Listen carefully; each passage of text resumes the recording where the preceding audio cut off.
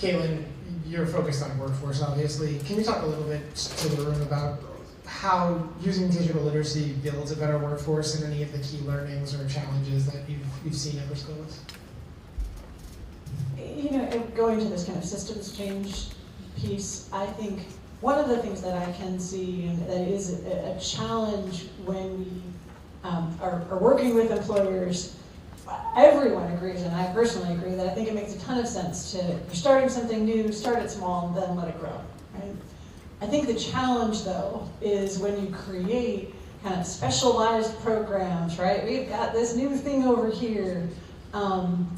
It doesn't necessarily scale and change the overarching approach to hiring or your policies or the way that your hiring managers are operating.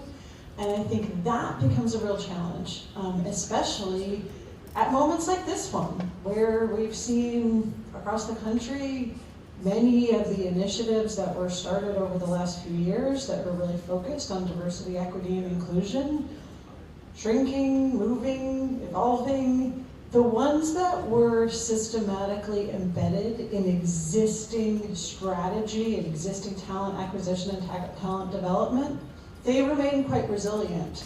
The ones that were specific kind of sideline programs, that's much easier to kind of shut down and move on to something else. And I think we're just seeing that play out in real time. And I think an important challenge and lesson that I would take away from that is yes to piloting, and think really quickly about how that's going to move into scale and ensure that we're designing from the outset something that could be scaled, something that's not so labor intensive or so outside of existing policy that it would be hard to influence the whole system.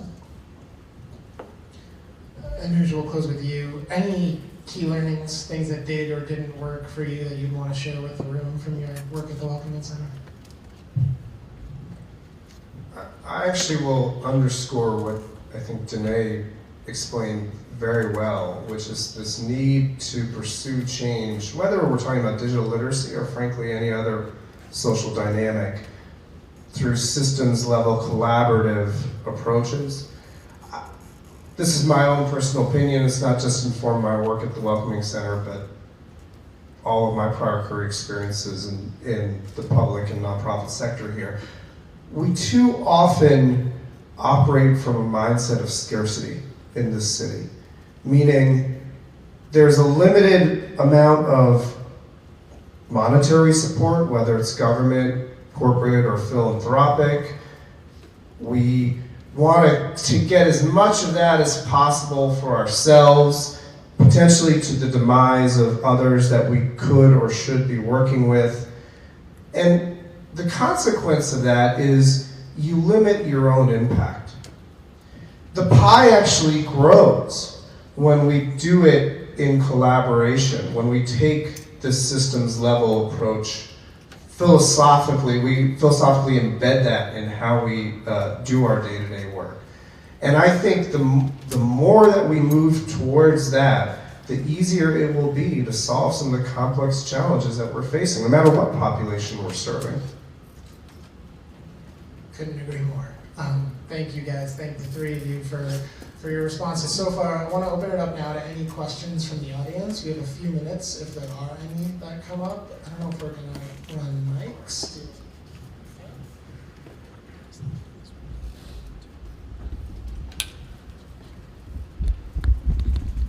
Thank you very much. Anuj, I have a question. Where are the immigrant populations coming from? And if they have digital skills, we need multilingual digital navigators. So putting a digital equity lens on your work, do you have any, where are they coming from? So the languages. And B, do you have connections so you know how to connect with those resources throughout the city who employ digital navigators, many of whom are in this room? The first part of your question, Toby, the general top 5 country of origin for immigrants coming to Philadelphia. It's relatively stable, but there's year-to-year fluctuation. It's China, India, Dominican Republic, Mexico, and what is the fifth? Might still be Vietnam. Jamaica sometimes gets up there. And then, of course, depending on worldwide events, you might see some shifts in that, whether it's Afghanistan, Ukraine, or other reasons for people to be coming here. The digital navigator question, and then frankly, if there's mics in the audience, I would actually ask my colleague Jessica to comment on this, because I think we're about to launch a project exactly to that end. Yeah, sort of, Jessica? Can you talk about that? I had a feeling that was going to happen. Thanks, Anush. I stopped eating my bagel just so I could get ready. Good morning, everybody.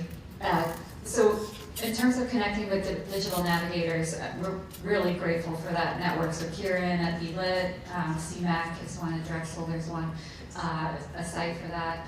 It's a great resource for everybody in the city.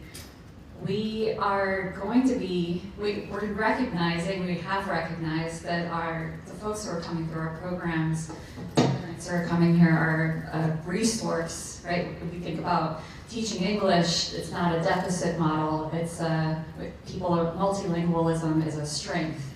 And what we're hoping to do with some incoming funding now is to develop a core of people who have some level of digital skills, who can also utilize their multilingual abilities to support other folks to become more proficient in digital skills as well. Could go into more detail about that, but I think it's a nice interconnection with the digital navigator model, which is already in place, and I think it would be wonderful to think about how that work that we're thinking about doing could connect with also being a pipeline for people to be involved as digital navigators, and other things that are happening in the city that really need people who can speak multiple languages and also have a lot of different cultural connections as well.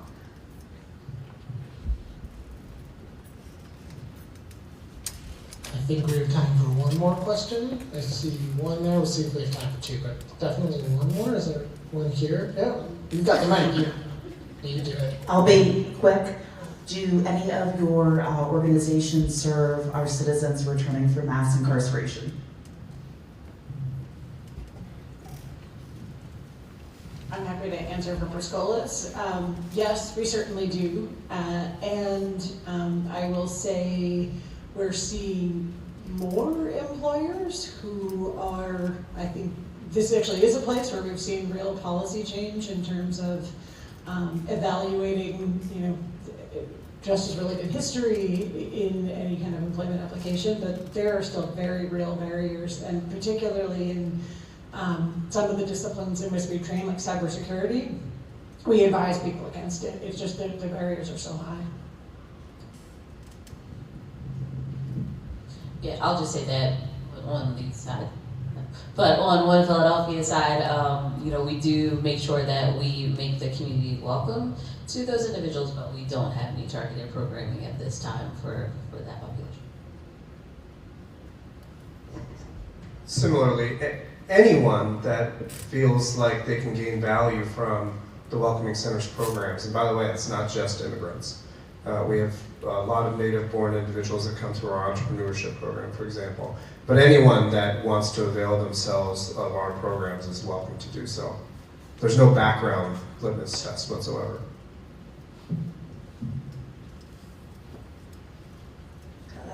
Yeah, time for one more. Hi, how you doing? I'm Sierra, and I work for the Free Library in Philadelphia. We have recently seen an influx of the Haitian community coming to our libraries. I want to say last month it was a young lady that's been here for maybe about 2 months. She was looking for resources. When we tried to find the resources, I tried to call the Job Center, I believe that's what it's called. And he said that they had to apply for welfare, and then they would send them to they will connect them to the right resources. Is that the only way to gain you all's resources? Can they come to the Welcoming Center? Do they have to fill something out in order to apply for services? The easiest thing to do is just to send them to our website, and they can start applying for our programs through that.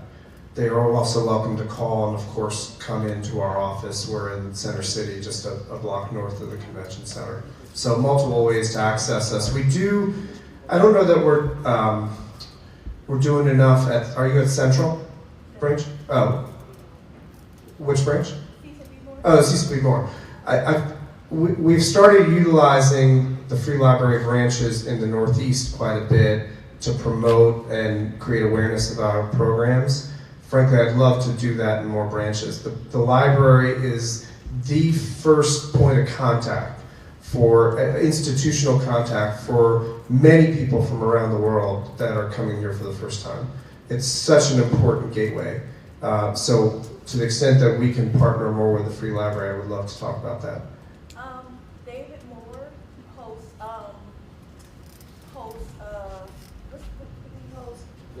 he hosts trainings with us sometimes, the digital research specialist. We are the first contact with the patrons because we help them on the computers with their resumes and different things like that. So if you can connect with him when we do one of our trainings, maybe you can come and talk to us and let us know how we can access the services so we can help our community. Wonderful, thank you. All right, thank you guys. Anyone who knows me knows I generally think in threes, so 3 things to wrap us up. 1, it is absolutely freezing up here, so if you see our hair blowing and us shivering, it is really cold up here. 2, please thank the panelists, Anuj, Kate,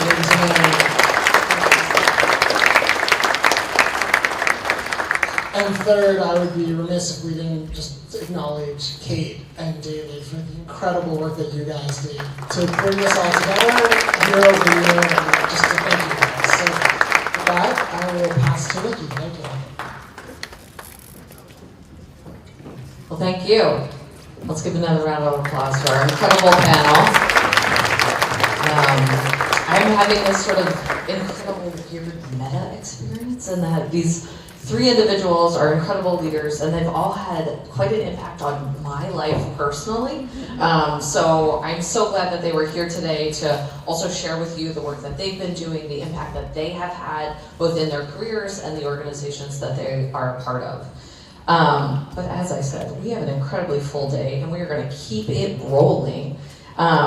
So up next, we have our breakout sessions. And those are you in the audience will be able to choose from.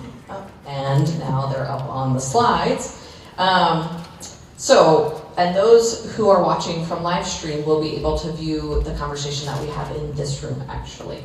So after the morning breakout sessions are over, we are going to reconvene here in the main room for lunch and networking, and that will be at noon. So I will introduce the topics and the rooms for each session, but please note that all of your agendas have a QR code that you can scan with your phone that will have more details about each session and the speakers, and you can see those details through that QR code. So, as I said, in the main room, you'll stay here, and we will have Shaping Tomorrow's Workforce Through Digital Equity. In room 200A, which is right next door, the session will be Understanding AI, Promises and Pitfalls. And then finally in 217CD, down the hall, you will see signage and volunteers waving you around the corner. We'll have our attendee roundtable sessions. They are new this year, and so we just want to share that each topic will have some expert moderators to help guide the discussion, but these are really meant to be more collaborative, and so we encourage you to attend if you're open to participating in a group discussion, if you are more lively, if you feel invigorated by the conversation that you heard today. But it's really about sharing your own experiences and learning from others. And so the topic for our first attendee roundtable will be digital navigation, led by Southeast PA Digital Navigator Network. So, off you go.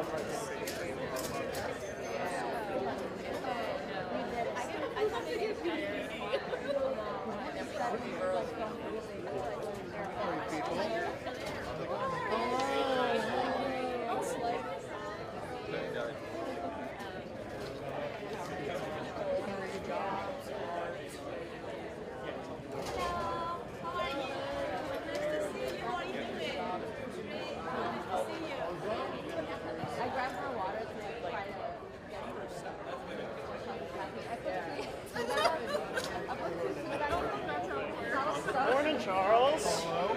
How are you? How are you? Just now we're going to head to the roundtable discussion. No, yeah. Oh, yeah, no. Coffee, like, yeah. I gotta get you out. But everyone's like, oh, decaf. And I'm like, no, that's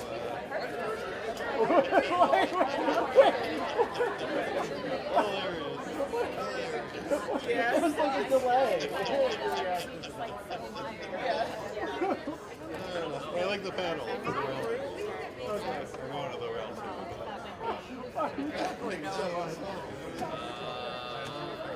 That's the only thing that makes sense. I've seen the movie you wanted to her. Yeah, yeah. That's you. That's me. That's me. I like to think like ChatGPT. Only if you talk to me.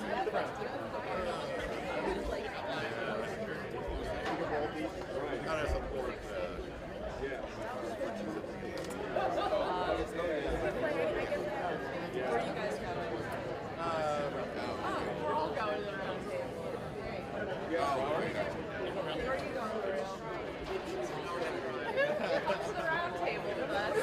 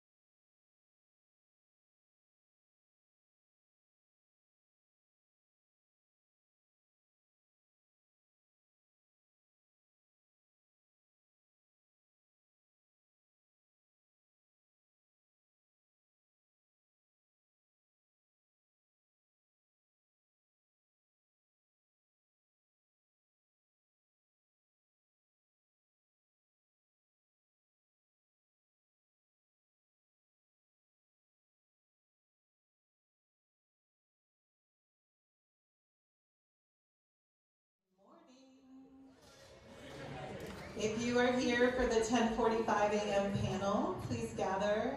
Plenty of room up near the front. We'd love to get started. Give people about a minute.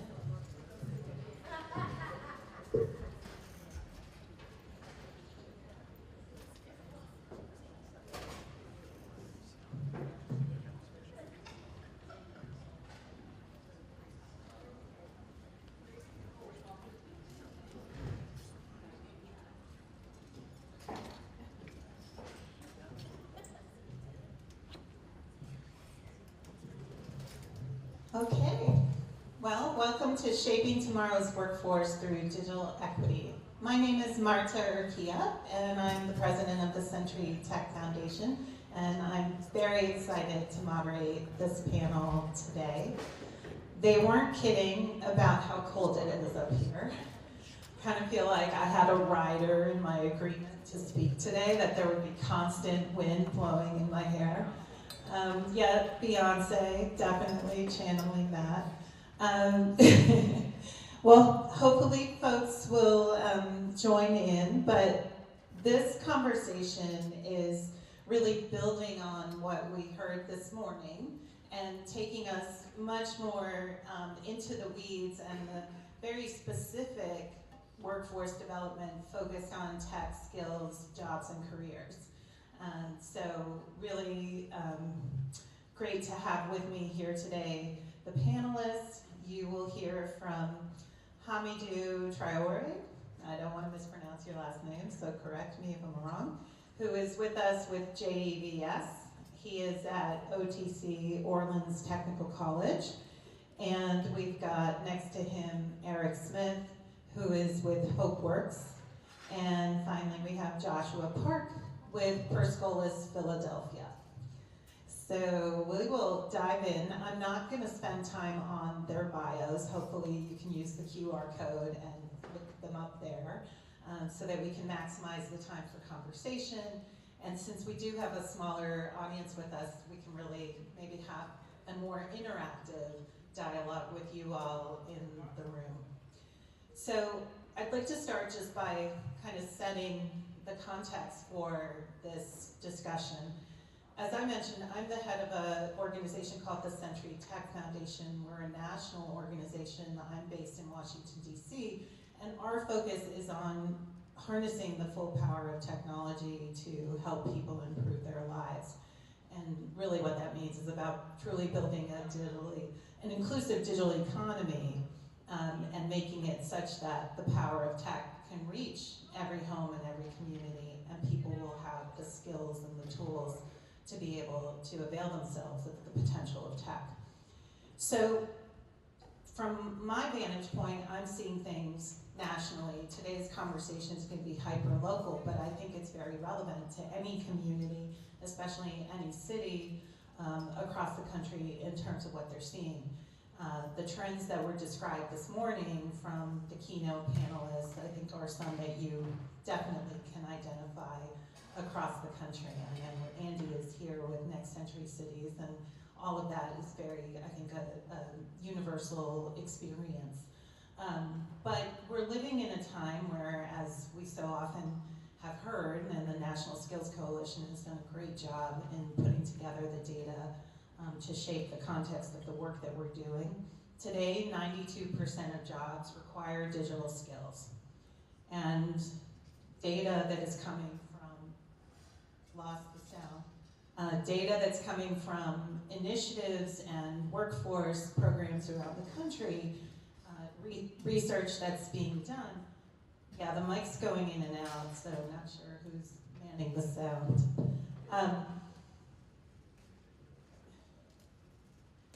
So the demand from low-income job seekers is there. You know, sometimes upwards of 60%, 65%, who are really focused explicitly on gaining digital skills and upskilling opportunities.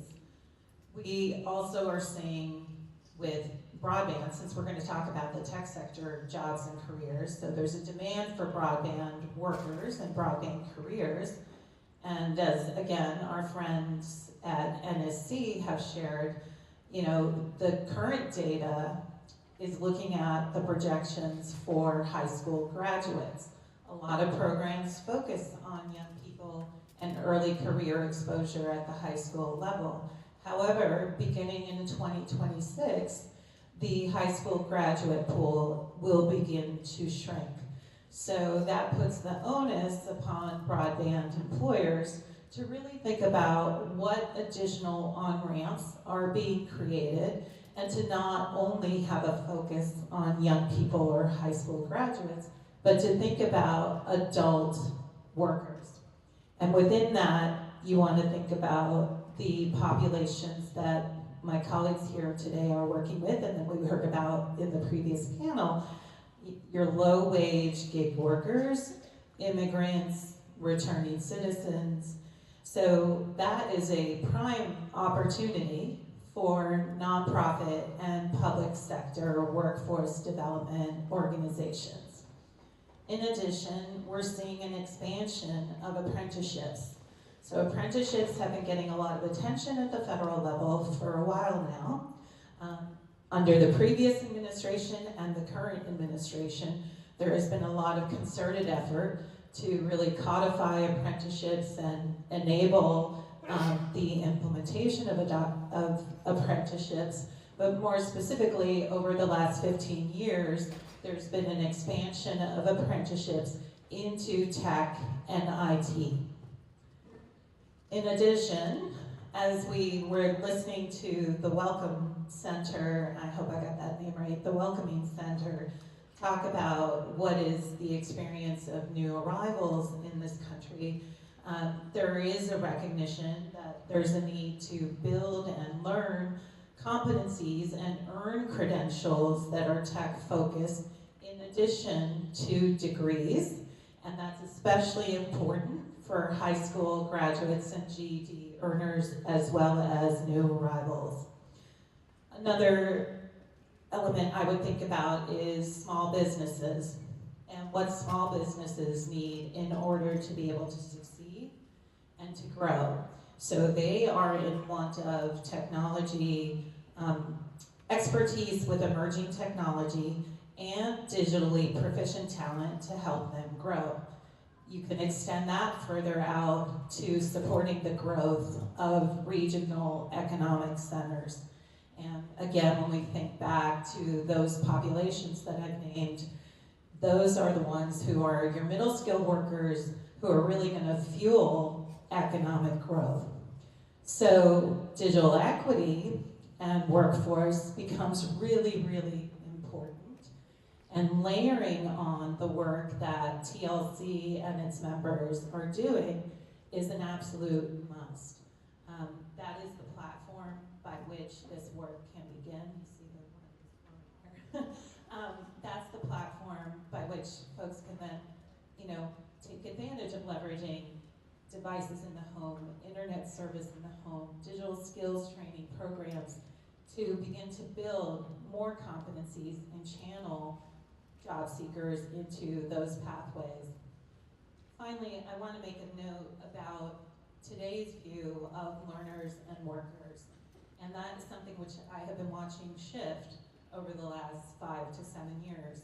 Prior to my current role, I worked in an organization called the Education Design Lab, where I focused on designing education models for non-traditional learners looking to enter into the future of work.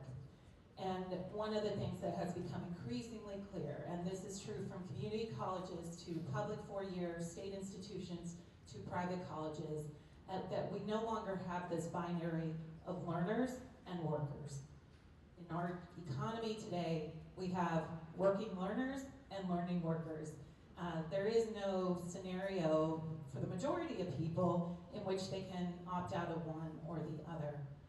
There's a shift towards looking at credentials and competencies over degrees, and more employers are starting to do that in terms of their hiring. That is a bit of an equalizer and a leveling of the playing field, especially for diverse talent coming from low-income backgrounds. But at the same time, good jobs, those that pay those thriving wages that we heard of this morning, the family those jobs that come by way of having earned a 4-year degree. So the 4-year degree has not gone away, but the focus is shifting. And so it's really important to think about how in workforce development and even in youth development, we're thinking about these two as intertwined. You know, there is a journey that is woven in and out of learning and working. And the more that people can have opportunities to learn and earn, the better, so that we're not, you know, taking away those opportunity costs or the costing the participants to have to give up their lives to earn a credential. So this is something that I think, you know, most people are starting in this work are starting to recognize, but it's still not as broad spread. But it is challenging how we think about people's training, how we think about what constitutes, you know, mastery of skills, and what is like marketable credentials for people to be eligible for successful and sustainable employment in the workforce. So I wanted to lay out those themes before we dive into what my colleagues are doing, and I promise you will hear more from them for the rest of this time. So I'd like to start just with each of you talking about what is your work, the innovation in what you do. Just kind of broadly frame your work from an innovative perspective. And I want us to focus on innovation because we're not here to talk about traditional workforce development. And each of these are working in ways that are new and novel and that are kind of, you know, presenting to us alternatives to build talent. So we'll start with you. Greeting everyone. Mic check. Well, greeting everyone. I will try to speak higher. And it's cold up here. I recognize that I'm shaking already. Don't mind me because I'm from the Sahel desert. I'm originally from Mali, West Africa. So it's 90 degrees up there all the time. So I'm not used to the cold. Thank you, Marta, for your questions, for having me on the panel here. Again, your questions on how we are bringing innovation to what we do in our workforce, dealing with clients and dealing with corporate partners. So we first approach our corporate partners. It is important in today's field because they are the ones that will hire our students, our scholars. If we don't know what they are aiming for, what they are looking for, what type of training they are looking to receive from the students, we cannot provide a better service. So the best way for us is to approach our partners first to see how we can learn from them so we can implement that into our training tools, bringing more, I would say, resources for our students so they can be better prepared for the workforce that they're looking for, or that are waiting for them as well. Because we train for 6 months and we offer paid internship, which is very important. Then our corporate partners get to see how the students are improving, and there will be at the end of the internship I will call it a transitional period where the student will transition from intern to full-time, and that's what we provide as innovation. So I will stop right here and pass it to my colleague.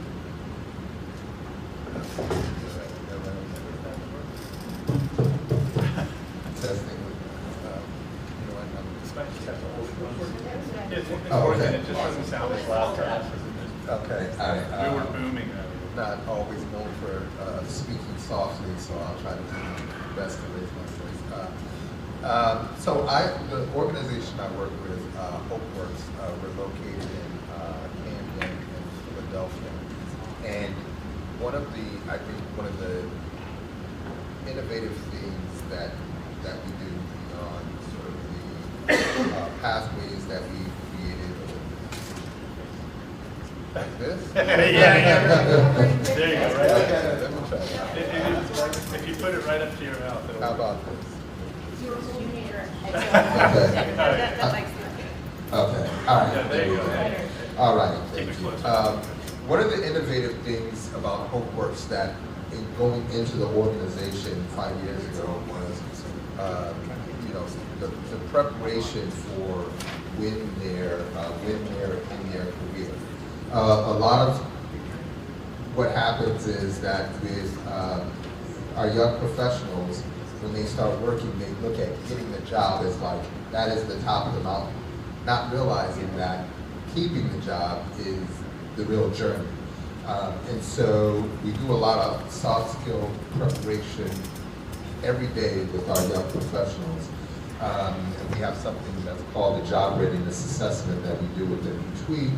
And it focuses on how their interactions went with their other young professionals, with their coach, and their individual work that day based on what they've created. And it's a good way to introduce them to receiving feedback, which is really important. Okay. Yeah, receiving feedback, because that is one of the soft skills that, a lot of folks will struggle with, not seeing feedback as a chance to grow, and instead they see it as criticism, which brings up a lot of emotional sort of, the ability to regulate their emotions. I think those are some of the things that are overlooked that we really focus in on to make sure that they have those soft skills. But the other thing is that a lot of jobs now, Philadelphia announced this a while back, that a majority of jobs would not require a 4-year degree. And that's great. But what I always like to explain to folks is that there's an exchange there. So, right, you don't have to get a 4-year degree, go to school for 4 years, and instead you get to go to school for the rest of your life. That is the exchange. And in order to do that, it doesn't mean that schools are going to be open, 24 hours and so. It means that the tools that we have available, mainly digital, are going to have to be used in such a way to enhance whatever skill they're looking to develop, either for their current job or for a future job. All of that is going to happen in a digital space. So the equity that's necessary for that to happen is really important to develop so that everybody has that opportunity to continue to learn and to grow. And we focus a lot on that at HopeWorks.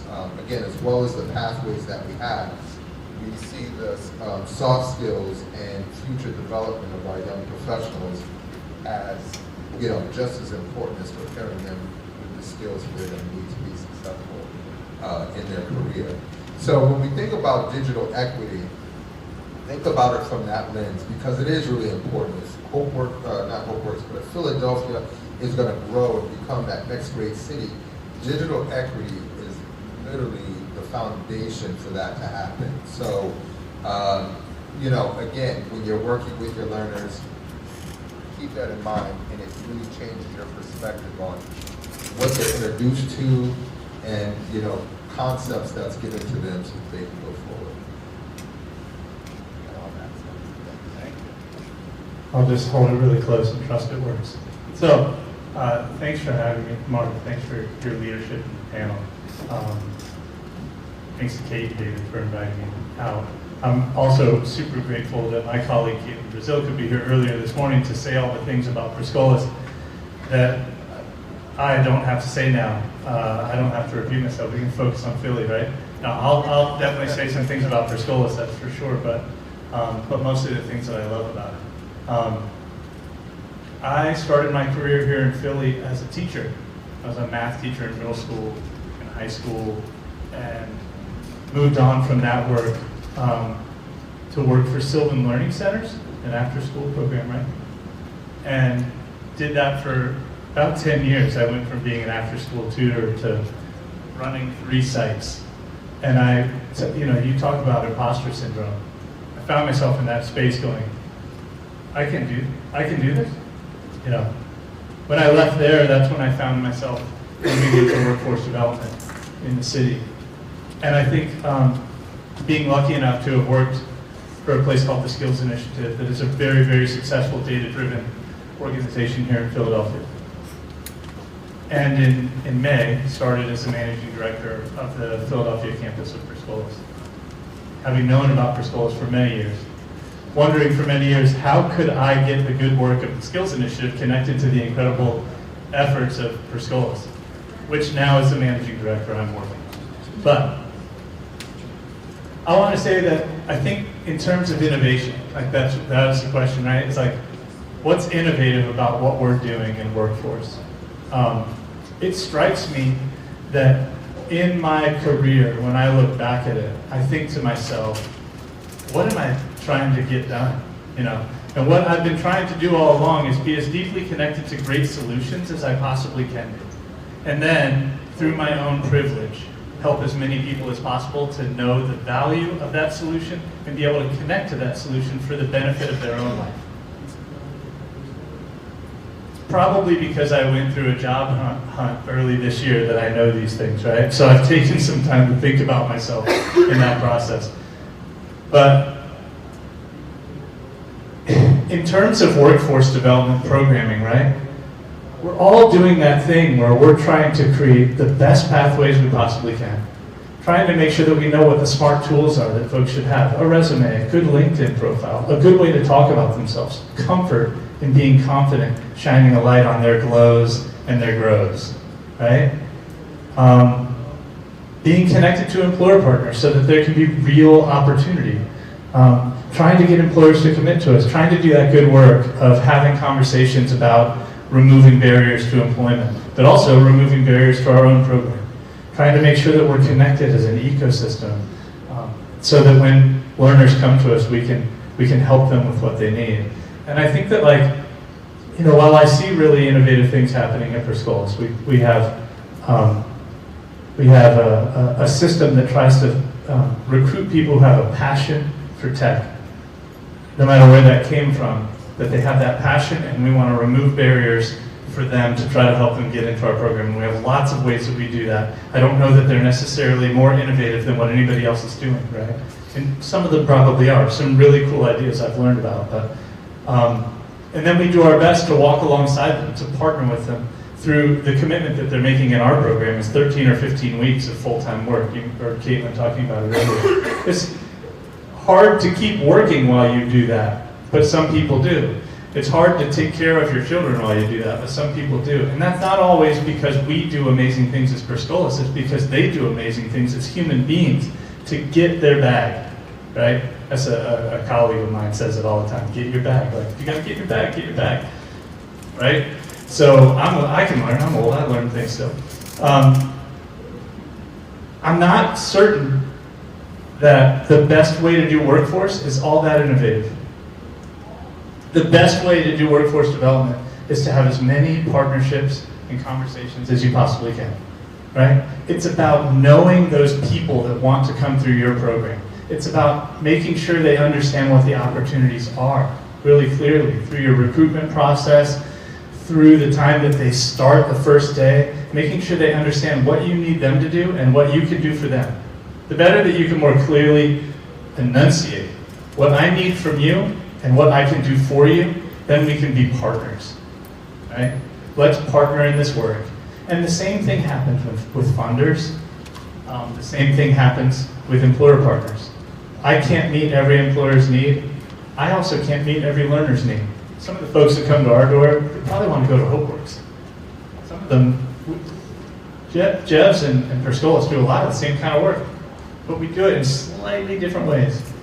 And the reason why that's so valuable is because we're a part of a big network. And I think the innovation that we keep needing to push towards is that we are recognizing each other's value and making sure that we're communicating that value to our communities so people can pick the right path for themselves.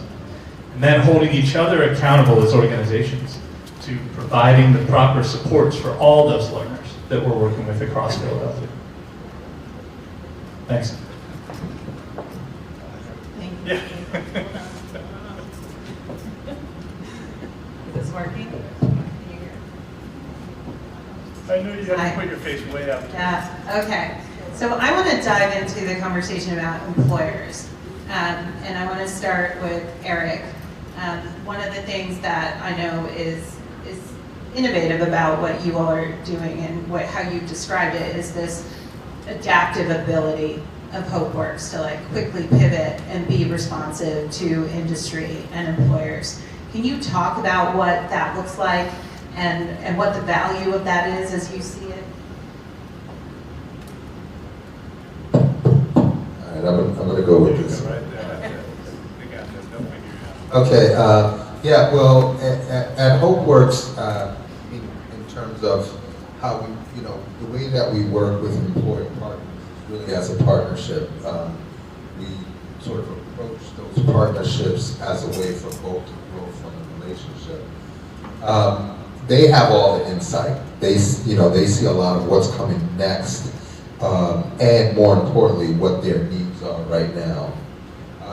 One of the things that we're able to do, our curriculum is set up in different phases. And one phase, like the third phase of the curriculum, we can switch out sort of modules and that we develop with employers to really hone in on a specific skill set or something that they're looking for specifically. But the great thing with our partners is that they're looking to grow along with their workforce, they're looking to further develop the young professionals that we're working with because they see that those young professionals will see a Subaru or a Cooper's Hospital as a career, having a career there. And so what we're able to do is built on top of the foundational aspects of our curriculum and have space available so that we can work with a partner and within a month or two have something that our young professionals can dive into in preparation for either an internship with that company or even internally. We have 3 social enterprises that we run, and that's where our young professionals go to do their internships.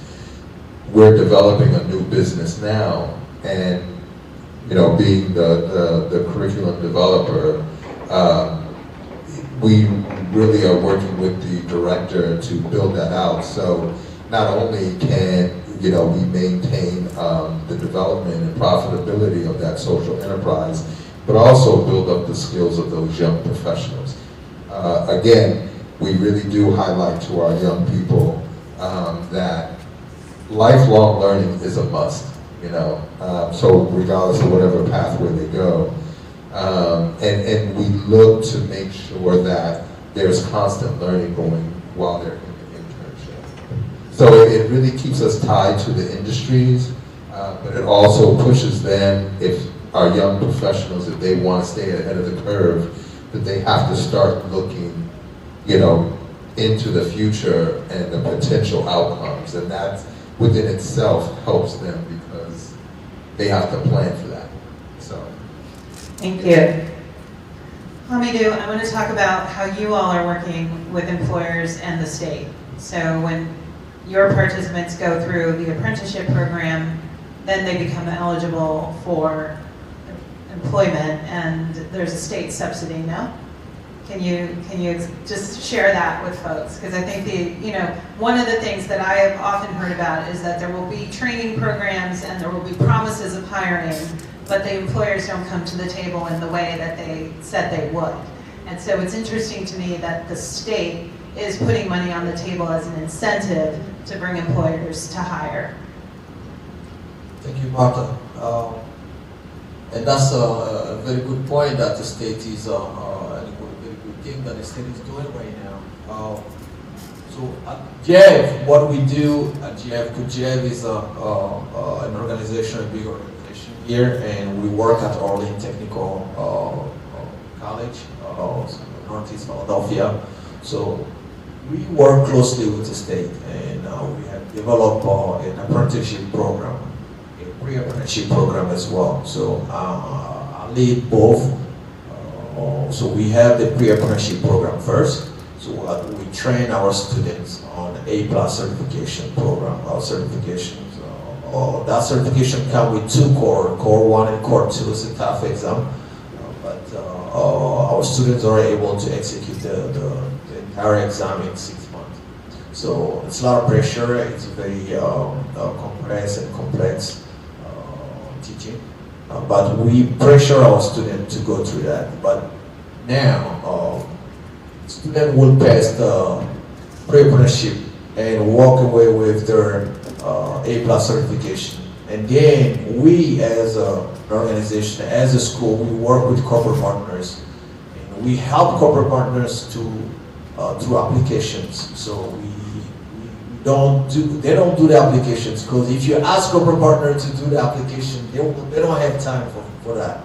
And we have a specific department, and I myself get involved to talk to them and explain them the in and out and help them register through the state and explain that the students are walking away with the state approved credential, and the state then will provide the incentives to the companies that are hiring our students. So it will give them an incentive towards the salary of the students.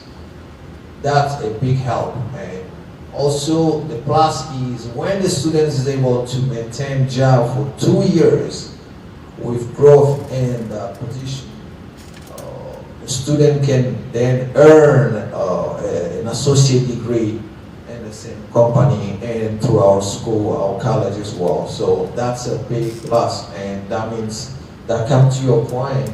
It's a lifetime learning, lifetime school that they are going through. So that's the good incentive that we are offering as well to both corporate partners and students. I will stop it right here.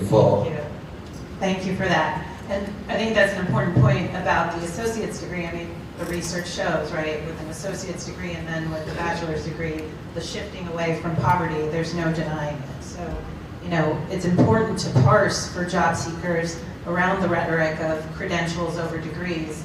The degrees do still matter. Josh, can you talk about, this morning it was mentioned, the Career Accelerator program that Perscolas has, and what you're seeing with that in terms of demand and increased earnings potential. Yeah, thanks for asking about that. I mean, that is one of the things I think is pretty innovative about Perscolas, and it is the Career Accelerator. It's we've been in Philadelphia since 2019.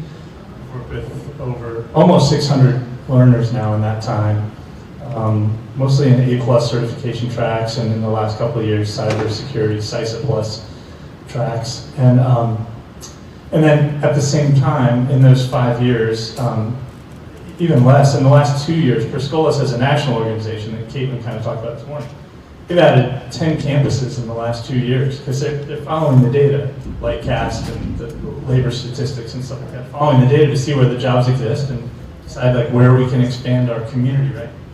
There's something about having that kind of expansive growth in an organization that's very iterative. They see the needs very quickly, and as a national organization, they're able to go, we've got like 850 plus employer partners that we can hear from on a regular basis across all these campuses, not just in Philadelphia.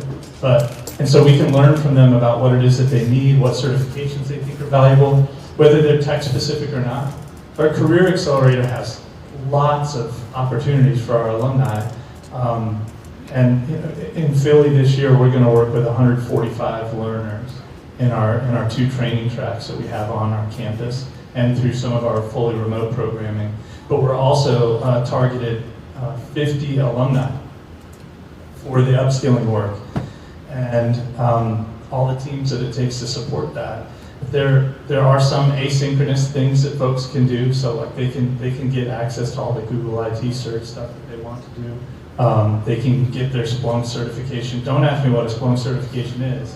Ask somebody smarter in the room than me, but it's important. So they can do that on their own, but also if they graduate from our A+ program, then they can join a class in the evening for free to get their Security Plus. or their Network Plus, or as they continue to grow, they can go on and get that CISA Plus. Plenty of other certifications. There's AWS Cloud stuff, software engineering. They can get into all of it. And I think Caitlin again spoke to the value of that this morning, that what we're seeing is learners coming to us. The average wage that learners are making before they start our program is about $17,000 in Philadelphia. And when they graduate, they're making around $45,000 a year when they get that first job. But I didn't believe the tech stories until I got deeper into the space.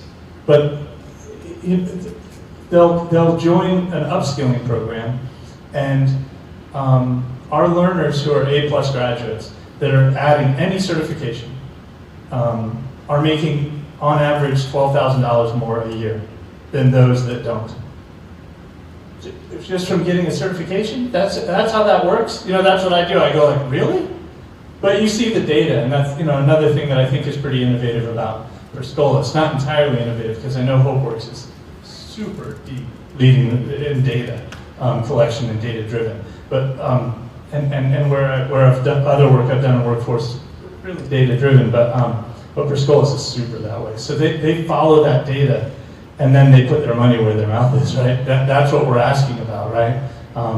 We're trying to get more funding to expand those opportunities. And some of that is even just about expanding the word. I had over the summer, I spent a lot of time talking to alumni and having meetings with alumni so I could hear their stories. And I met Adam Musser, who had graduated from a program 2 years ago. He got kind of that temp job at an organization, I think at Jefferson Hospital. Actually, he got a temp job at Jefferson for a few months. And then Nikki's giving me a thumbs up, because if I tell the story wrong, she'll know. Don't tell anybody if I get it wrong. But a few months later, he got a job at a local law firm.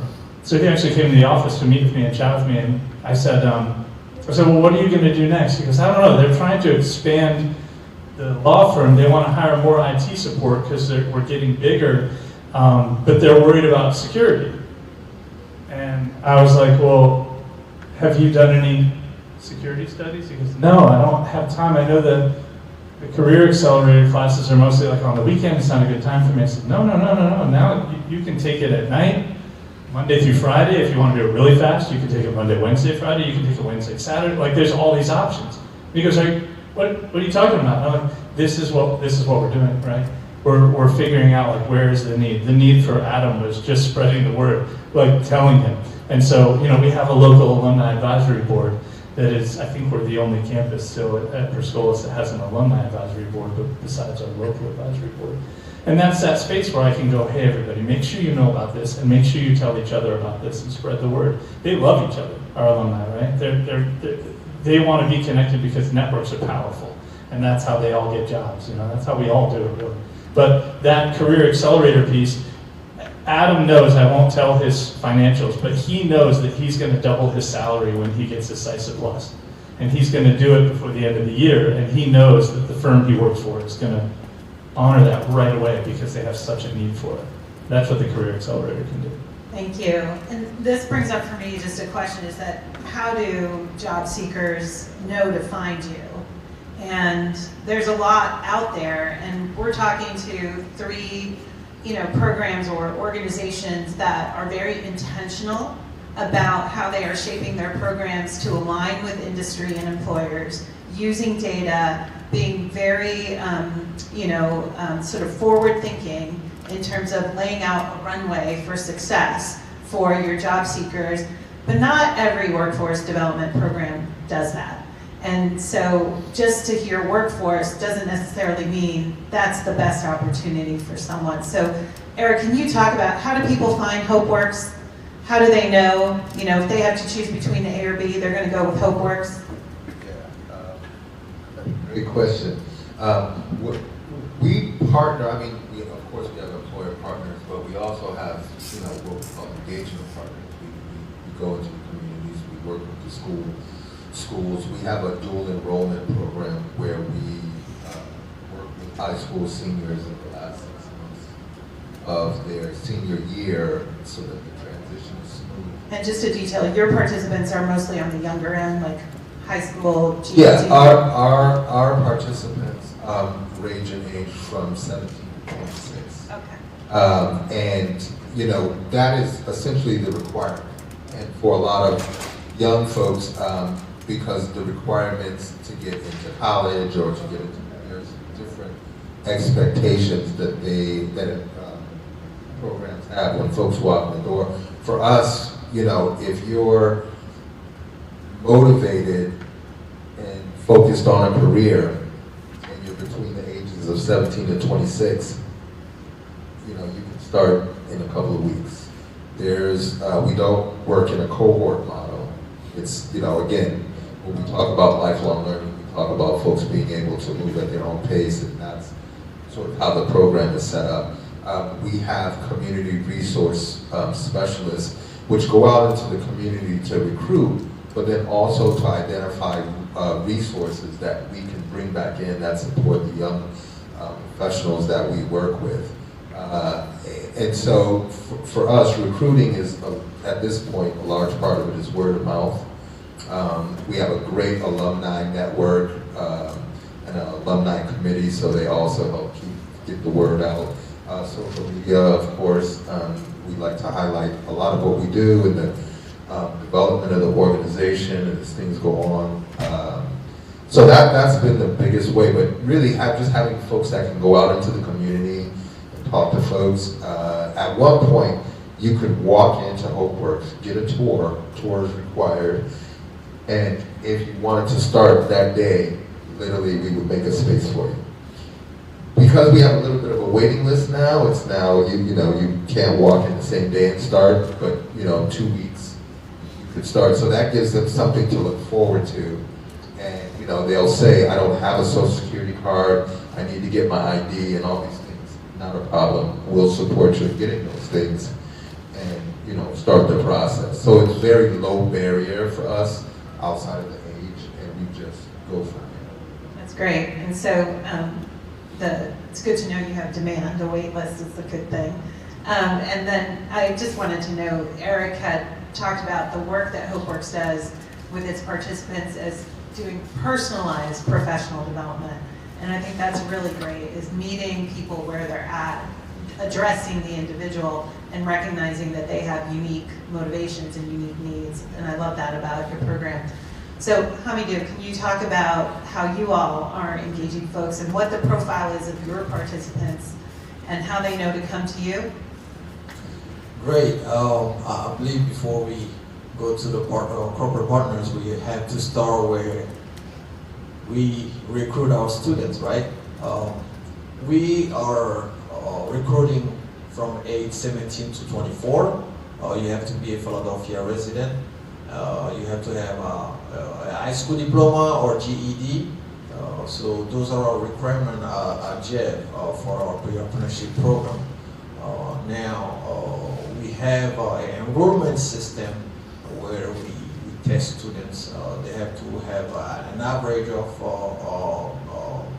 a reading level of 9 and math level of 9. So we will accept those, and those are our requirements for our students, and they have to be introduced to IT before. Exceptionally, we take some students that are really devoted, engaged, and they want to learn more in IT, and I have tried that, and they were successful, brilliant students. They came, they didn't have no knowledge of IT. They went through the system and they came out really good with their diploma, with their, and earned an internship, and then got converted to a full-time employee. Now, for our employers, we create things called mock interview, and we engage them since the beginning. They will come and meet with our students at the beginning level of the program. They will meet with them, do some mock interview. So they can see that students at that level was not mature, they know nothing about IT. But now later on at the end, we create another big mock interview. Now I have upcoming mock interview at Comcast Center, where I invited a lot of corporate partners. So they're going to be there. They will sit down with the students and interview them. And that will give an opportunity to our students to face CEOs, face managers, directors of programs, and a barrier of the fear away of not being successful in an interview. So I tell them all the time, this is your chance, and all the mistakes are possible here. You can do all your mistakes, and we can fix it. So give them this confidence, boost the confidence on the students, and also allow our corporate partner to see our student as a human being, as a future professionals in the workforce. So after that, then there will be more discussion with corporate partners and how to hire, on how to apply for apprenticeship program with the state. So those are techniques that we apply to introduce our students to corporate partners, and then bring more corporate partners to see that we have a very experienced students available for their job. Thank you. I want to go through just real quickly with each of you, very briefly. If you can name, what is the greatest challenge or barrier that you're coming up against right now in the delivery of your programs? And we'll start with you, Hamidou, and just work our way down. If you can bring that question back again, because I was not expecting for you to start with me. Okay, what is one of the greatest challenges that you're encountering in delivering your programs right now? Challenges, we see challenges every day. We live with challenges every day. I would say if TLC can help Google through the state, because Google have a lot of certifications now. Google have a lot of trainings to offer to our students. But Google till today is not a approved credential for this at the state level. So what kind of petition can we do to boost those awareness or bring the awareness to the state level so state can consider Google trainings as a state approved credential? Because that will help us a lot, and because I provide Google cybersecurity program to my students, but it's not a state approved credential.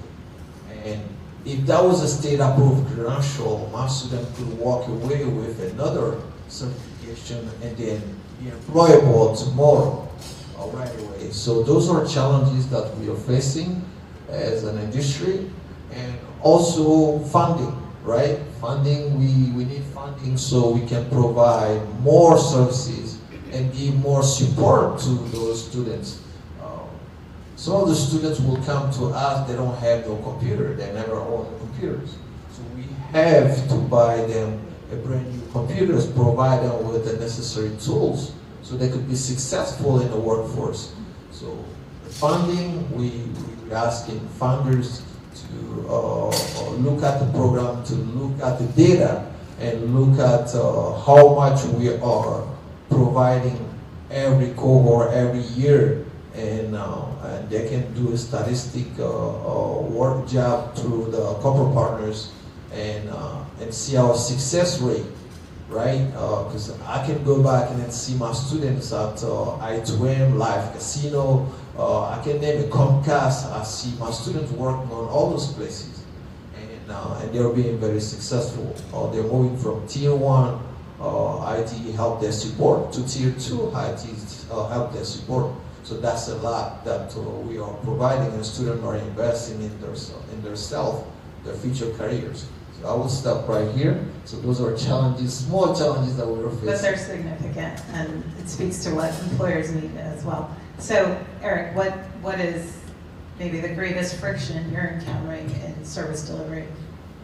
I mean, besides the tech job market right now, which is, going through, I guess you would say it's transitioning depending on who you listen to.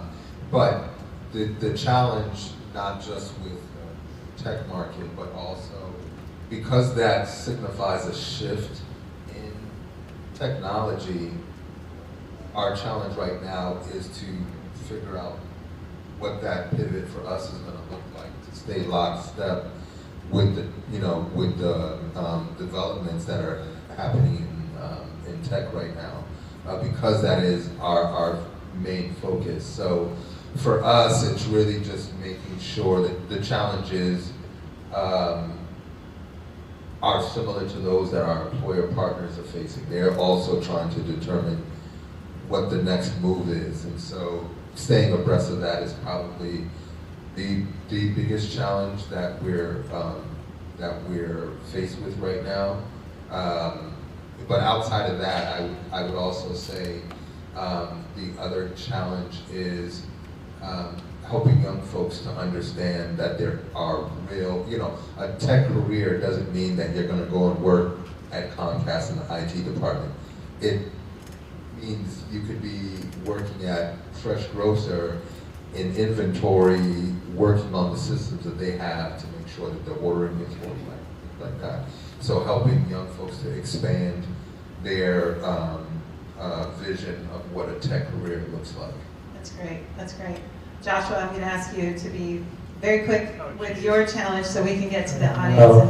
Okay, yeah. all right. I'll try to be quick. I mean, if you want to help 100 people attain a job, you probably have to be talking to 80 different companies, right? Maybe more, but it's the small companies that have a tech role in them, right? Not a tech company, but and companies are doing.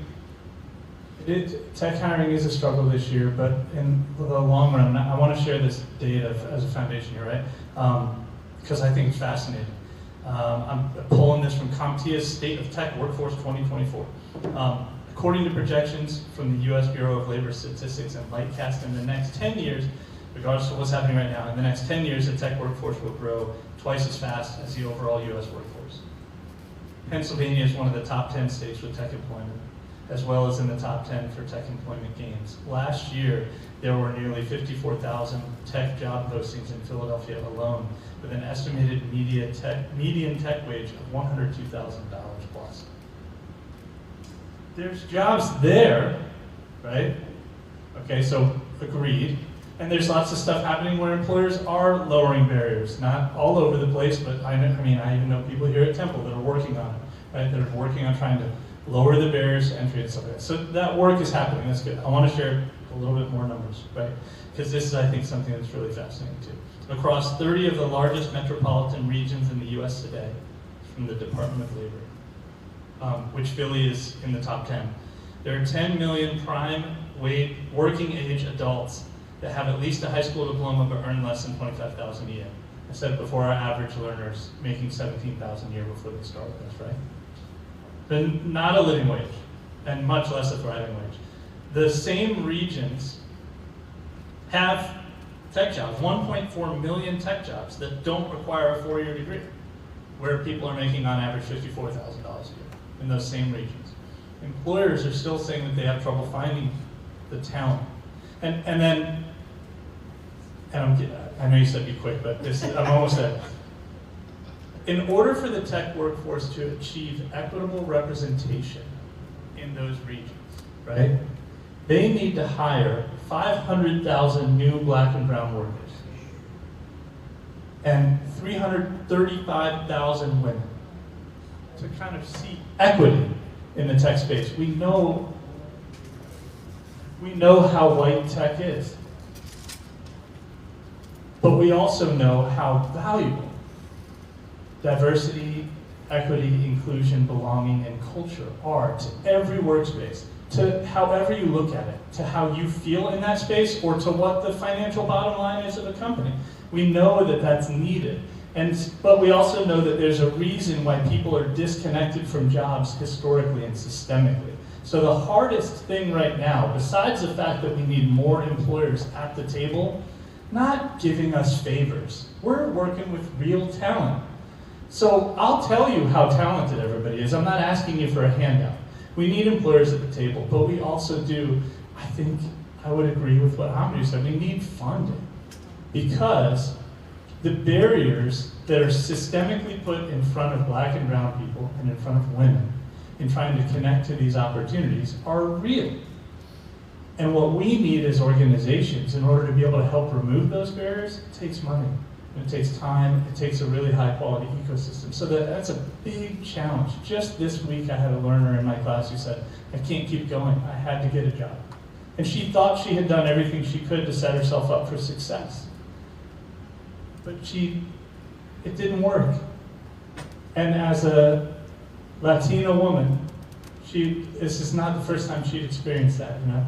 Meanwhile, I have other learners who it is working for them and they feel lucky that they're doing it, and I keep reminding them, no, you're working your ass off to do it. You're doing more than you should have to, but we're here to help in any way we possibly can. So that funding piece that helps us to build a network, thanks to people like Nikki at the Chamber for thinking in these ways too, and at Comcast for thinking these ways. At Temple even too, the pathways that they're trying to build to tech jobs here at Temple. I think they're thinking these ways about the ecosystem, how to remove barriers, how to help people connect, how to help people get to these real jobs that they're super passionate about, but we need the support. Thank you. I would argue that what you're also pointing to is not only opportunity, but a need for a broader adoption of the kinds of practices you all are using, so that every workforce development organization is doing the work in this way, and that we can have scale of that kind of service. We have some minutes for questions if anybody wants to, or comments or observations, or people want to weigh in on the conversation.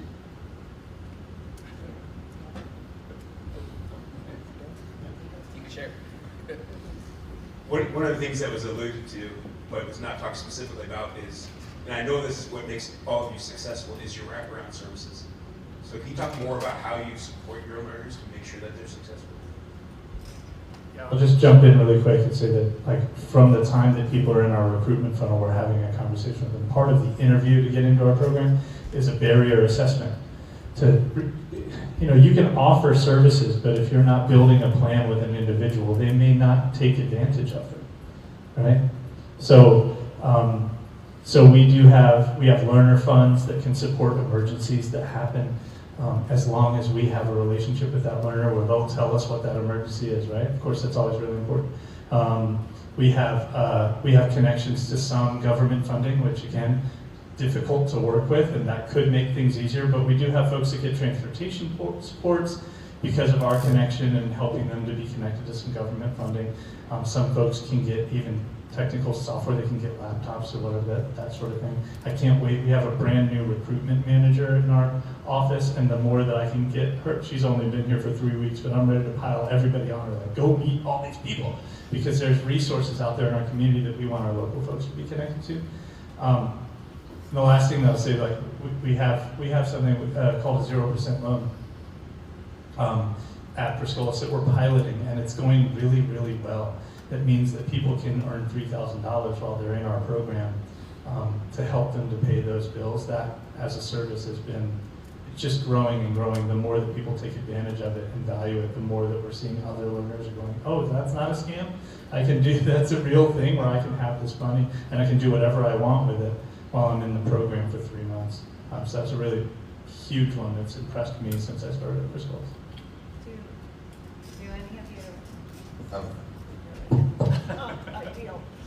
Do any of you provide childcare or work with organizations that provide childcare? Because the known barriers are proximity to the training site and the employment, mobility, childcare, and then their basic needs.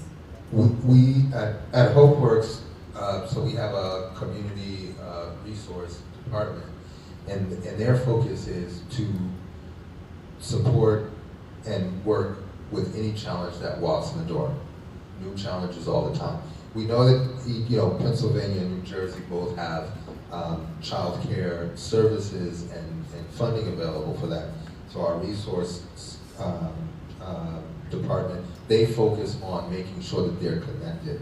I think the other thing that's helpful is that we provide, the training is paid based on, they get $30 a day, and as well as money available for modules that they complete as an incentive. And in their internships, they're paid $17 an hour to work, up to 25 hours a week. Most of the time, they don't even make it through their internships all the way because they are placed. But the services, you know, the states have the services available, so our resource department connects them to those services. We also do mentoring, coaching, literally on a daily basis with each participant. We're a trauma-informed organization, so one of the things that we recognize is that when folks come in, we assess where they fall on that scale, and from there start connecting them to services, from meeting with doctors, getting eyeglasses, you know, all those things. And so we understand that folks are going to walk in with situations that we could never prepare for, but we have folks that are ready to meet that challenge as soon as they walk in. And then on top of that, staff, we're not privy to that. That's really between the coach and that individual, so that level of safety, both mentally and physically, is there for them.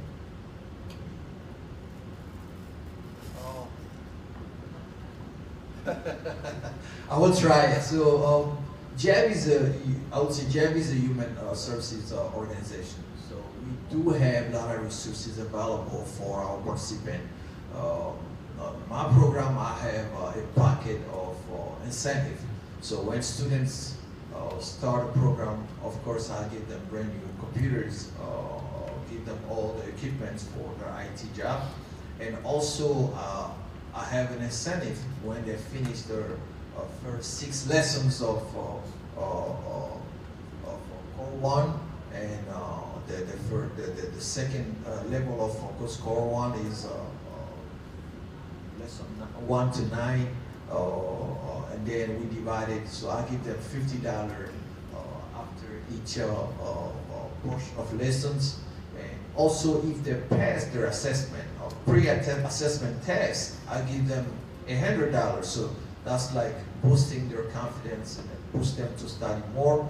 And when they earn their first Core 1 exam, then I give them $175. So those are small incentives that we give them, and then we celebrate their success. And we do have childcare funding for our students, and we also have other resources that help our students with mental health issues. So of course we have students that come with those issues that we need to support. We cannot say, hey, we have this issue, no, you can't work with us. No, we have to support our participants at each level. So we do have those incentives that we provide, and most importantly is to provide the support after the program. And that's even better, because we do some follow-up.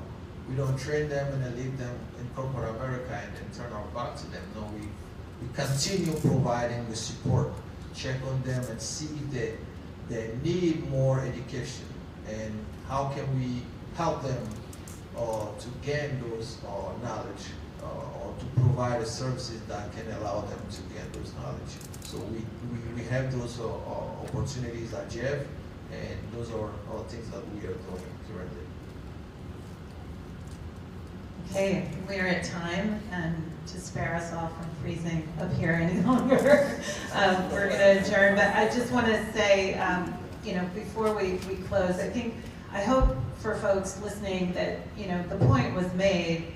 Truly, what's innovative about these programs at the end of the day isn't so much an innovation. It's, the things that you heard. It's being human-centered, in the way that you're working. You're meeting people where they are, providing them the support and the wraparound services that they need, coaches, right, incentives, leveraging partnerships, employer partnerships and community partnerships, and taking advantage of the benefits that are made available by the state. I think the role of data was also talked about, and that clearly plays a role. And of course, this view of the learner as a lifelong learner. You're giving people what is often talked about as future-proof skills, right? They're not just learning a specific tech industry skill set. They're learning how to function in the workplace. They're learning, the personalized professional development that HopeWorks does. is building people to be good workers wherever they land. And so I hope you take away inspiration from their work. Please feel free to follow up and connect with folks. More collaboration is always welcome. Thank you to TLC for making this panel available. Thank you to my panelists, and thank you to you all. Have a good day.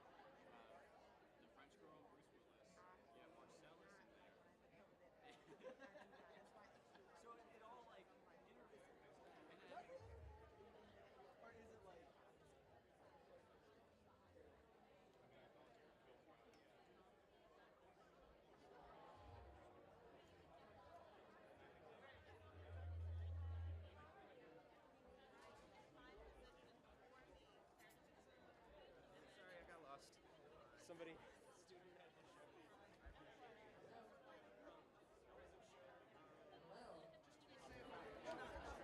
Can you hear me?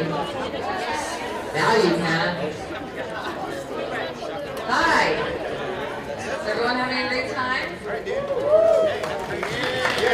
Good luck. Good lunch. Yeah, right on You're time. nourished for the afternoon.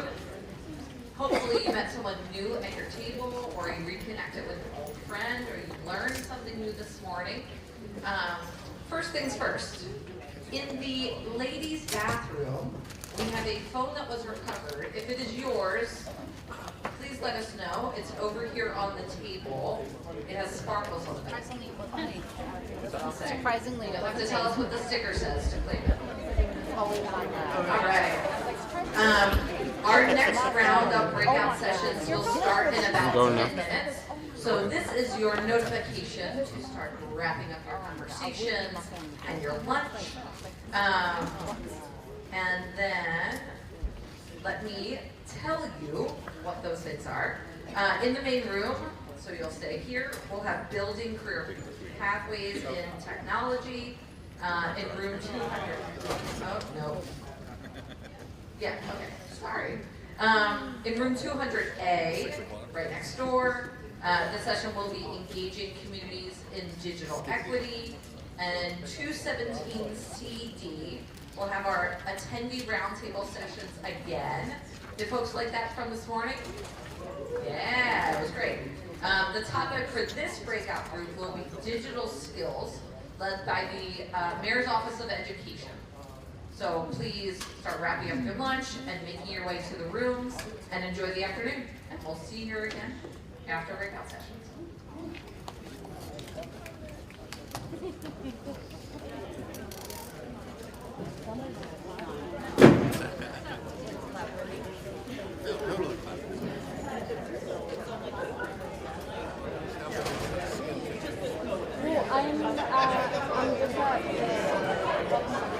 Oh, right. Oh, okay.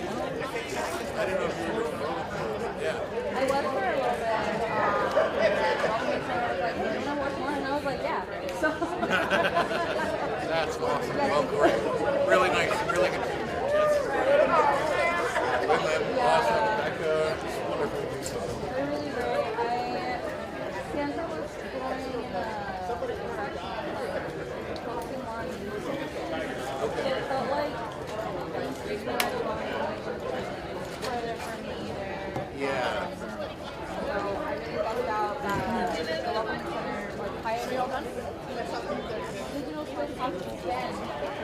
So I was like, I'm already doing that. Yeah, right, right. So they like hired me to do it, so they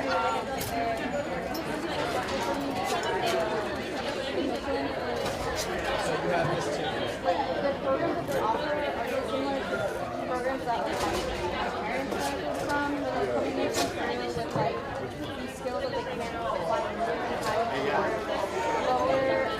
lower school jobs, or like jobs that like is not their skills. Yeah, right. I preferred two. Yeah. So it's like very cool. So I'm like really happy. Yeah, it's really great. I don't come to the all the time, so but every time I go to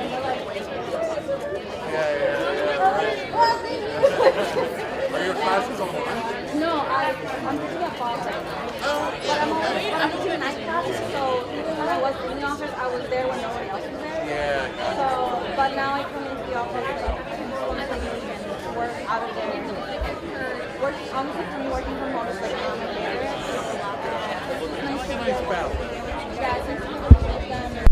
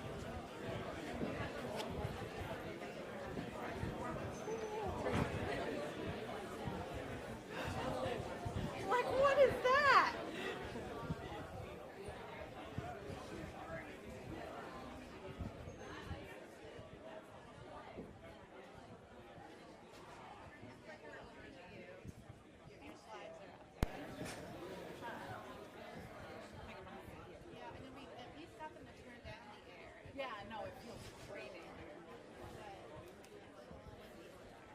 Just makes your hair look good. Thank you. You'll be controlling the slide. Yeah. Unless you, whoever wants to have the picture, I'm from like all over the world. I'm good. Okay. Thank you, though. Yeah. And I have a copy of the slide Yeah. too.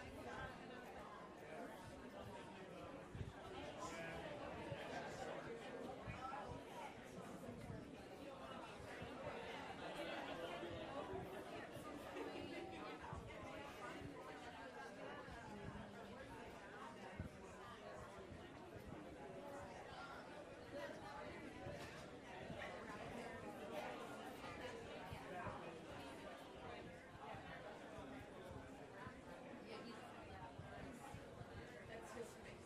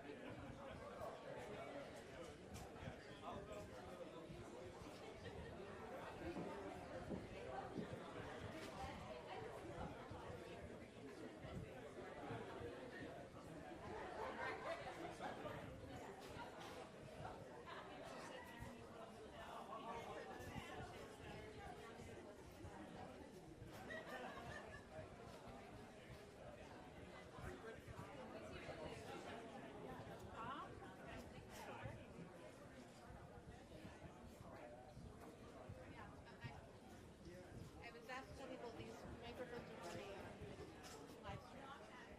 Okay, give me some. Okay. Can we just get started, or will there be an intro, or you tell me? I can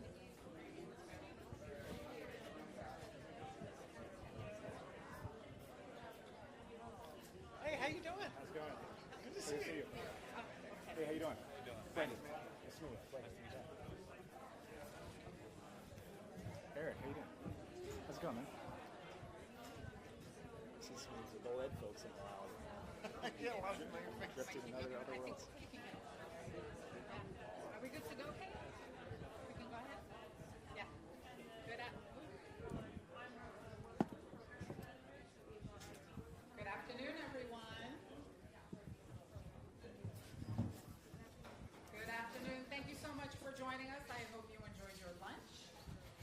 Appreciate all of the amazing conversation that's taken place here throughout the morning, and now we are very much looking forward to kicking us off for the afternoon portion.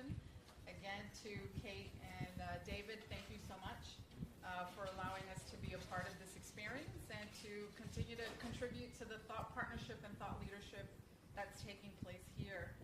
I'm Adriana Dawson. I'm the Director of Community Engagement at Verizon. And the reason that we're here today is because we have this complementary platform that we'd like to share with you in this particular community. And again, very excited to be a part of all of the conversations that have been taking place today. So as far as what the next, maybe hour, 45 minutes to an hour that we have together, what we were hoping to do is introduce Verizon Skill Forward platform to you. I don't know how many in the room. Can I get a quick show of hands of the number of folks that might be familiar with our Skill Forward platform? Great. Well, there's a lot of opportunity here to share with you what that means and perhaps how you can leverage the platform to support your current programming and resources aimed at supporting this particular community.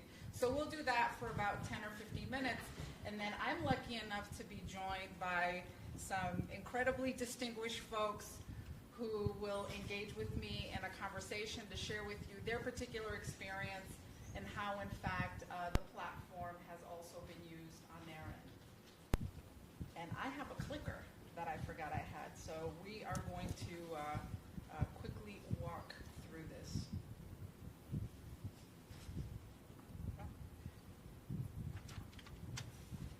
So as part of our responsible business plan, we at Verizon are committed to upskilling and reskilling about 500,000 individuals to prepare them for in-demand jobs for today and tomorrow, as we've talked about throughout the day, by 2030. And so, again, we want to be a partner in this ecosystem that this community continues to talk about. We want to be a thought partner with you, and we wanted to enter into this conversation with the tool. The tool that, again, will be a complementary extension to the existing resources that you extend to your community. We recognize that AI is impacting the workforce currently, and we understand that online credentials are becoming more and more popular and perceived to some degree as equal or even better than some traditional degrees because, it's self-paced. It really allows individuals to engage in whichever way they choose based on, what's going on in their lives. And so we would like to introduce to you Verizon Skill Forward. Verizon has partnered up with edX. How many of you are familiar with edX, the online open source platform? Great. To create a robust library of courses and programs that can lead to professional career certificates. And as I mentioned, these certificates are very valuable to employers. It signals to employers that folks have, committed to upskilling their learning and their skills. And the other great attribute about this particular program and our partnership with edX is that all of our programs on this platform are free for 12 months to anyone in the U.S. Over the age of 17.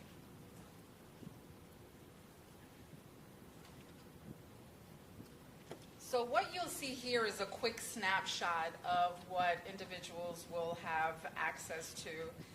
They'll gain access to our curated catalog of about 80 professional certificate programs. And these programs span about 250 courses, and again, all online. They're even accessible on the edX app, on the mobile app. So literally, folks can access this on the go. We find that, again, meeting, and we've heard this morning, meeting folks where they are is incredibly important to us. And some of these programs are also available in Spanish, and we continue to work with our resource provider network to help inform and influence the evolution of the platform and the courses that you'll continue to see in the future. And we continue to build out the Spanish language once again because we recognize that as we talk about new Americans and new arrivals, we need to be very inclusive in making sure that we engage with some of these hard-to-reach populations and communities and make sure that it's language inclusive as well. So again, there's so many great program options to choose from, whether it's artificial intelligence or other areas, and there's this ability to filter the catalog for participants to find what's really right for them. And why being here with this audience is particularly important to us is because we recognize that you all are on the ground. You are working directly with the individuals that we know will benefit from the platform.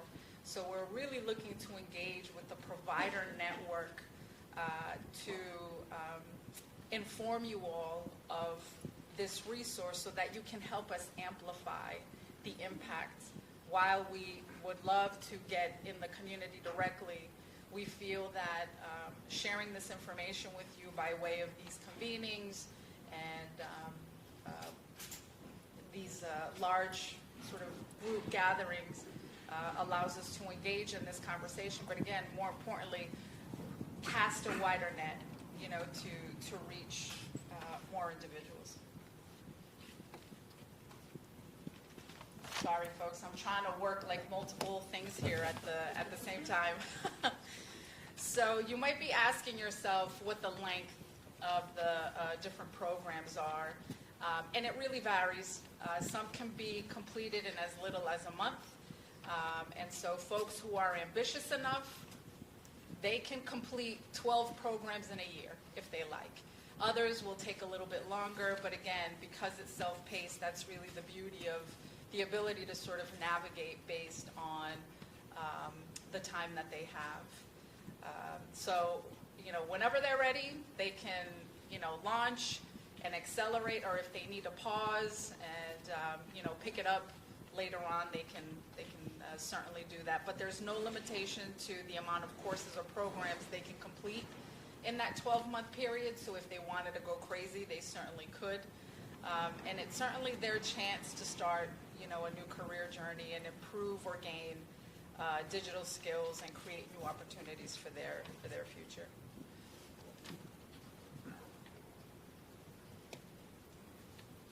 So how do they get started? So it's really a 3-step process here. So they are going to navigate and arrive at our landing page, and they're going to access the registration, click Get Started. They're going to answer a few questions about themselves, create a profile. They're going to hit Submit. And again, remember that individuals need to be at least 17 years old and reside in the U.S. They do not need to be a Verizon customer or an employee. This program is open for everyone. Once they get to step 2 and they've actually been accepted into the program, they're going to receive an email requesting that they activate the account. So once the account's been activated, they will be provided with a 30-minute introductory course to help them get started and really explain more in depth the program options that they have.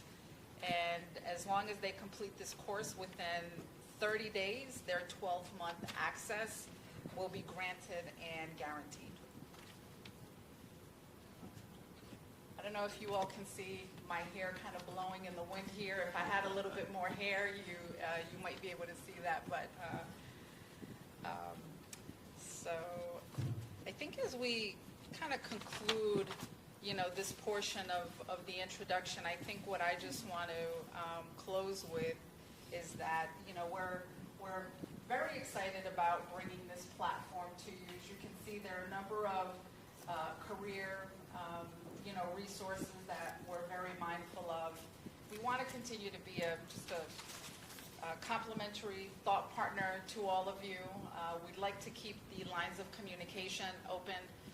Eric from HopeWorks was kind enough earlier to be generous enough to suggest that as we consider the evolution of the platform, he'd like to continue to offer up information on how we can best continue to tailor the courses, the topics, and anything else that comes up to ensure that it's really meeting the needs of the folks benefiting from this. So we'd like to extend that to the other members of the provider network. My colleague Kevin Cassidy is here, and one of the things, again, that we'd like to do is establish those connections, those relationships, and have you, once your community members start participating on the platform, get your feedback. We'd love to know what your thoughts are as we continue to ensure that this resource is of continued benefit to you. So, you know, there are a number of ways that you can get involved, but Kevin, I'm going to give you the mic because I think there's something in particular that might be of, you know, real value to this group.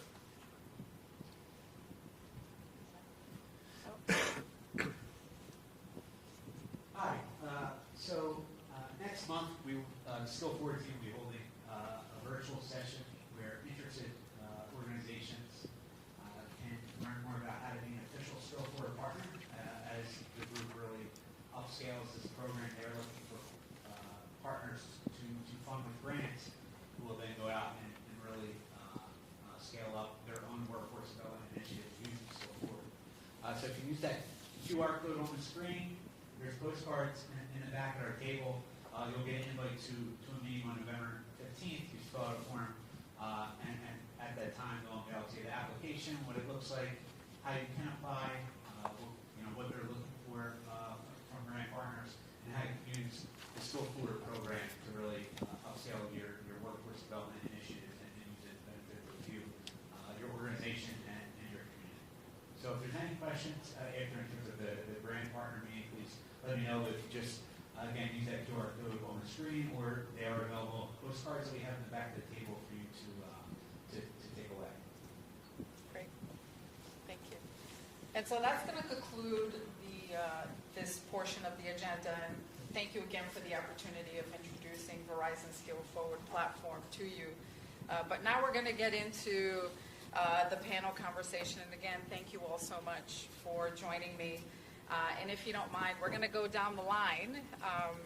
And if you don't mind introducing yourself. Hello.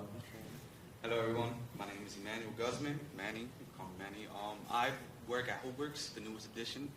I am quality assurance, and I work with contracting with Subaru for privacy law data.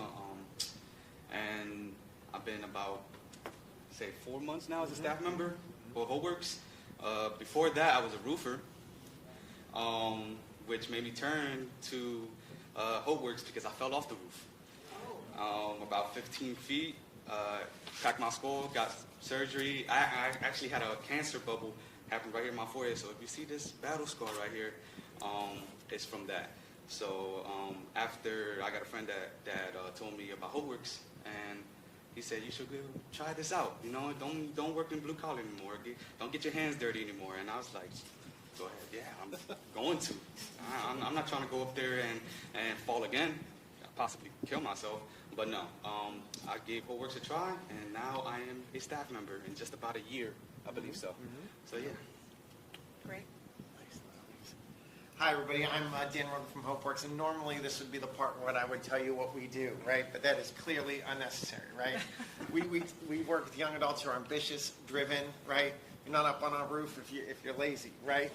And help them change the lives from the lives where they are to where they want to be, right? And we do that by leveraging technology and then running technology businesses, which is where Manny's working right now.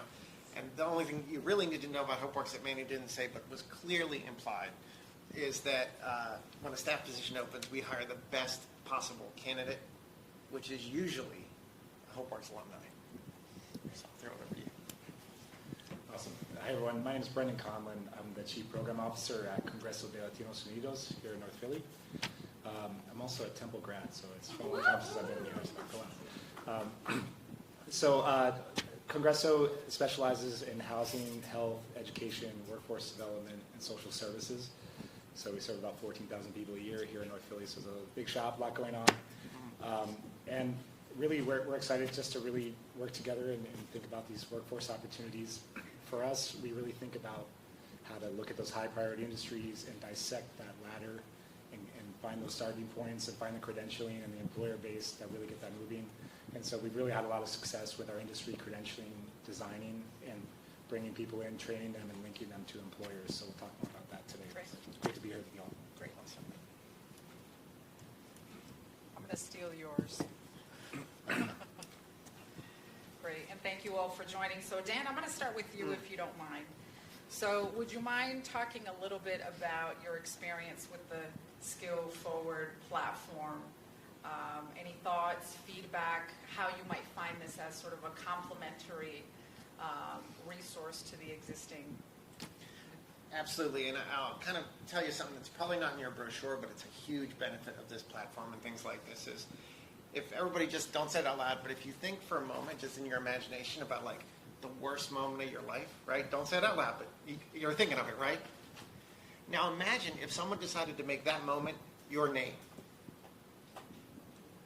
So every time someone's talked about you, you were reminded of the worst moment of your life. That would be a horrible thing to do, right? And yet, every young adult who walks into HopeWorks has had that happen to them. They're not someone who's working hard. They're not somebody who's working on a roof, right? They're not somebody, they are unemployed young adults. They are returning citizens. They are folks experiencing homelessness. They're folks who've experienced trauma, right? The young adults that walk into HopeWorks, repeatedly, folks take the worst moment of their life and name them with it. That sucks. And it's really hard to escape because we all like doing it, especially in the nonprofit industry, right? Because the more we can name someone by their worst moment, the more important it seems like the work that we're doing is. That's the dirty part of it, right? It's pretty hard to escape. But I'll tell you one way there is, right? Is someone who walks in who's a formerly incarcerated youth. Someone walks in, there's someone who's experienced trauma. And they walk out as someone who earned 12 skill certificates faster than anybody else. They walk out as someone, not someone who lacks, right? They're not walking out as someone who's like, well, they don't have a college degree and they don't really have a diploma, but they're almost as good as someone who did. You heard 10 minutes of Manny's story. Tell me you wouldn't hire him for whatever you needed done, right? And that's what we see is that's the power of a skills platform, right? Is a lot of other interventions with young adults who have had a bad experiences, we have this like fantasy that we'll do some things and we'll say, we'll make you almost as good as someone who hasn't experienced something bad. You're better, right? Our young adults at HopeWorks are better. They're stronger, they're more ambitious, they're more resilient. And a skills-based platform allows them to take those skills and demonstrate them in a way where they don't have to talk about their assets in a way where they compare themselves to folks who have not overcome anything. Which, when you think about it, is how we all too often talk about young adults, right? I didn't get my diploma, but I compensated for that. I'm almost as good as, you overcame all these things, and then you took advantage of this platform, blew it out of the water, look what you can do. So young adults who walk into an organization like HopeWorks, having been told time and time and time again that they are less than, they are not as good as, can walk out being like, do you have these certificates? Do you have these skills? Because I do. And it looks like you don't. I mean, not that you would say that, but you would think it. And I think that's the part about platforms like this we don't talk enough about, right? Is what we see time and time again is when HopeWorks young adults compete in the market, they win, right? Not because HopeWorks is great, because they're great. HopeWorks is all right, to be clear. But and a platform like this, it's an opportunity for young adults with experiences that are maybe not what folks in the workplace think of as traditional, but actually have added a lot of grit and asset. They can show that in a way that people can see it. So I think that's the benefit that I really see. I love that. And thank you for reframing it and refreshing it that way, because you're right, it's not often described that way. So definitely appreciate that context. But we're going to allow Manny, because I think if you wouldn't mind being kind enough to kind of talk about your experience as a participant and talk about your that journey, right? And what that's meant for you and how that's allowed you to sort of settle in and transition into the new role you're in now. Okay. So like Dan said, when I came out of roofing and I fell off and I came to HopeWorks, the only thing that was running through my mind is that I only know this. I only know how to roof. I'm going to be a roofer the rest of my life. So when I went to Homeworks and you know, imposter syndrome and all that stuff, I was still going through that in my head, and around the 6th, 7th months in, I'm still going through that stuff, and I still get it back in my head. And then I landed this job as quality assurance, and I don't feel like that anymore. I feel like I could actually accomplish more than I did the beginning of that month, of that year. And I feel like this right here, this certificate, it's a good, I gotta figure a way to word it, but I feel like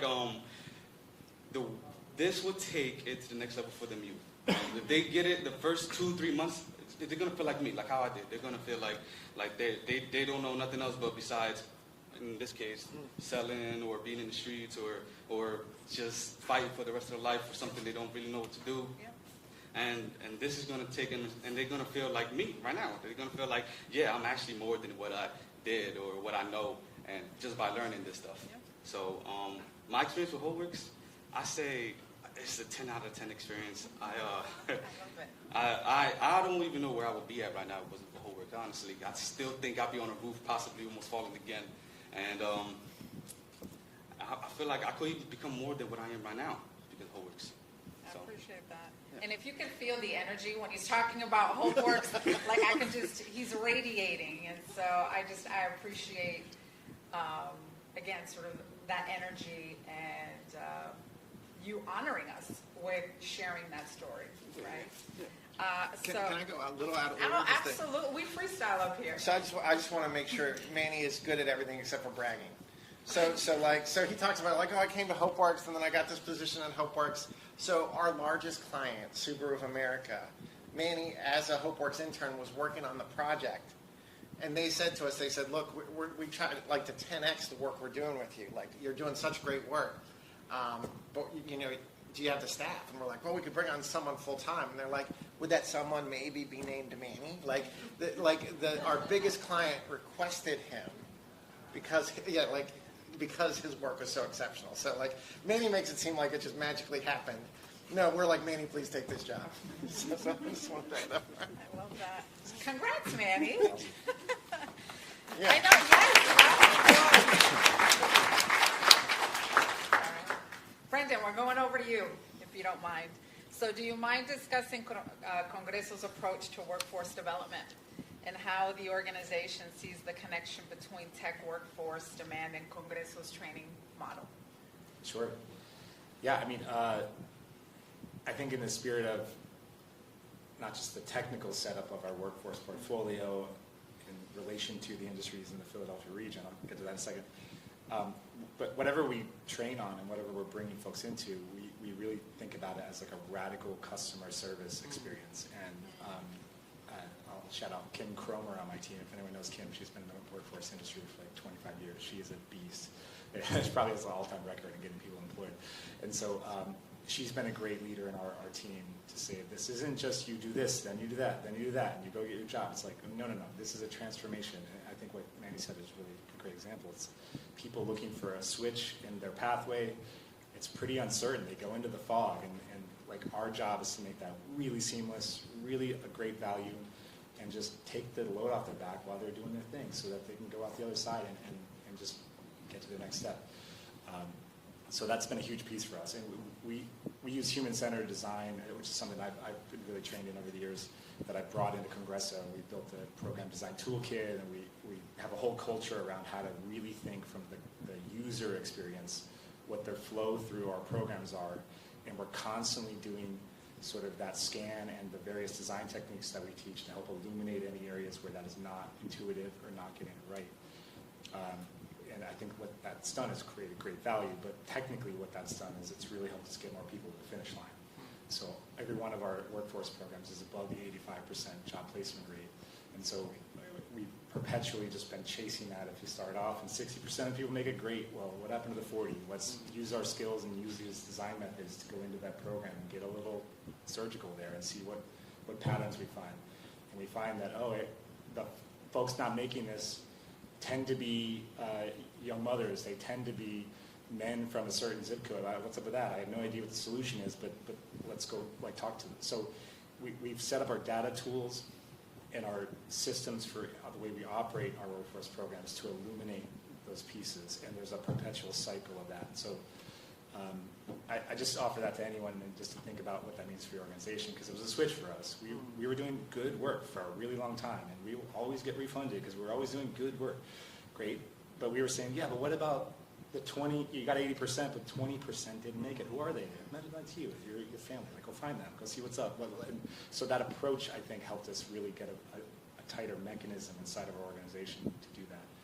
Now, inside of that, we work in the high priority industries. So we work a lot with Philadelphia Works, our Philadelphia County's Workforce Investment Board. They have a great data research team that does a lot of great gathering on information on the supply and demand from the employers, the growth outlook in the region, and that's really helped us say, well, we can't do it all. HopeWorks is down the street, they're doing amazing work, so let's not compete with them on some of their domains. So we do CDL trucking training to meet the logistics demand. We're one of the top trucking providers in the area for that. We do EMT, we do certified medical assistant, certified nursing assistant, phlebotomy, so there's a health piece. But we also created an engine for human services careers, because there's a ton of nonprofits in Philadelphia looking for great people to work in them. And so we have some credentials that train people on those generalist skills. So if you kind of add that all up, our approach is really to think about what's the supply and demand inside of that industry, where are those employers, and what's the ladder to get people moving there? Is there a credential that's a starter? Phlebotomy could be a great entryway into nursing, for example. So, but then phlebotomy is not enough, and so we're working to kind of load that up for the next stages into CNA, CMA. Another piece of innovation that I think we've had is we've had great progress with our higher ed partners to look at our credentials for credit. I don't know if there's any higher ed folks in the room, but I've been so critical on higher ed people. It's like college X, Y, or Z. You do phlebotomy courses in your continuing education. You have a nursing degree track, but the phlebotomy doesn't count to that? That's stupid. Like, why would you do that to yourselves? Count it for 6 credits and get people at roadmap into your nursing degree. So I've just been like openly hard on my higher ed friends, just to be like, just come on, you got to figure that out. And so I'm proud to say everything except for trucking. Trucking doesn't quite have a college pathway that I'm aware of directly. But all of our other credentials are recognized for credit by, we work closely with Harcum College, we're working with CCP, we work with Pierce, Penn State, Abington. So we're working with those partners to actually recognize the industry credentials for college credits so that they're stackable and packable. They, someone can jump out and work as a phlebotomist, but they can also roll that forward into the nursing degree when they're ready. And so that's been huge. It creates that option for people to make choices and zigzag their way through their career. So in regards to tech, I think we're seeing a few dimensions. Some of it is just the fundamental Microsoft Office, Google platform skills are just never going away. They're so essential. I stood over a fellow executive's shoulder the other day, and I watched them clicking around on PowerPoint aimlessly, and I was just like, oh man, come on. And so it's like PowerPoint skills are a thing, and I love my colleagues, but man. So I just want to underscore that, because that's what a lot of office-related positions in any industry do all day. They click on stuff at their computer, so it's like there's a huge, you can't underscore that. So I think reinforcing those and putting them in practical context is massive. I think we've seen also that different tools and apps and like whatever training it is, those industries are starting to use tools differently, and the way their equipment works, the way they're using apps, the way some of them are entertaining AI are like emerging concepts in each of those fields. Even the EMTs are using equipment and apps to like work on some of their projects and understand some of the health pieces there. And so in that training, they're getting introduced to some of that, and then when they're actually on the job, their employers are trying to ramp them up to. And I think everyone's kind of grasping at what that looks like in their field. So I think it's still a really important thing. Even fields that you wouldn't think are quite, tech-based or have this like emerging element to it. So I think it's really important to weave those in. And I love the skills training platform, because there's ways maybe people can get those and bundle them inside of the experience while they're doing their core training. We can layer on some of these pieces and send people with more robust resumes out the door and have the advantage there. So said a lot, but that's kind of just what we're brewing on here at Congress. Yeah. No, I appreciate that, and I'm going to follow up with this question, and Dan, I'm going to direct it to you, but I'd love, Brendan, your thoughts there as well. But can you talk to us a little bit about what effective outreach has looked like for you? I mean, I'm sure, your alum, just based on how excited and how energetic they are about HopeWorks, the word of mouth, I know, is paramount in community, but wonder if you can talk about how you sort of build that pipeline or introduce folks to the resources and support that you offer. Yeah, so absolutely, and I will say, HopeWorks get very little credit. So we have a wait list as of this morning of 218 folks waiting to get started. 94, anyone ever tells you young adults don't want to work, send them to HopeWorks. We'll let you meet them. But here's the thing, 93% were referred by another young adult. The story that I will tell is one time I was talking to a young man who had just finished, he'd got a great job. We were celebrating, and I was like, hey man, why'd you decide to come to HopeWorks? And in my mind, this is going to be a nice piece for the newsletter. He was going to talk about how great HopeWorks was, or talk maybe about leadership a little bit, or he'd say something nice. But what he said was not what I thought. He was like, well, you want to know why I came to HopeWorks? I said, yes, I do. He was like, well, you got my brother a job, and he's an idiot. And that's it. Because the unspoken thing is, if you look at what HopeWorks says we're going to do, come to HopeWorks, we'll get you a great job. That is the same thing hundreds of programs across the city say. We don't look any different. And the other uncomfortable truth is a lot of those programs don't keep their word.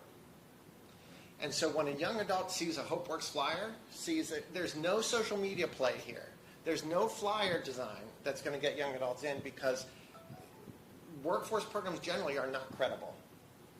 And that's why, by the way, platforms like this are so important.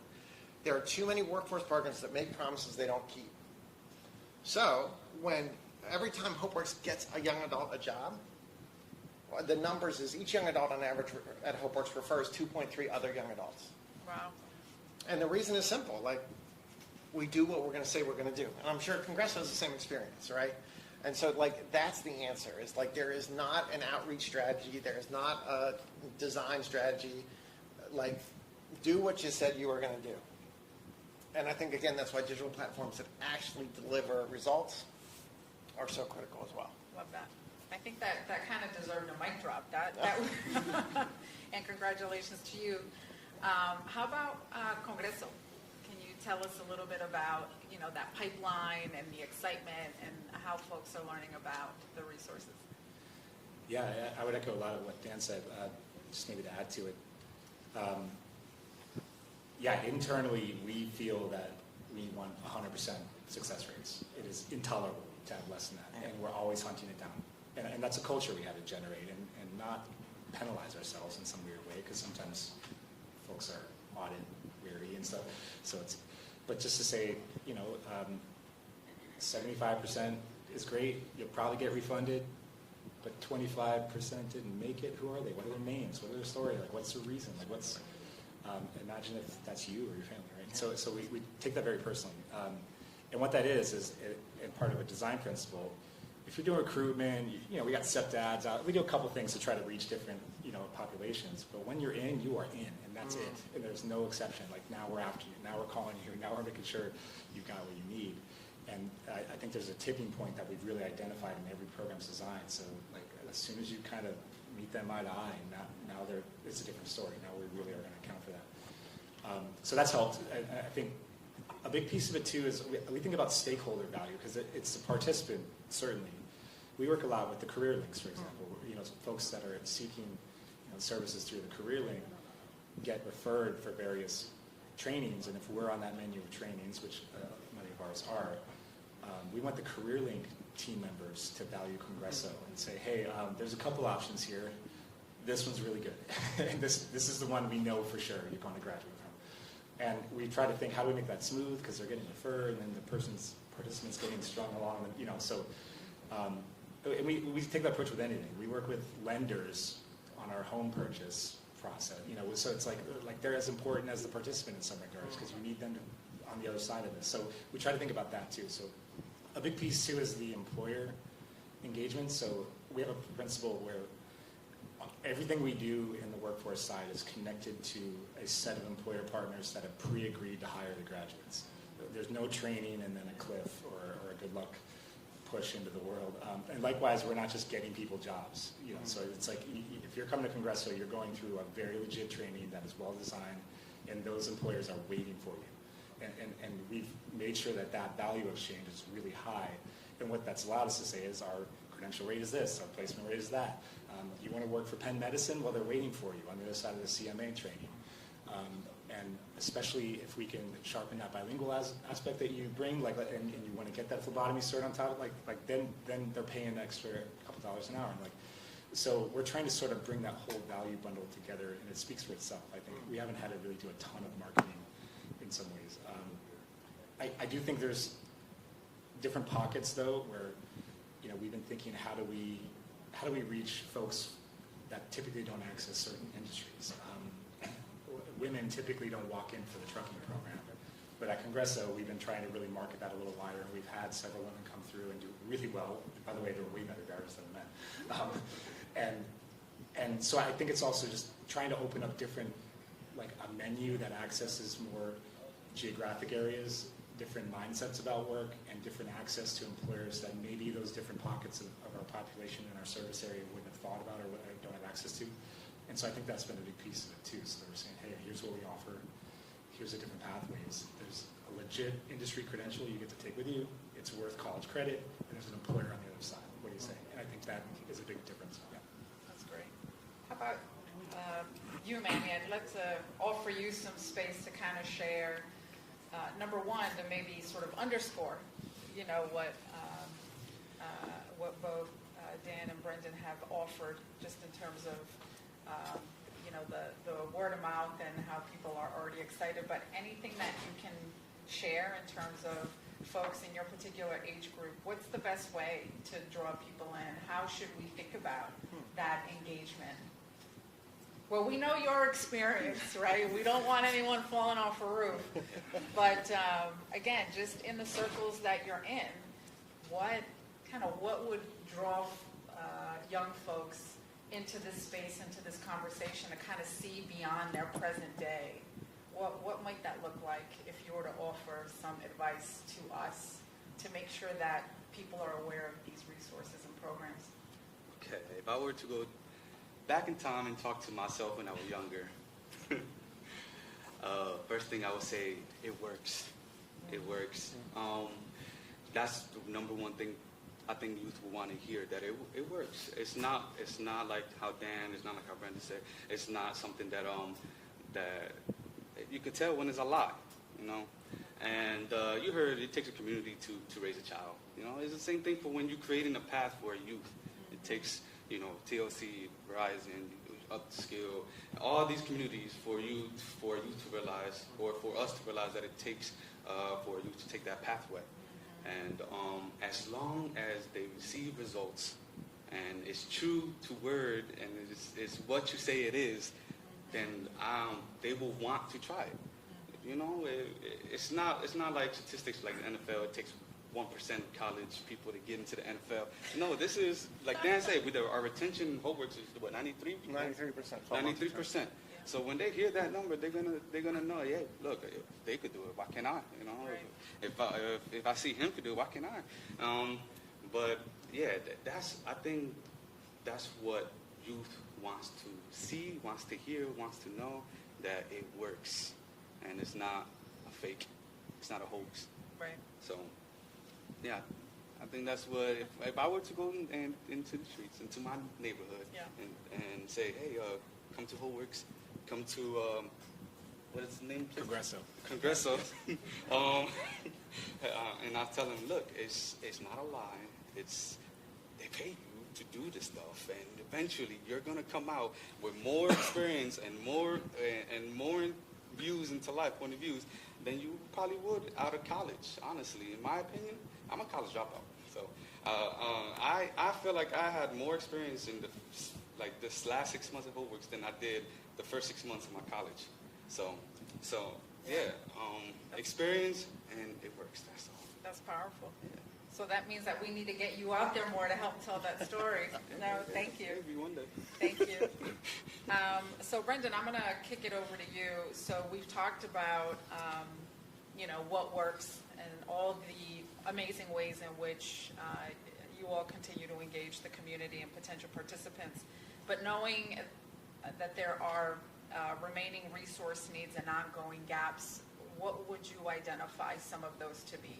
What are some of the potential gaps that still have yet to be filled in this ecosystem, or things that we need to start doing a little bit differently? Yeah, the first one I'd say is access to training is a major one we see. A lot of workforce development in the city of Philadelphia anyway is funded through Philadelphia Works, right? Which means it's federal policy money kicked to the states that comes to Philadelphia County. So it has a stricture. You have to go through a career link and set it up. And, there's a lot of data showing, particularly in the zip codes around Congresso, the Latino community is the least likely to actually go and loop through the career link system to come back into a training provider. So we have this perfectly good training right down the road. We have this perfectly good training right down the road from a resident, but they have to triangulate to City Hall and Career Link and then back to us that way, or to the Career Link North or whatever. So we're trying to figure that out and work with the Career Link system to make that easier. Likewise, we find that we have someone in our rental assistance program in our housing department. Rental assistance is a workforce issue, right? It's like sort of obvious. By and large, it's an economic, sustainability issue. So for our housing team to refer someone over to our workforce program smoothly and easily and get them in is really hard, even though they're the same team, they're the same building. So there's the qualifications and strictures about getting people to and through workforce training is still got a lot of work to do. And that's not just the traditional federal and state money, but I think a lot of workforce type of programming requires income verifications and all these other things that sort of are arduous on the staff and client experience instead of just getting them going and training. I think another one is those overlapping needs, and I bring up housing again. One of the design nerd stuff we do is we draw like blueprints of all our programs. From the time somebody walks in, left to right, really, really detailed flow charts just to really understand everything that's happening in that. And it illuminates a lot for us. So that the pain points, the fallout reasons, all the obstacles that we see in the workforce pathways of why people either struggle or don't complete are almost always housing related. Huge. Like the high, there's like 75% of those issues are housing in nature. You do the same thing with the rental assistance team in the housing department, and all of their pain points and issues are workforce related. It's like, well, that's interesting. I think you should maybe be in the same team. I'm thinking about like merging my housing department and workforce into one team just to force them to like figure out how to really work together. But it's a no-brainer, but it's like, technically speaking, it means that there's an inverse relationship with housing as a barrier. A lot of people can't do training because they don't have the stability and they need to find a faster way of making income to meet their needs. They can't take a 9-to-5, 6-week trucking training. Likewise, we see a lot of people couch surfing or having compromised housing situations or being behind in utilities. So really complex housing issues overlapping with workforce are a significant one. And we've seen a lot of success trying to experiment with our housing and workforce teams to make that easier. We've applied for some flexible grants, and that's allowed us to really figure out ways to put housing resources in the hands of our workforce staff. So instead of referring someone for housing, they can pick up a rental assistance issue and cut them a rental check on the spot. So we tried really hard at Congresso to get rid of our own red tape and put like actual resources right in the hands of the workforce staff members, not even their manager, right the person who's working with that individual, and so they can clear that stuff out of the way. So it's like, at all costs, don't get anything in their way along their trajectory. And so I think those things have really helped. Then just broadly speaking, I think it's, I think technology is a major issue. Sometimes it's the access to the devices. I think it's the access to typing skills. Again, I'm a big stickler for those. Some of those more skills get looked over, I think, sometimes because they're not as interesting as AI or whatever. But so then folks who don't typically use laptops and computers and traditional office products, they go through some training and get butted up right against that on the other side. Even if their job is then purely office related, they have some kind of element of that. And so there is something there where I don't think the digital literacy, the skills, the actual like tangible application of those skills in the job is getting treated the same as the content of the training is. And I think that's a rub. And when people get in the real world of work, and it's always both. It's always the content, and then you have to have these fundamental tech skills to go along with it. So that's a big piece that I think needs a little more attention and needs to be like woven into the outcomes of workforce and into the design as well. Thank you for that. And Dan, what are you seeing as some of the remaining resource needs? Yeah, just to totally validate, what we see is when folks don't retain, it's almost never because of skill deficit, right? If young adults are prepared, socially and emotionally ready, take feedback, very few employers are worried about a skill deficit. They'll train you, right? What we see is when folks don't retain, it's because of housing and mental health. And I think if there were a call to action from workforce, it is extraordinarily difficult if you are not wealthy to get mental health support in the city of Philadelphia. And like, if you don't believe me, just try. Like, just go out today, see how long it takes you to even figure out who to call. And then if you figure out someone to call, how long does it take you for them to answer? And then if they do answer, how humiliating is your experience of asking for help? And then if you get through that, how long is the wait list you end up on? And spoiler alert, it's terrible. You know, and you know, we're asking young adults in particular to overcome incredible odds and do incredible stuff and step into spaces they've never been in before, right?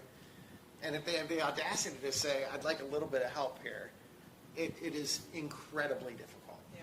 And so I think that's one of those systemic things. If we could solve that, it would solve housing, mental health, it would solve so many other problems. Absolutely agree.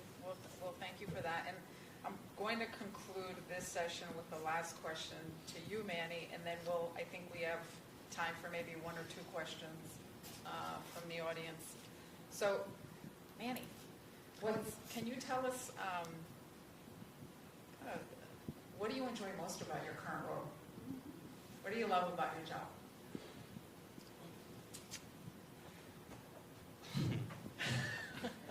Well, HomeWorks helped me, right? Yeah. And what I enjoy the most now is that's my turn to help them. So I get to. So it's really one of the main reasons why I actually accepted the job. Yeah. Yeah. I was like, hey, honestly, it doesn't even matter how much you pay me. I'll take the whatever minimum wage that they were. That was the percentage, and the fact that I could help the people that now work with the people that help me, and they see me from basically child to an adult now. Now I get to help those kids too, or those youth. So what's next for you? What's next for me? Oh, that's a good question. Honestly, I want to keep going deeper into the tech field. You want to make sure that everyone hears you. I want to keep going deeper into the tech field. And eventually, maybe I see myself in 10 years be a software engineer. So. You hear that, everyone? He's going to be a software engineer. Appreciate that. Thank you. Well, thank you again, Manny.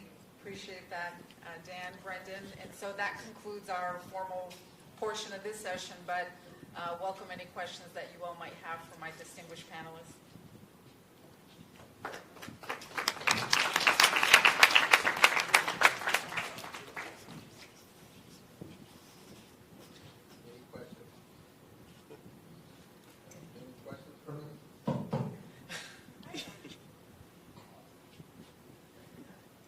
So, when it comes to workforce, how much of what we see, what outsiders see as they don't want to work, when it comes to youth or any other population, how much of that is really they don't want to work for nothing?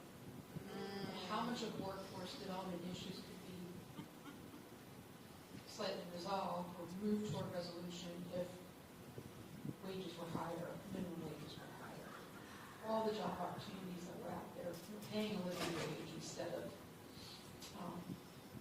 next to nothing. You know, I don't know too many young people who want to work for what I had to work for when I was young, right? And I don't blame them. I didn't want to do it either. But I did. But I can see the point.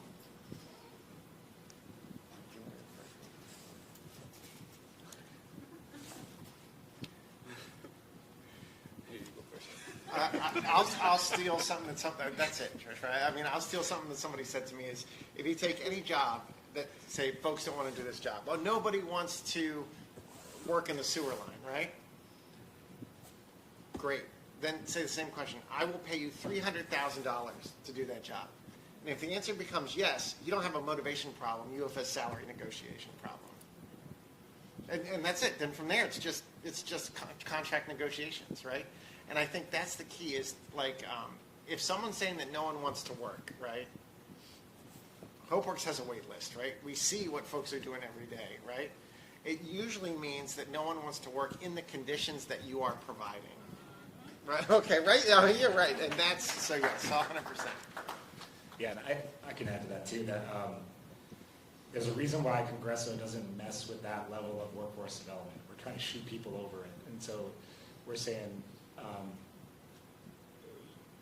it's up to you what you want to do, but if you wanted to do this, these are positions that have a credential, that have an employer on the other side, that have an average hourly wage above those entry-level positions, and there's short-term, high-value training. If you're, and so we're trying to say, like, set up the value proposition to say, like, you don't have to go that route first of all, and B, there's hungry employers there that are scratching their heads on what the heck to do, and so like if we do this right, we should be able to get you past that, and so I think that's a big piece of it. There was another aspect I was going to say. And I think one thing that I've really appreciated about working at Congresso in so many different domains, I've done youth workforce development and adult and career link and all these things, and like every single person we work with really, really wants to work. It's not just maybe, like they really are trying to figure it out. And I think it's like 110% of the people we work with are hungry as hell to get a solution. And then so with that, but they're very keen on wasted time. It's like, wait, so it's a retail position at the airport. I live in North Philly. That's 2 bus connections plus lunch break. No, like they can do the math in their head almost about like the wasted time, wasted value, and then not appropriate wage. And it's like, so I think you can't trick anyone. So I think that's something too we realized we're like, we need to really set this up right, and so that people can see and feel the value the whole way, and that we've got the back end value ready for it. So there's no setup and a lie. And I just think the more you can do that, the better. And the reality is, I just think the city needs workers in that way too. In these industries, when you talk to employers, they're literally stumped.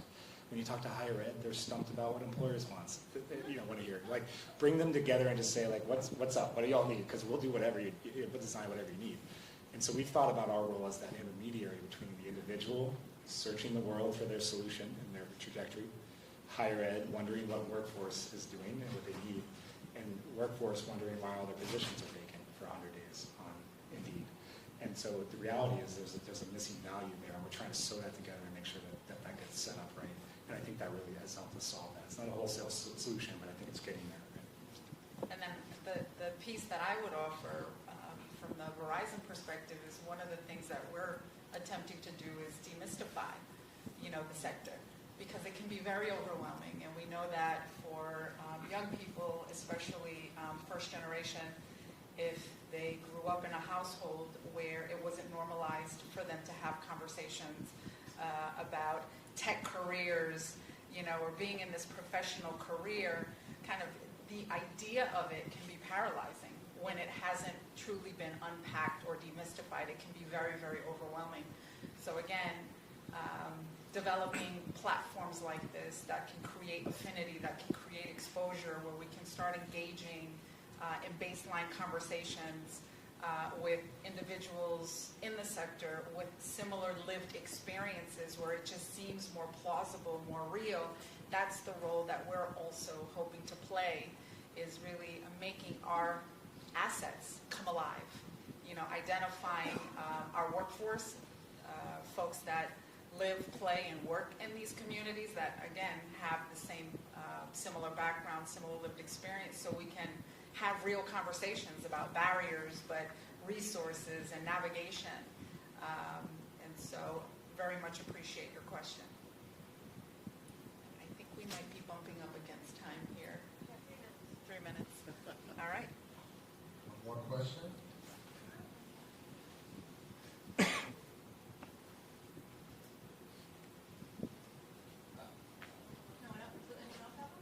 Okay, so here's my question. So my question is, as program designers and program developers,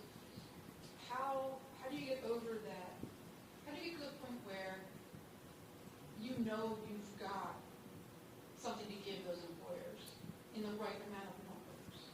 So for me, when I'm thinking about should we design workforce development, I'm thinking I don't have an employer lined up. That's where I go first. I don't have an employer lined up, so I don't know where I would put people once they got one. And I don't know that I could produce hundreds of people a year to send to an employer. So how did you start that? How did you start that? Yeah, I'll just say HopeWorks experience. And is like, it is much easier to say, look, we trained 5 folks and 100% of them got jobs, than to say we trained 10 folks and 50% of them got jobs. It's the same number, right? One is based on success, the other one is based on massive failure. And typically, how you do that is remember who your client is. And you said it better. Your client is the young adult and the employer. Your client is not the funder. And I think that's where a lot of people get confused. Oh, a funder wants us to do this training program, right? And so I think, yeah, like, how many folks does the employer need? How many folks do you have? And then do half of that, and then build on that success. Yeah, and I would say we talk to employers a lot, so I think trying to say, what's your supply and demand, and for which positions, what are the competencies you require, and then we do some homework. I don't know if anyone's ever looked at the industry recognized credential list from the Department of Labor. It's like 168 pages, so there's a lot of credentials out there that are already recognized by the Department of Labor. What that means is you can use workforce funding, no questions asked, to pay for those as long as you collaborate with your funding. So we've been able to talk to an employer and be like, oh, interesting, you sound like you have a need for this. It's not a one-to-one match, but there's a credential out there. And so we've actually backtracked from the employer need and then created the program. That's a great way to do it. And we've even gone so far as to create credentials and then go back the other way and get them recognized by Department of Labor after. So you can actually create credentials that are custom developed and then bring them back. And I say this all just to, it's trying to say, like, what's keeping the employer up at night? What do they need? What are they missing? And then we talk math, like, well, how many? You know, FedEx Freight came to us about trucking. We're like, great, that's awesome. Well, we can't give you 1 million people. Like, could we start with 5? And they're like, well, yeah, our one office, we actually have 4 vacancies. 5 would be amazing. Like, great, all right, 5 it is. So we're piloting 5, and so I think then everyone's in the same mix with you, and they kind of know what you're working toward is a big piece of it. So, and it's really just, I think you have to do both at the same time, I would say. But what I see too often is we do the credential, and then there's no plan afterward, and you can hustle along the way, but by the time you start getting people graduating, you've got to have those employers there. I think it's, if you're just doing a credential training with no plan, that's tricky waters. I think it's like, while we're doing EMT training credentials, because we've mapped the supply and demand ahead of time, and we know that there's 800 EMT openings, and then there's a couple big providers planning to open in the next year that's going to go from 800 to 1,200, so Congress is going to be ready to go. We're going to meet the need. By the way, that's the same thing we told the funder to pitch to them to get the money. So so do your supply and demand map and talk to employers, and I think that starts the ability to, like, fuse that together. And that's where then you know it matches. You know there's someone on the other end who's hungry to hire your folks, not just wondering if they'll get a job. They're hungry. They're waiting for them. And we found these employers are relieved. They're like, most of our trucking companies, they just stopped hiring people. They just wait for us. They just wait for our graduates. And they've said that out loud. So you kind of become their staffing solution in some regards once you get that moving. So keep that in mind. You're providing a bigger value than you think you are to the employer. They need you quite a bit if you really think about it. Yeah. That's great. All right. Well, I think that brings us to the conclusion of our session. Thank you again, everyone, for joining and for being part of this experience with us. Thank you.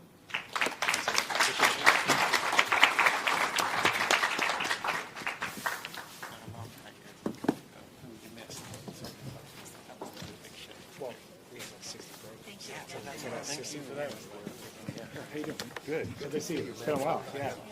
How's life? We got a good. We got a graduate, young graduate. Oh, yeah. John Ortiz. Yeah. John. Oh, yeah. Super. Really happy. Really happy. So, cool. Yeah. What can I say? Yeah. Well, let's great. Thank you. Yeah.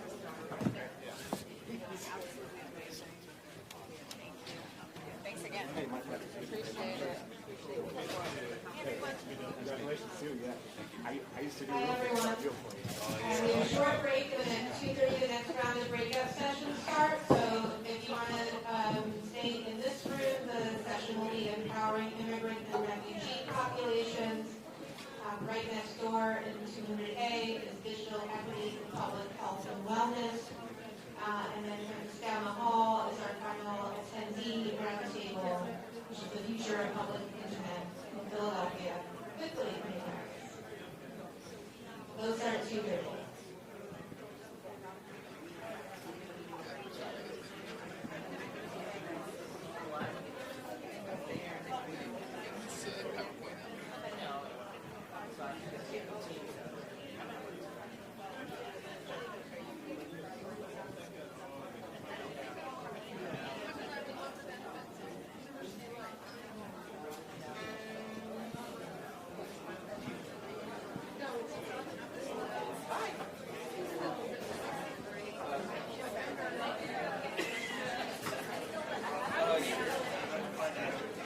Which one's?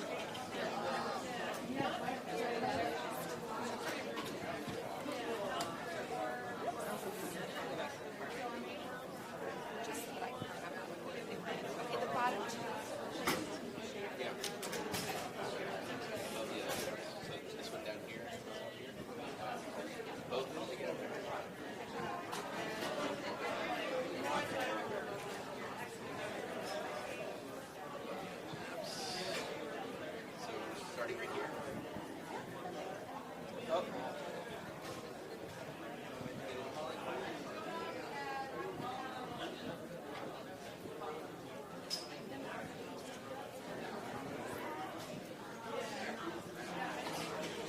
Yep. So our contact began 2 maps, then the other maps.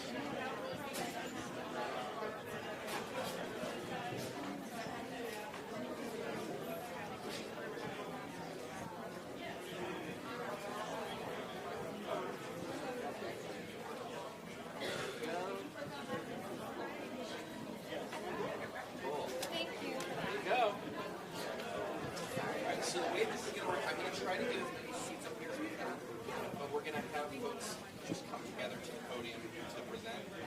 And I'm actually going to flip the table over a little bit. Okay. Can you help? No, I'm just going to separate the tables a little bit. Oh, para poner another. And then that way we chair can on the fit other more chairs, yeah. side. So we'll do 4 and 4. How are you?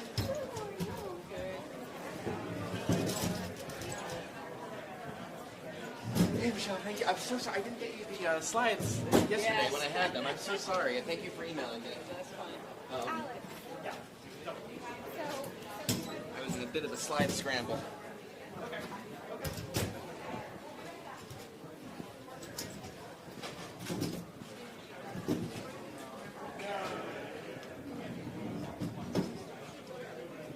So there's a lot of content on slides. I'm guessing. Yeah, I saw that. So There is like. I think there'd be very little time for the Q&A, which I think is Okay. okay. But I think if you want to open the audience as soon as you're done, or if you just have a couple of questions you really want to ask, you don't necessarily have to open I the would audience. say open to the audience. Like I would do few stats to open the panel and just. That's perfect. I think if you want to open things with the big picture, Yeah. and then we let folks present. Yeah. And then in which order do you have the presentation? Okay, so the presentations are going to go Cambodian Association, CMAC, Esperanza. Okay, and they already know. And they know so they that. will transition So one they'll to the other. transition one to the other. And Okay. we can even see people in that room. Okay, perfect. So we have 1, 2, 3, 4, 1, 2.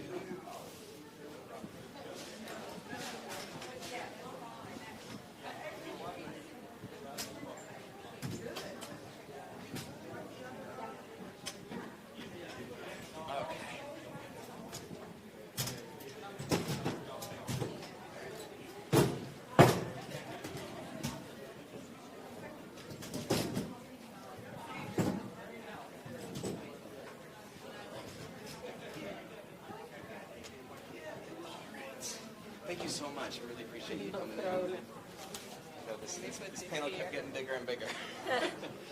So, full disclosure about how this happened. We had 2 separate panels. I had spoken to them about having one person present and then moving a third person. So I got the third person, but then each of the two original organizations were like, okay, great, we got a panel together, we got all three people that want to present. Oh my God. Okay. Can I say no? Yeah. I couldn't say no, and so it was just kind of good. That's fine, don't worry. I think it'll be okay though. So folks will come up in groups, Yeah. they'll present at the podium, and come sit down again. Yeah, perfect. Let me go and say hi to the Great, thank you.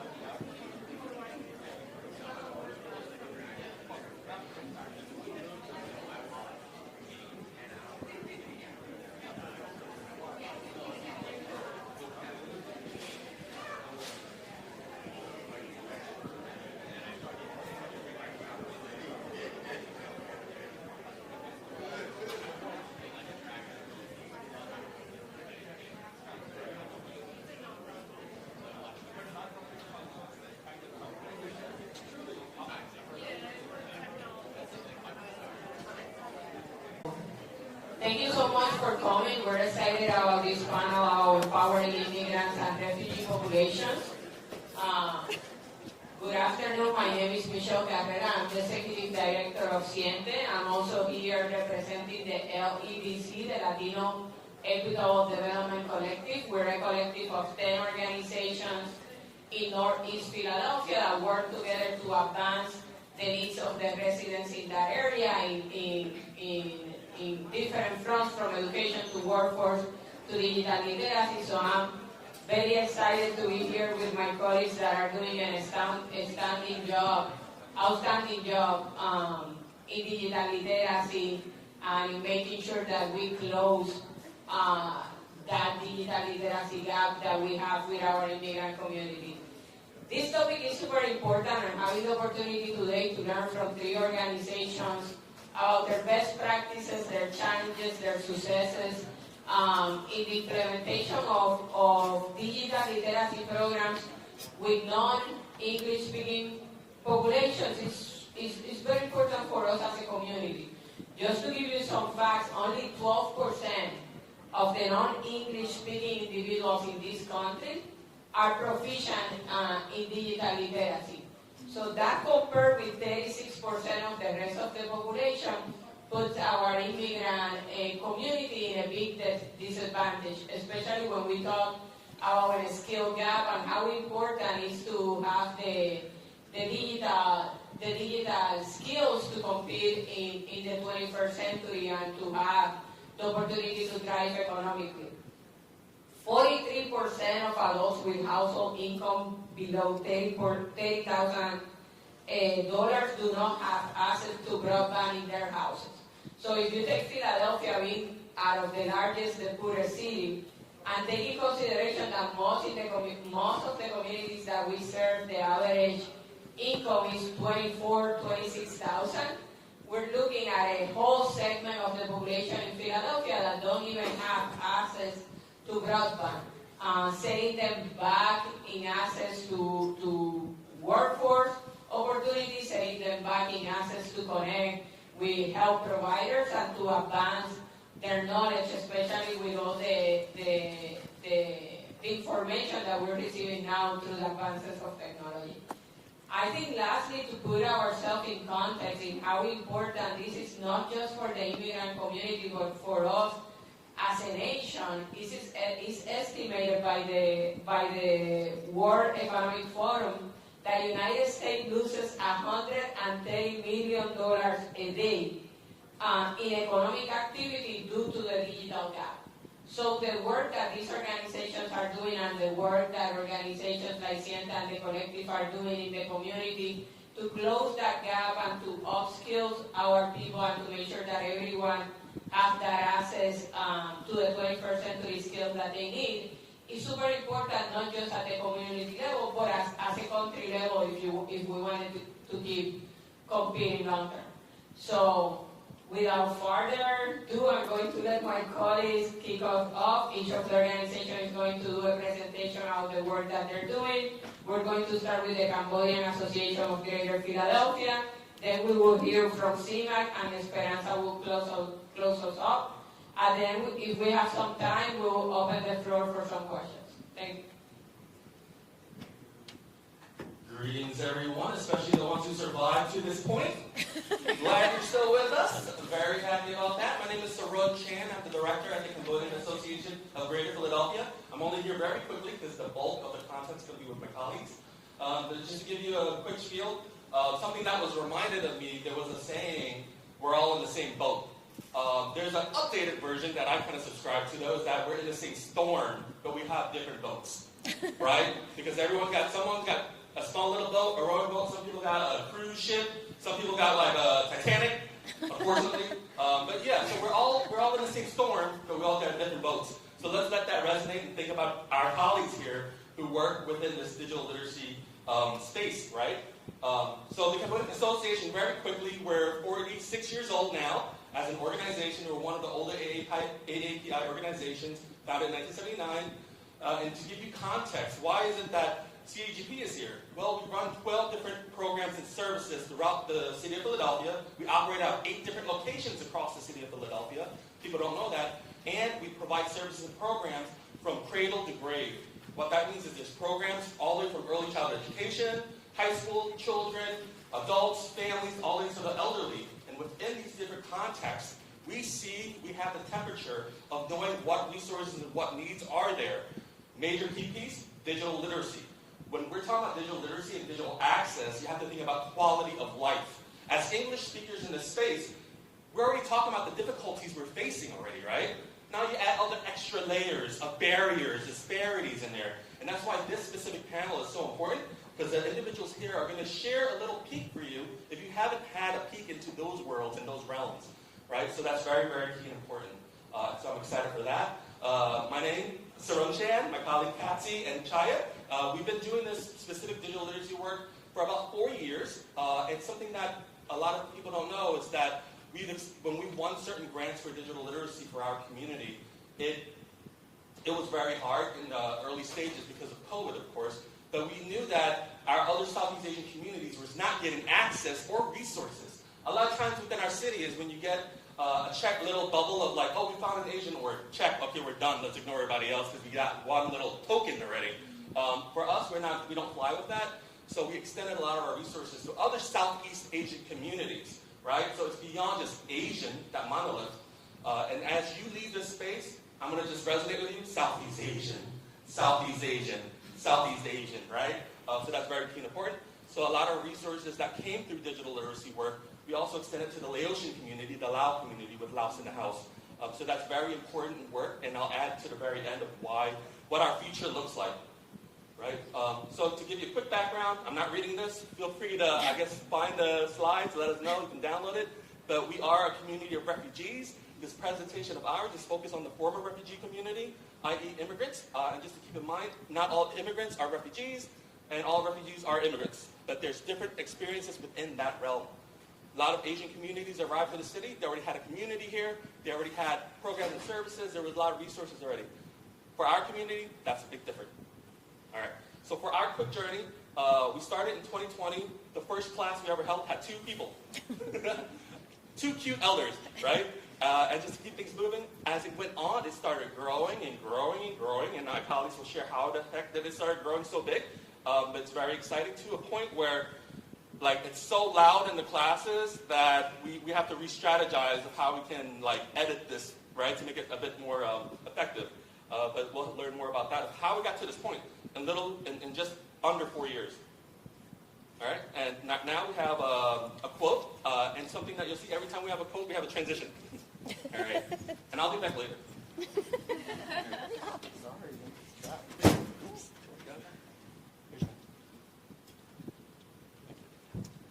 Awesome. Thank you, Saran.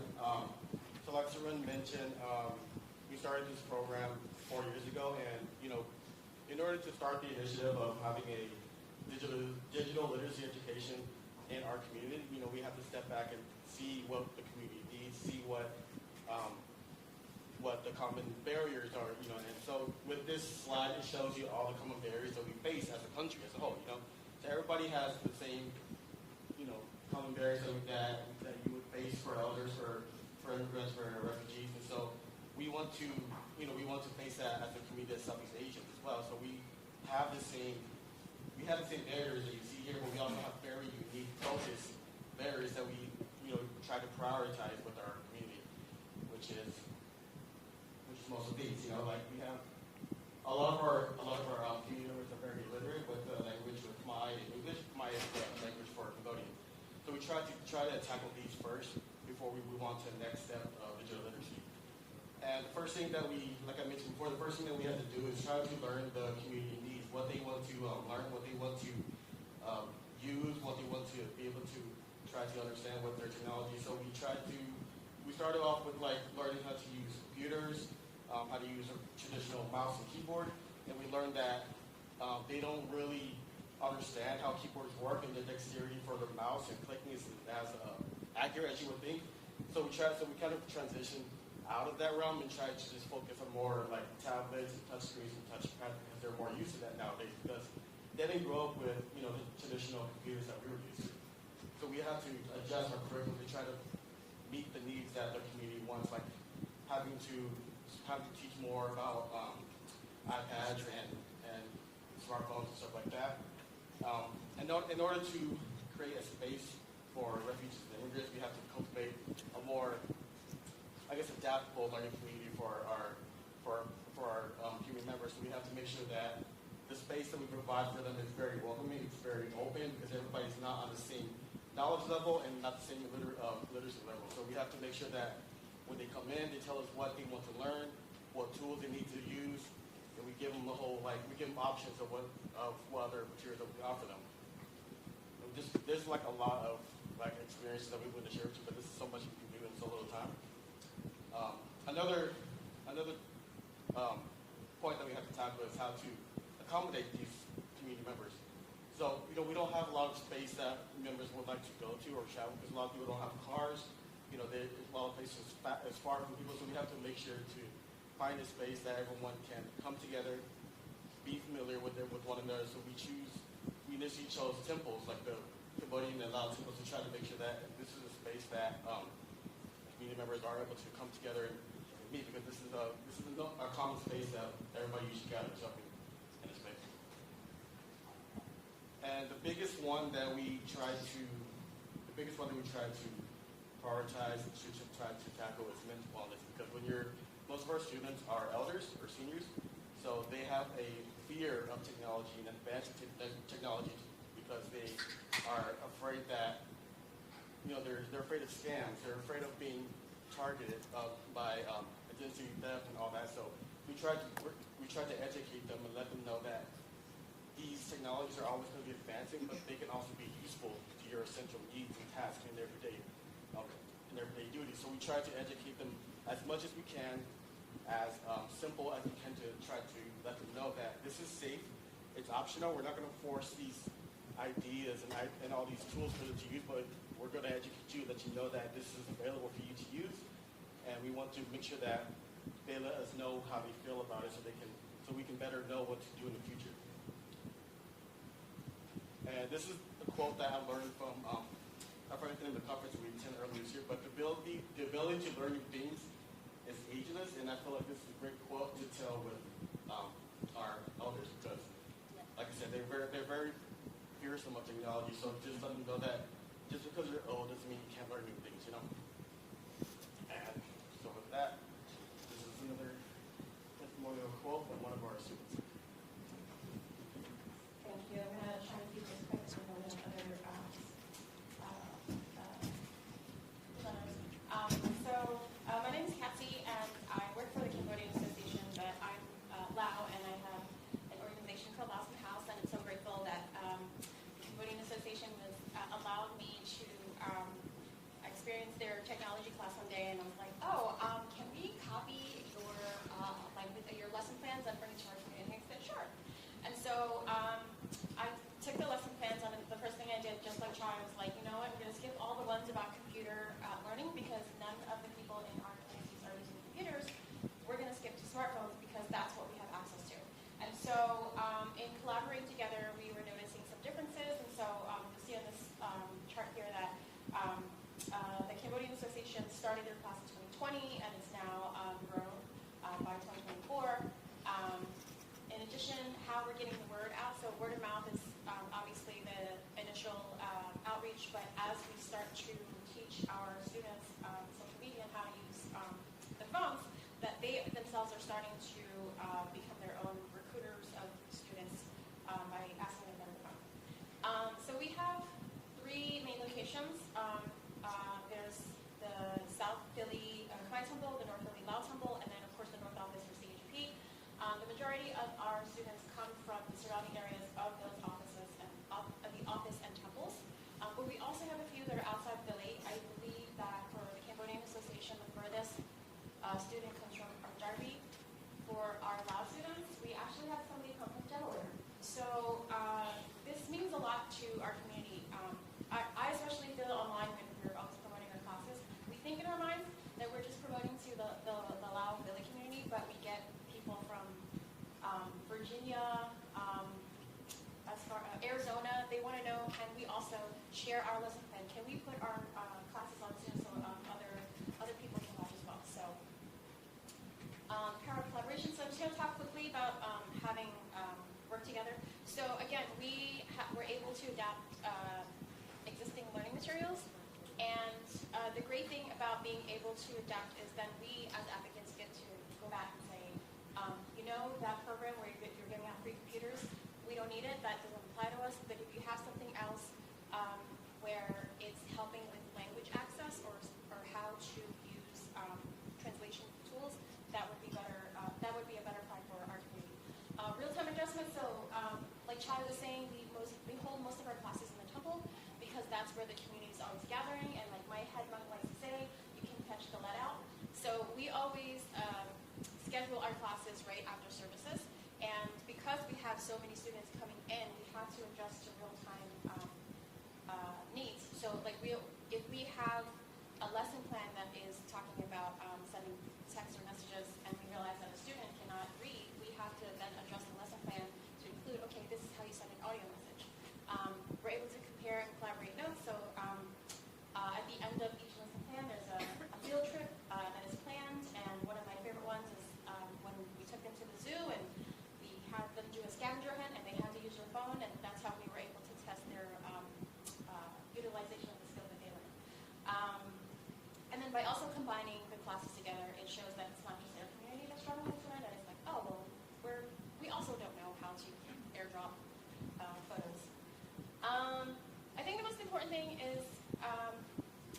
again, with projects, what you learn in the process, because a lot of times when you get a project and you're trying to fulfill it to the best of your ability, but sometimes you have challenges and you have to work within those challenges and then you have to report back. And so for us, it was the discovery of the diaspora language barrier. So unlike language barriers, which is just people who can speak English and can't speak English, it's people who have diaspora language, and that means people who have left a country together at the same time. They come to a new country, they're resettled together, they speak to each other. They don't realize that happening in the world is that the languages are just updating, so they're just speaking the outdated language to each other, and then they teach it to their children, which is us. And so then when it comes time to getting professional translators or even trying to use Google Translate, there's updated terms that we've never heard before, we don't know how to explain it. And so what happens is that we have to do a hybrid model in which we teach them what those modern terms are, but we have to speak it in a language that they understand. And so these are some examples. I'm not going to go through it because I know I use a lot of time, but yeah, we have a lot of elders, and they're always sharing really great tidbits about having been our students. But so anyone come back and other source. I would also say that the ability to learn is ages also applies to us, because there are some things that we are learning that we didn't know, and we're the ones who are supposed to be the young age. And so something I'll also add as we're talking about language access. Again, this is all together. When we're talking about quality of life, you go to Jefferson right now or any hospital sometimes, you got to use the computer to type your name and to check in. And sometimes, I know for a fact, there's some tables or signs that just says, don't talk to me, go check in over there. I don't know if you've seen it. I've seen it multiple times. But, I think that for our work, again, it's a lot of learning. But there's a few future plans and some takeaways for us as an organization within this work. It takes a diverse team. Something that we didn't share was it's more than just these two amazing people. We connect to our family support services that do social services. We connect to our health navigation team. We connect to almost every single department within our program just to get this going. It's more than just computers and tech. It connects to health. It connects to education, social services, and economic development. So it takes a diverse team. Custom your cultural curriculum. Everyone's different. Community feedback. Of course, you know that's definitely important. Sometimes it's important to also remember that sometimes the why is just as important as the how, right? Why Facebook? Why Instagram? Why do we use Instagram over Facebook? Why is it that we don't use, our community doesn't use WhatsApp, but the Chinese community does. Our community doesn't use WhatsApp, but the Indonesian community does. You see, one size does not fit all. We're contrasting. We're very different, right? Lastly, sharing resources and building capacity for the other Southeast Asian communities. So for the future, we are planning to build an alliance of Southeast Asian CBOs so that we can continue to provide resources, services, and support to our other Southeast Asian communities because we deserve it, we need it, and to lift the community, we need access to digital literacy, education, and everything in between. And I'll end there for us as Cambodian Association. Thank you very much. Oh, I got a little video, sorry. It's really quick. It's just like a few seconds. I think it supposedly plays if I click it, or maybe it just does it automatically. So this is our registration day. And it doesn't want to zoom in, but whatever. So that's how many people, generally speaking, came to registration day. Right now there is this Fruit Ninja competition. So a lot of them are learning how to swipe and do that. But that's how many people were there? 60. About 60, right? So this is really high energy, very excited to get things started, really wanted to sign up into the class. We really wanted to be visual for our work so that it's more than just words. We really wanted to show you our people, our community, and how things look like. Other than that, I believe that's pretty much it. That person just lost. All right, thank you so much. I'm going to X that out.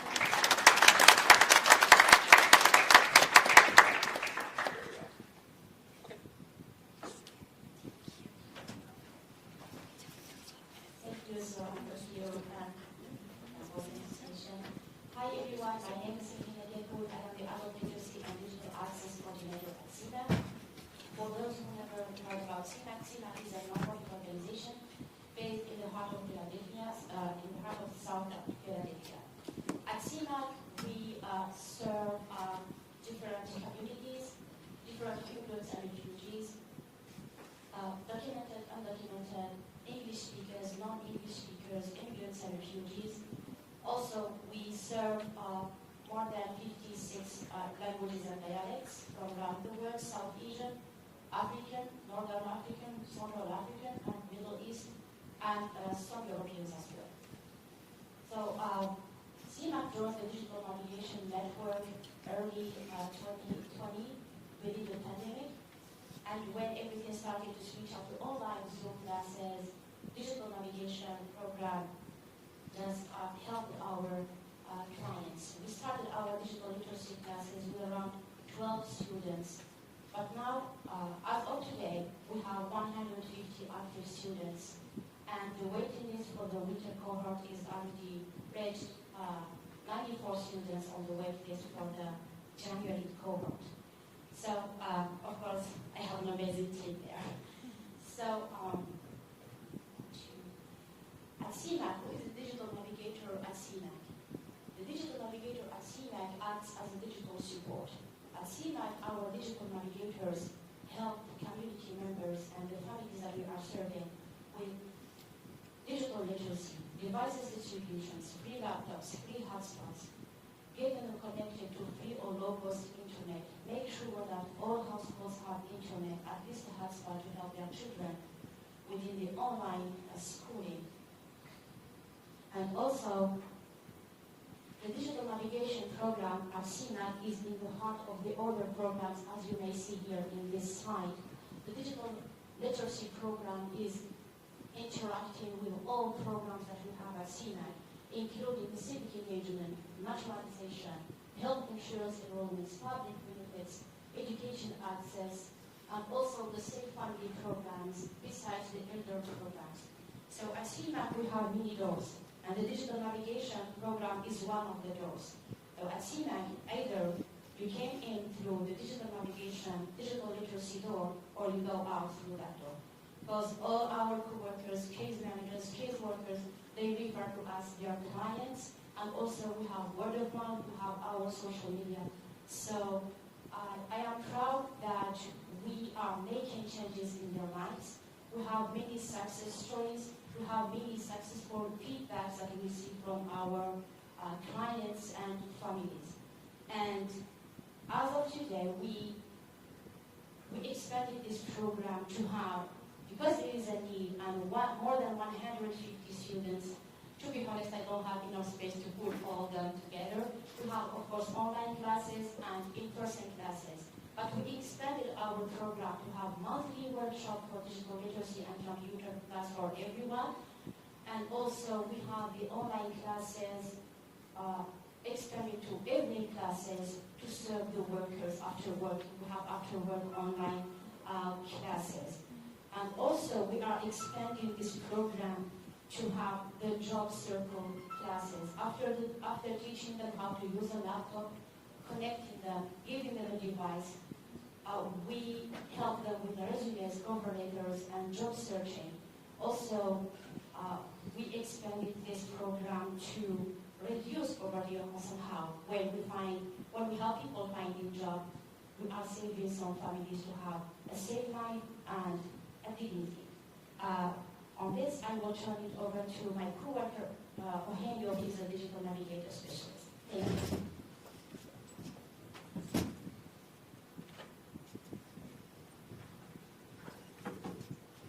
Hi everybody, my name is Eugenio. Thank you for the opportunity. I work with Kahina. I'm one of the digital navigators of CMAC. These are the three pillars that we base our strategy, understanding that these terms are like the guiding source for us to understand digital exclusion, and by having strategies to provide technology that is accessible for community members, and then providing the skills to manage that technology, and understanding that not having the technology or the skills creates a divide between our communities, and finding ways in which we can create equity and close the gap towards more inclusion. So I'm just going to stop this.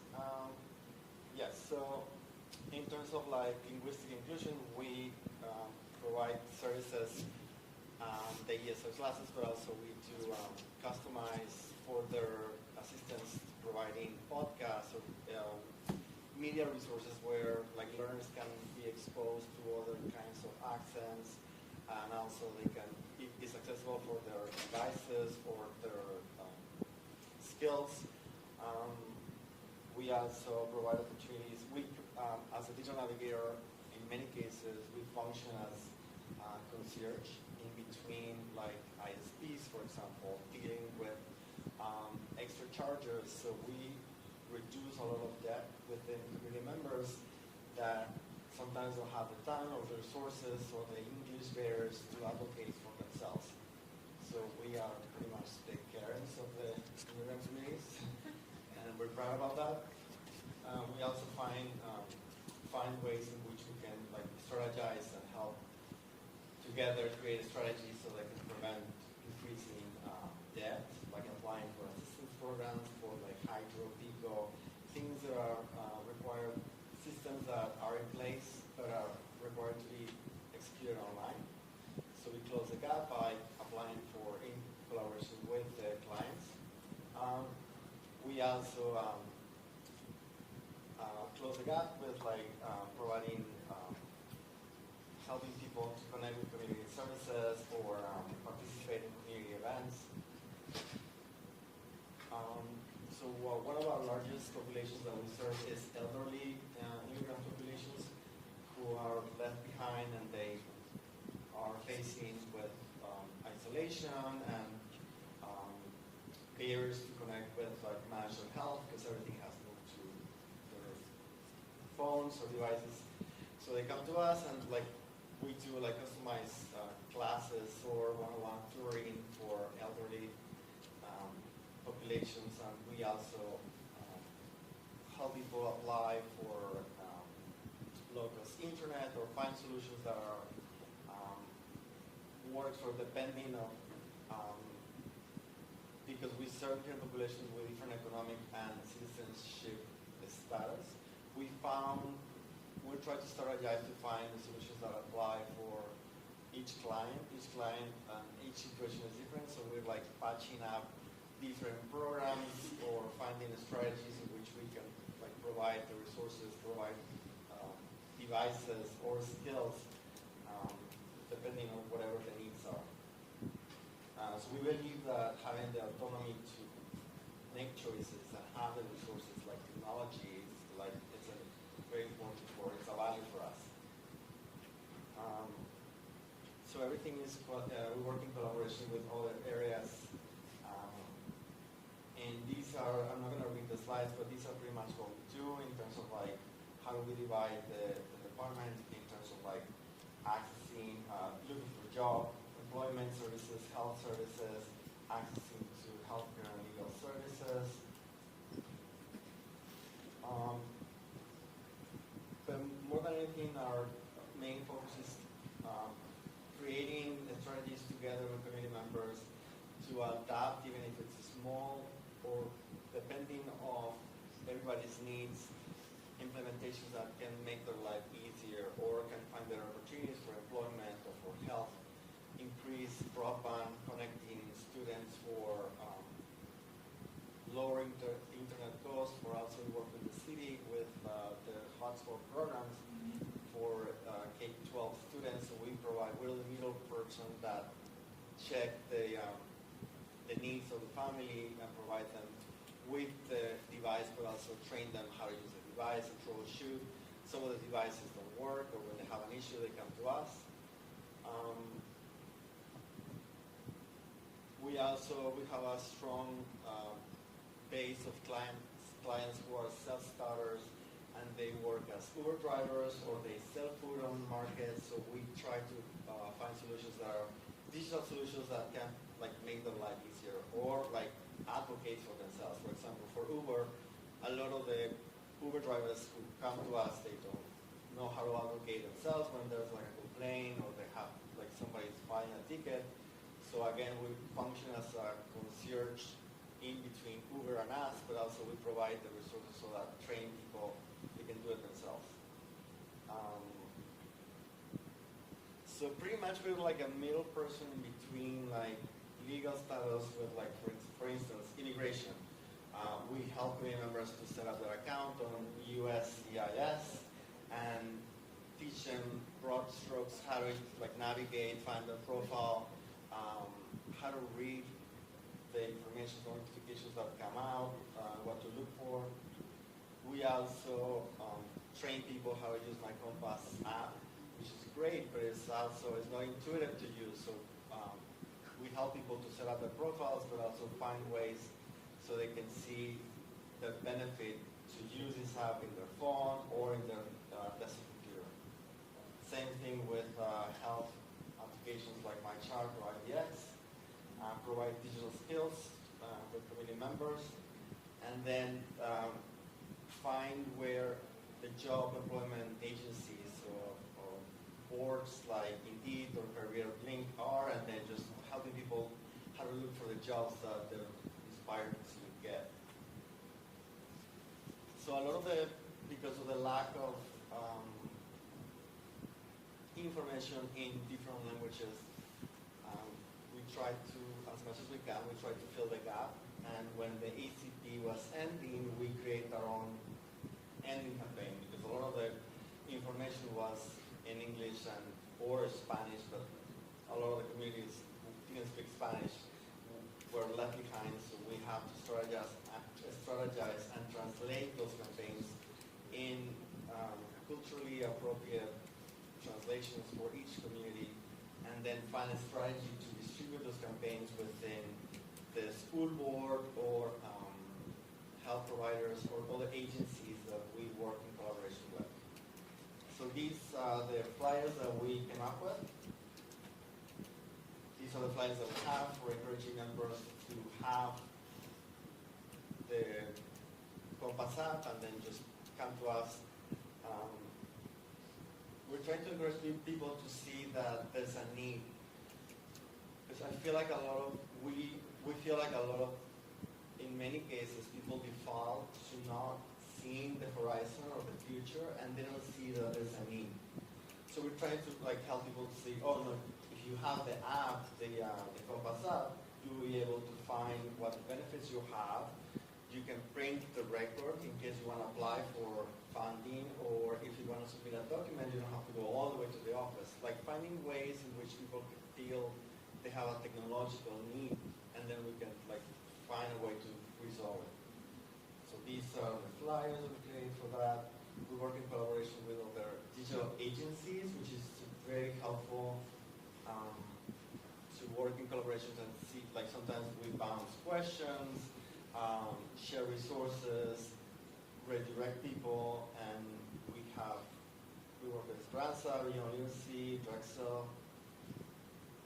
We also work with our case managers, teams, but also we work with a larger group of case workers from the school district, from HIAS, and other community organizations in the city.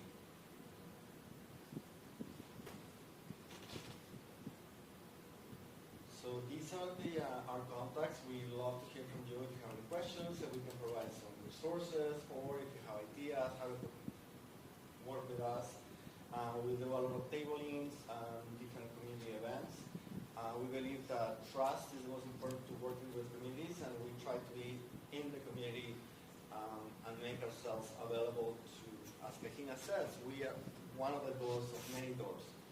As digital navigators, we get to see a lot of issues that they come up throughout when people come to get a very limited resource or ask, print a document because I need to apply for this, and then you find out that the person needs legal assistance. So I think we have an understanding that digital equity is connected to a larger issues. I'm very, very aware of how could we connect people to technology, not as a goal, but as a means to get to a larger goal, which is better health or better economic or better living conditions. So anyway, so these are the slides. My name is Eugenio again, and these are our emails. So we'd love to hear from you. Thank you.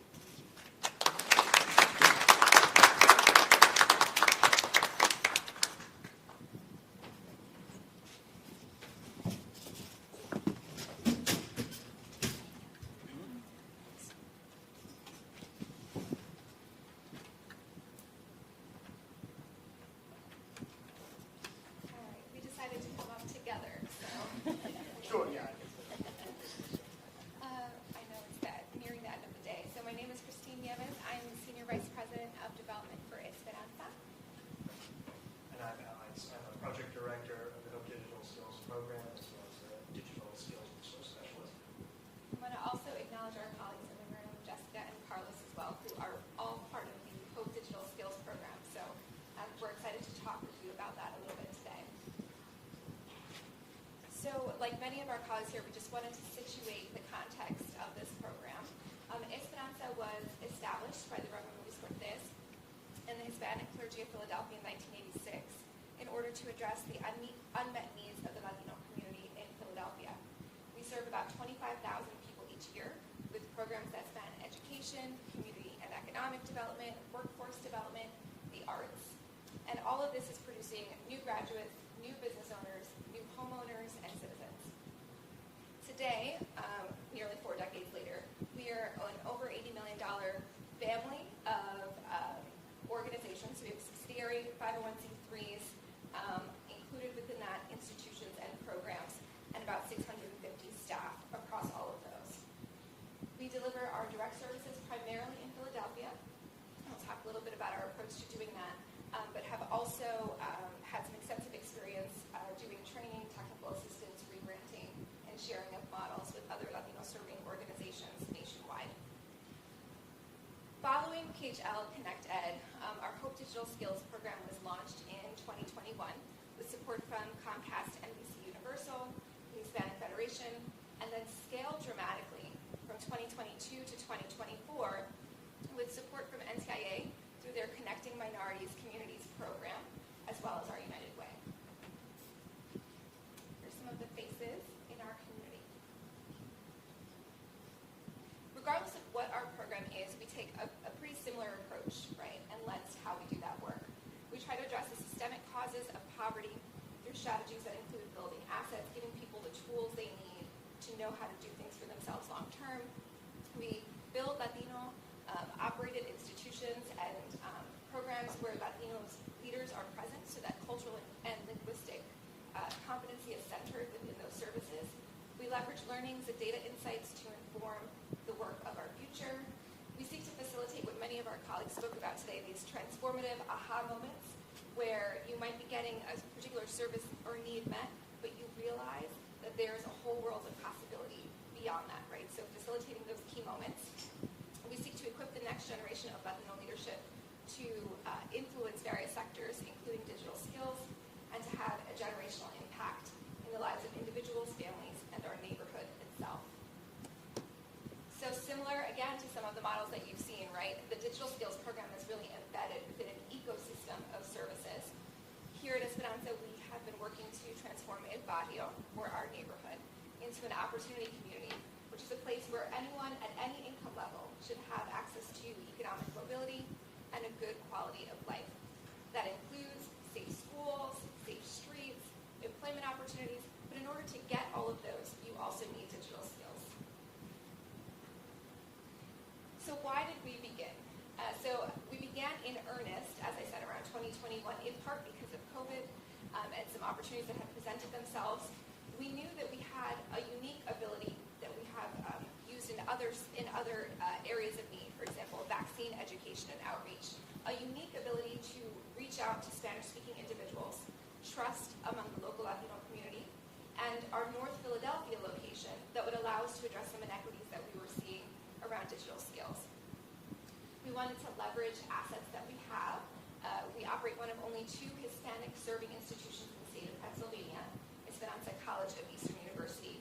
But we also operate PA Career Link North, which is the designated career link that serves immigrant and refugee populations, Esperanza Immigration Legal Services, our English Institute, our schools, and more in order to amplify the reach of awareness about the need for digital skills. We wanted to assess those digital needs for ourselves so that we could advocate appropriately for resources. Oftentimes, programs are designed with good intentions, right? Connect people to internet. But in fact, what may be needed is a little bit different. And so we wanted to make sure that we weren't dependent just upon public data, but that we would have some of our own information to inform and guide what we prioritize. And we'll talk about that a little bit more. But in our community, it was really access to computers and the one-on-one support in Spanish to be able to learn how to use them. The broadband was important, but that was even more crucial for us. We wanted to empower our community so we could strengthen the economic status of households and, again, take that physical opportunity community that we built over years with all of these entry points to hope and make that digital. So we're we're located in Hunting Park, and the primary zip codes that we serve are 19140, 19133, 19124, with, of course, ability to serve folks beyond that. But majority Latino and African American. The average household income is about $26,000, so about half of that is scaled large. And we knew at the time that we began that Latinos make up about 18% of the workforce, but we're dramatically overrepresented amongst the workers that have no or limited digital skills. It was about 55% at the time. I think that's actually gone up. We also knew, like many of you, right, that the landscape was shifting and that jobs were going to be eliminated, and we needed to make sure that our community was not left behind. We were seeing daily that if someone offered us to give out computers, we couldn't give those computers out because people wouldn't know what to do with that necessarily. They wouldn't know how to turn them on and operate them, so we needed dedicated funding for people who could really offer that one-on-one support. About 60% of those workforce clients that we were seeing alone, and we served folks in other programs, really didn't have any digital skills. We also knew from research, right, that Spanish dominant speakers and Latinos were less likely nationwide to have a computer, and immigrants especially, to have access to actual equipment with which to use. And our community is heavily dependent on their cell phones. So we sought to make a very strong case, and we'll share that with you in a second, about how did we do that, for teasing out when we asked someone, do you have internet? Really clarifying, does that mean you have internet on your phone, or do you have internet in your home and do you have access to a computer? So we had to begin to tease out those questions and to make a case for why long-term this was not going to be enough. You might actually need to learn some computer skills as well. And so that was a case we had to make over time. We wanted to share with you some of the data that the Hope Digital Skills Program was, like part of the context for the creation of the Hope Digital Skills Program. You can see we have a map here that highlights tracks in which there is at least 50% of the community is Hispanic, and at least 25% of individuals have no internet access at home. And you can see the blue star there on the map is where Esperanza is located. So there are a significant number of tracts in our area in which there's a majority Hispanic and a very large section of the population don't have access to the internet at home. In addition to that, you can see a very similar map that shows at least 50% Hispanic households, where there are at least 50% or more households that do not have access to a laptop or desktop computer at home. Again, highlighting that while internet access is still a major concern, access to a laptop or desktop is an even greater concern, and it's been one of the largest focuses of our program. In 2021, the City of Philadelphia conducted internet assessment, internet survey, where they asked questions about internet and computer access. And you can see on this map, again with the blue star representing where Esperanza is located, that North Philadelphia has some of the lowest broadband internet adoption. In addition to that, I want to draw particular attention to a breakdown of race and ethnicity. Here you can see Hispanic individuals, Hispanic households, some of the lowest internet broadband access at home and desktop access at home.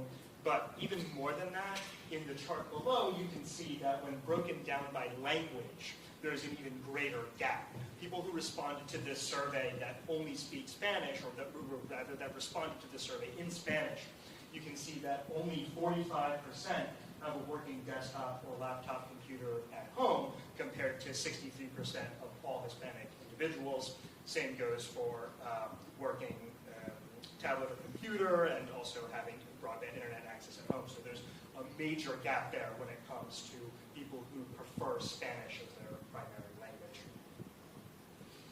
This is some further data from that very same survey, and you can see that similarly, right, we're talking about computer access and computer or tablet access.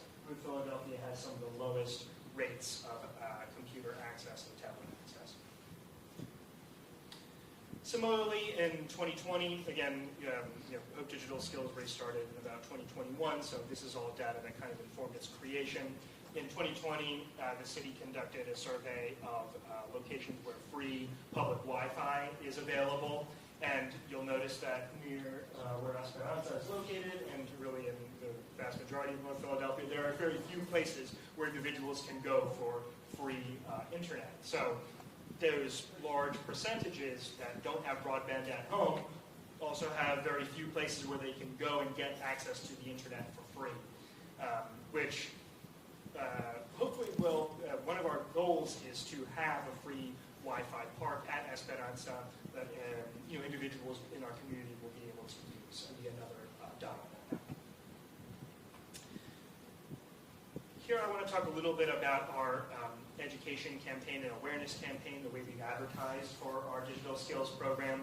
We've leveraged Esperanza's owned Impacto newspaper, which is the only Spanish language newspaper which is delivered door to door in North Philadelphia, and is a trusted resource that we have leveraged to not only include advertisements for the program, but we also wrote articles on digital skills to promote the adoption of digital skills, to explain digital skills concepts, and also just to represent, so that way people can, in our community, can see themselves represented in this space. They can see that using a computer and leveraging digital skills isn't just something for English speakers, isn't just something for white people, right? They can see themselves participating.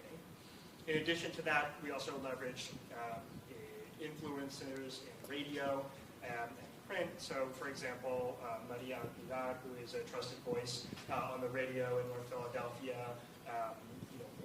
we had her read advertisements for the digital skills program at Esperanza. Here you can see a selection of the services that we offer. I want to draw particular attention to the way that we structure our workshops. So while we do have some cohort-based traditional courses that are a little bit shorter than average, we also emphasize a la carte workshops. So there are discrete one-off workshops covering a particular topic. And with this system, we've been able to serve a large number of individuals comparatively. You'll see later we're probably right around 1,500 individuals served over the several years that we've been doing this. This provides a much lower barrier to entry. There's sort of less friction. People are they don't have to commit to a very extensive course of workshops. They can pick and choose particular skills that they're interested in, and they are offered at a wide variety of times. In addition to that, we created a digital skills hub with drop-in hours for participants of our program. Faculty of Esperanza college students can drop by and get digital navigation type assistance, troubleshooting, and this segues to our one-on-one and small group support. Another one of the major strengths of our program is being able to schedule time to be supported one-on-one for troubleshooting issues with your phone or computer, sure, but also tutoring.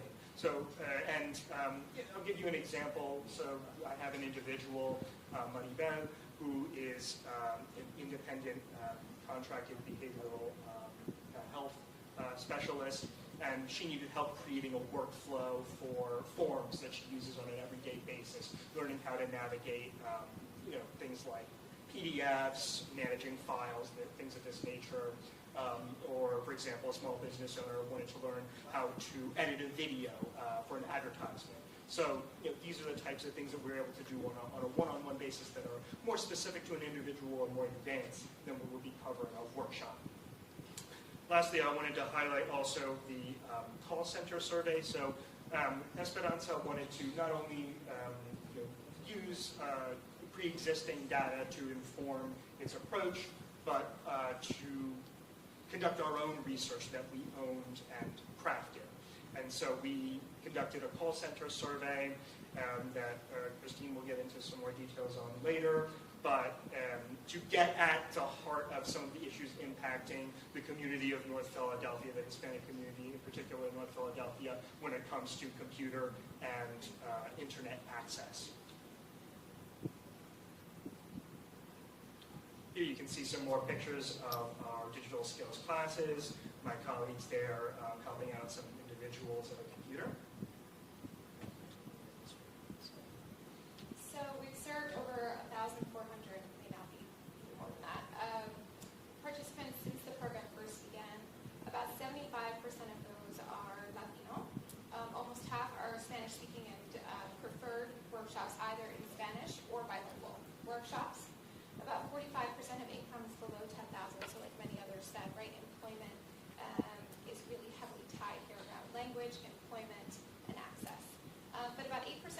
workshops that reported owning a business. We know that our immigrants are a strong engine and fuel behind small business growth, and so that's important to keep in mind.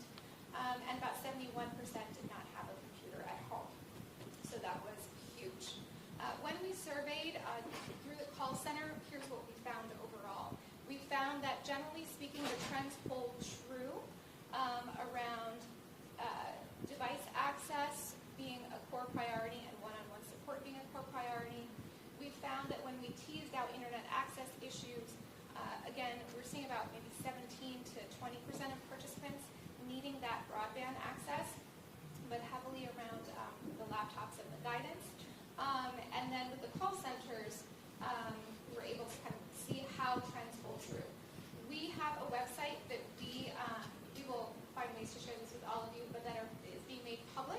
That also shares our participant level data, both for participants to be able to see in English and Spanish. When they come into our library, for example, they can see a screen that brings up this information and additional resources to guide them moving forward, but also for policymakers and others who want to see, let's verify and pressure test what's happening in the community. Some of the motivations that drive people to our program, naturally we have a lot of individuals who are looking to realize their dreams, small business owners, as we mentioned previously. There are also a large portion of our students are individuals who are between jobs and have maybe been doing a career that's very physically demanding for most of their lives and are really interested in a career change, looking to start doing something that leverages their computer skills. We also see a lot of our students are very interested in becoming more independent. They're tired of asking their family members, whose patience is maybe wearing a little bit thin, for tech support, for doing everyday type tasks. And they want to be able to start to connect with their family members completely on their own, whether that's through a computer or whether that's on their phone. A lot of people are very interested in learning English as well online, right? They might not have time to attend a traditional, especially in-person English class, but they know that there are resources available to them online. There's a whole world of learning that can be done in YouTube and YouTube College, right? There's all of that is available to them, but digital skills is a major barrier for them. In addition to that, we also have some younger individuals who are students in our program that might not be interested necessarily in college, but want to build up their skills and maybe get a certification, get their feet wet with more advanced digital skills before they move into the workforce.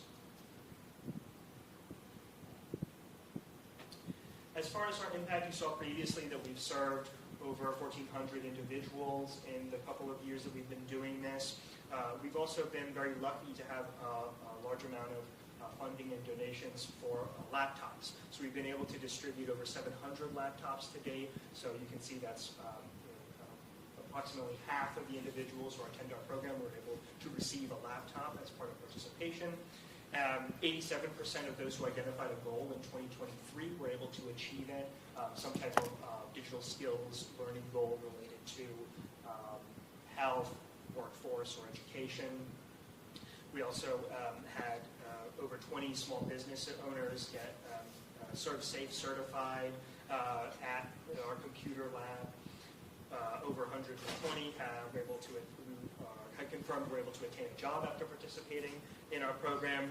We reached over 50,000 individuals through expanded newspaper editions via Impacto newspaper. So we were able to use funding from NTIA to reach a much larger audience than usual to promote adoption of digital skills. So just want to share a few lessons. When folks are coming into our programs, we're not asking them about their legal status, right? So, when folks, if they're coming or being referred specifically from our immigration legal services, that's one thing. We know that within our Education English Institute, about 30% of those participants are immigrants seeking citizenship or, again, improved work opportunities. But immigrants make up about 22% of Philadelphia's Latino population. Within our neighborhood, you'll also see Haitian, Brazilian, right, other communities around as well. Dominican, high representation, Colombian. Participation levels varied where digital skills was the primary entrance point. So we saw very, very heavy demand, and in our case, WhatsApp, once we promoted WhatsApp, it blew up in a way that was actually very challenging for our team to respond to because of the sheer volume of demand that came in via WhatsApp, where we already had demand. So WhatsApp, in particular for Spanish-speaking individuals, was huge. So just be prepared for demand if you use it. We know that it's important to structure a program with enough resources to address those equipment needs, computers. Ensure that that primary focus is on how can this make my life better. And what we're tweaking right now is repositioning messaging for some of our audiences where digital skills is part of the first outreach. So if I enroll in the Esperanza English Institute and then you try to embed digital skills into that, or you offer me a supplemental workshop, that's not what I'm focused on right now. I was focused on my English skills, right? But versus the participants who are opting directly into the digital skills program. So what we're doing is tweaking some of that messaging and also shifting the entire structure of our English language program so that it's already much more embedded in it and integrated from the start. And I just want to share, many of you may be familiar, if you aren't, go check her out, with Café Pinto. So Rosemary, along with many other small business owners who are, many who are immigrants in our community, participated in our Hope Digital Skills. But why did they do it? They did it because they wanted Safe Serve certification. And so again, many of those who sat down with Rosemary, who came from Colombia, during the workshops, she says, in the workshops there were people that had zero knowledge of technology or computers, zero. Some were business owners. And just was pointing to how important this is for the economic well-being and the vibrancy of our corridors and our neighborhoods, that folks who are already doing well, right, be able to have the opportunity to gain these additional skills. And so wanted to celebrate Rosemary's own success and to share how, that can make a difference for you all as well.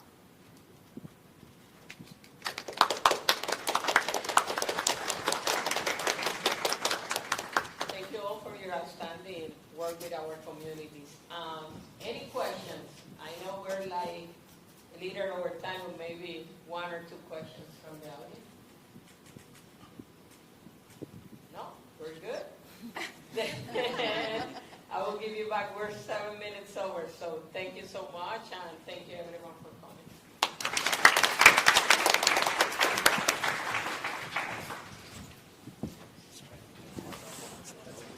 Oh, it's okay.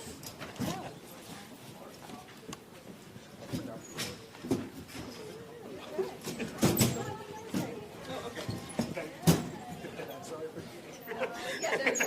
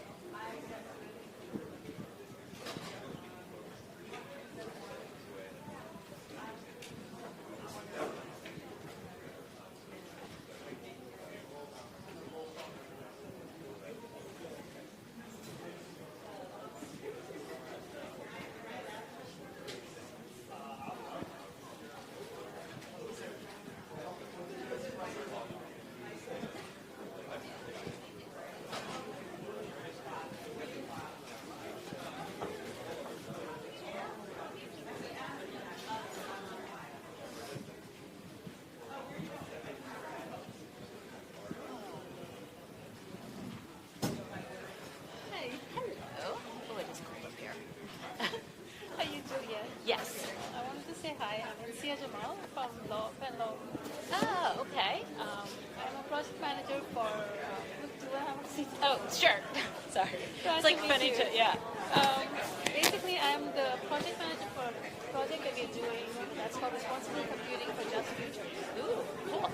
And it's funded by Mozilla. Okay. It's going to be very active like for the next 1 year, but we're hoping for 2 years so they can renew the funding. Okay.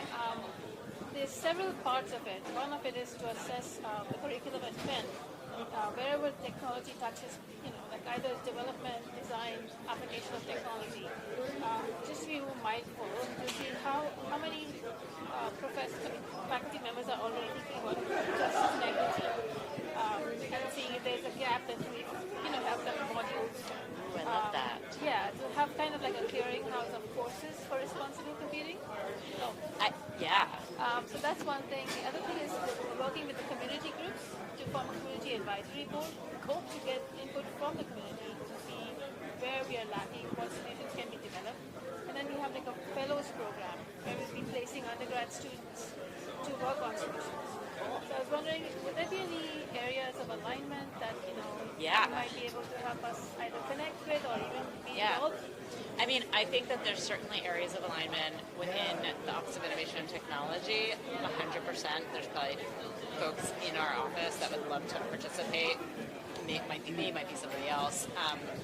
I want to acknowledge that there is this really interesting thing going on in the healthcare sector, right? Where all the programmers who are working on all of the healthcare applications, So right? sorry to interrupt. When you have a second, we're going to take another committee. We're trying to full great. committee vote. Okay, cool. So when you Yes, I will be right there.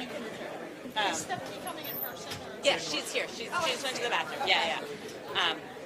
There's all this ongoing conversation about healthcare. They're building out these educational models, and the developers,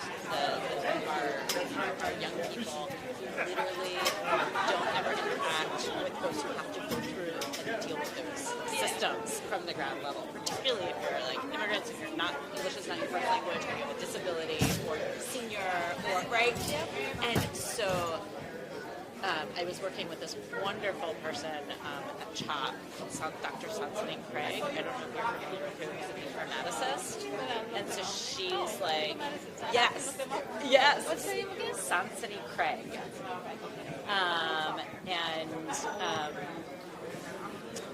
So she was really trying to figure out how to bridge this gap between this programming developer space and what's actually happening on the ground in the clinics. Anyway, so that what you were talking about querying professors and how they're teaching and how people are learning, are they talking about this from an equity lens of how do we design, not Did you want some water?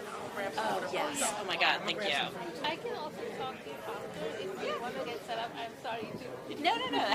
I unfortunately can't talk to you afterwards, but first of all, I'm on LinkedIn. No, I have to run afterwards. I'm on LinkedIn, and definitely feel free to email me or chat me, and we'll connect. Can we grab coffee or something? Yeah. Absolutely. I want to get your input because we have only the small window to make that impact. Yeah. So we want to make the most of it. Of course. Yeah. You already have all the knowledge and experience. I have a tiny piece of it. I'm gonna go take this photo real quick, and I'm gonna take a photo with you too.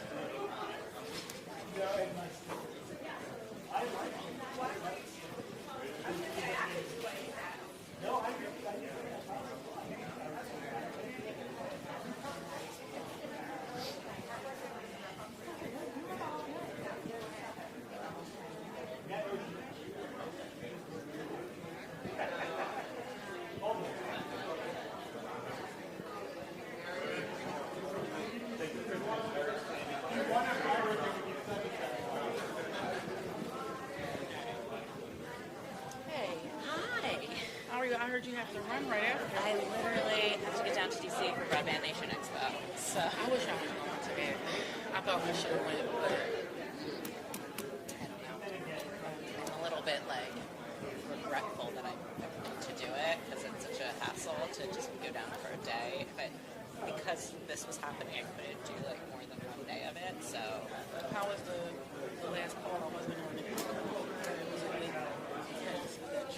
The last call for it was a little bit weirdly tense. I was not as involved. I think there's just like a lot of pushing to like it really did her best. You said you want to do our slides, Kate? Okay.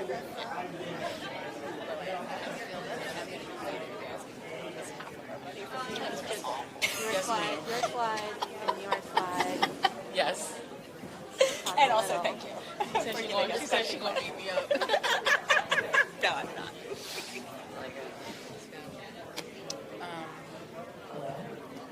Yeah, Juliet, I wish I was over some of that. I had it at Hello. I know. Save myself the stage. We're a smaller group. Hello. Welcome to the afternoon. Just know that. First things first. If you are not any people with paper and markers, please make your way forward. Because that will be important for the next 30 minutes after this important discussion. So we have one final session to close out our day together. Connecting the dots aligned city and state plans. These two fabulous women are going to be in dialogue about those things. Let's see where the dialogue goes, ladies. Please help me in welcoming Dr. Stephanie Perry from the PA Broadband Development Authority and Juliet Gates from the City of Philadelphia's Office of Innovation and Technology.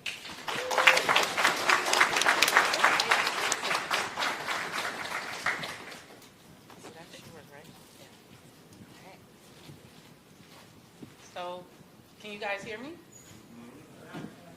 Good afternoon, everybody. Oh, you guys can do better than that. Good afternoon, everybody. So, as we were already introduced, I'm Dr. Stephanie Perry from the PA Broadband Development Authority. Today we're going to talk about what our state plan is and how it aligns with Philadelphia. Juliet? Hi, everyone. Can you hear me? Okay, yeah? All right. Juliet Gates, and as Stephanie said, we talk all the time, city and state, about digital equity, about our digital equity plans. There is, in fact, a statewide coalition called the Keystone Internet Coalition. You should all join it if you're not already part of it. But the idea is that we want to work as much as we can collaboratively with the state to bring resources across the state.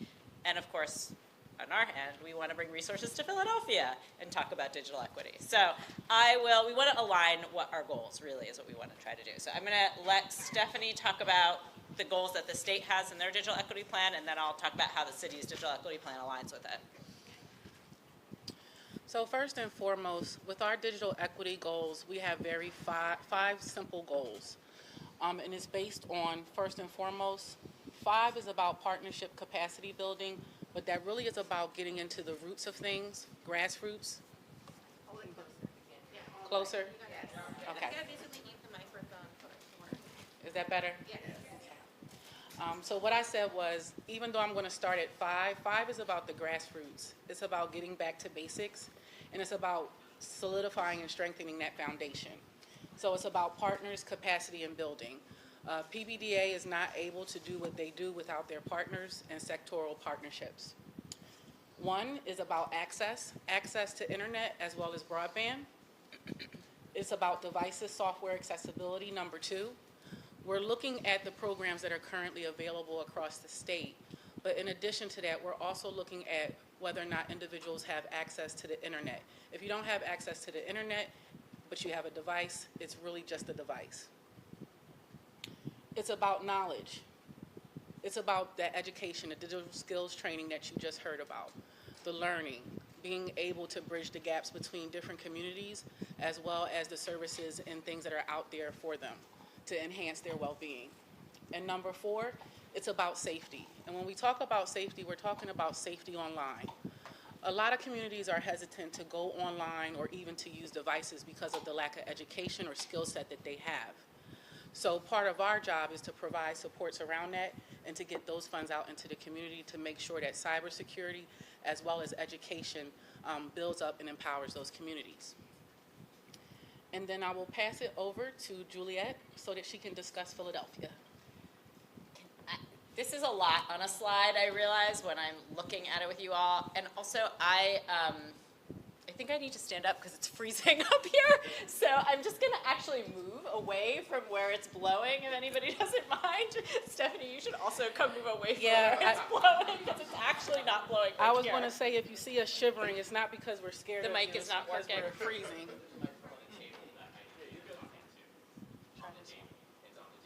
This one? Very tiny, super small. It's on this table?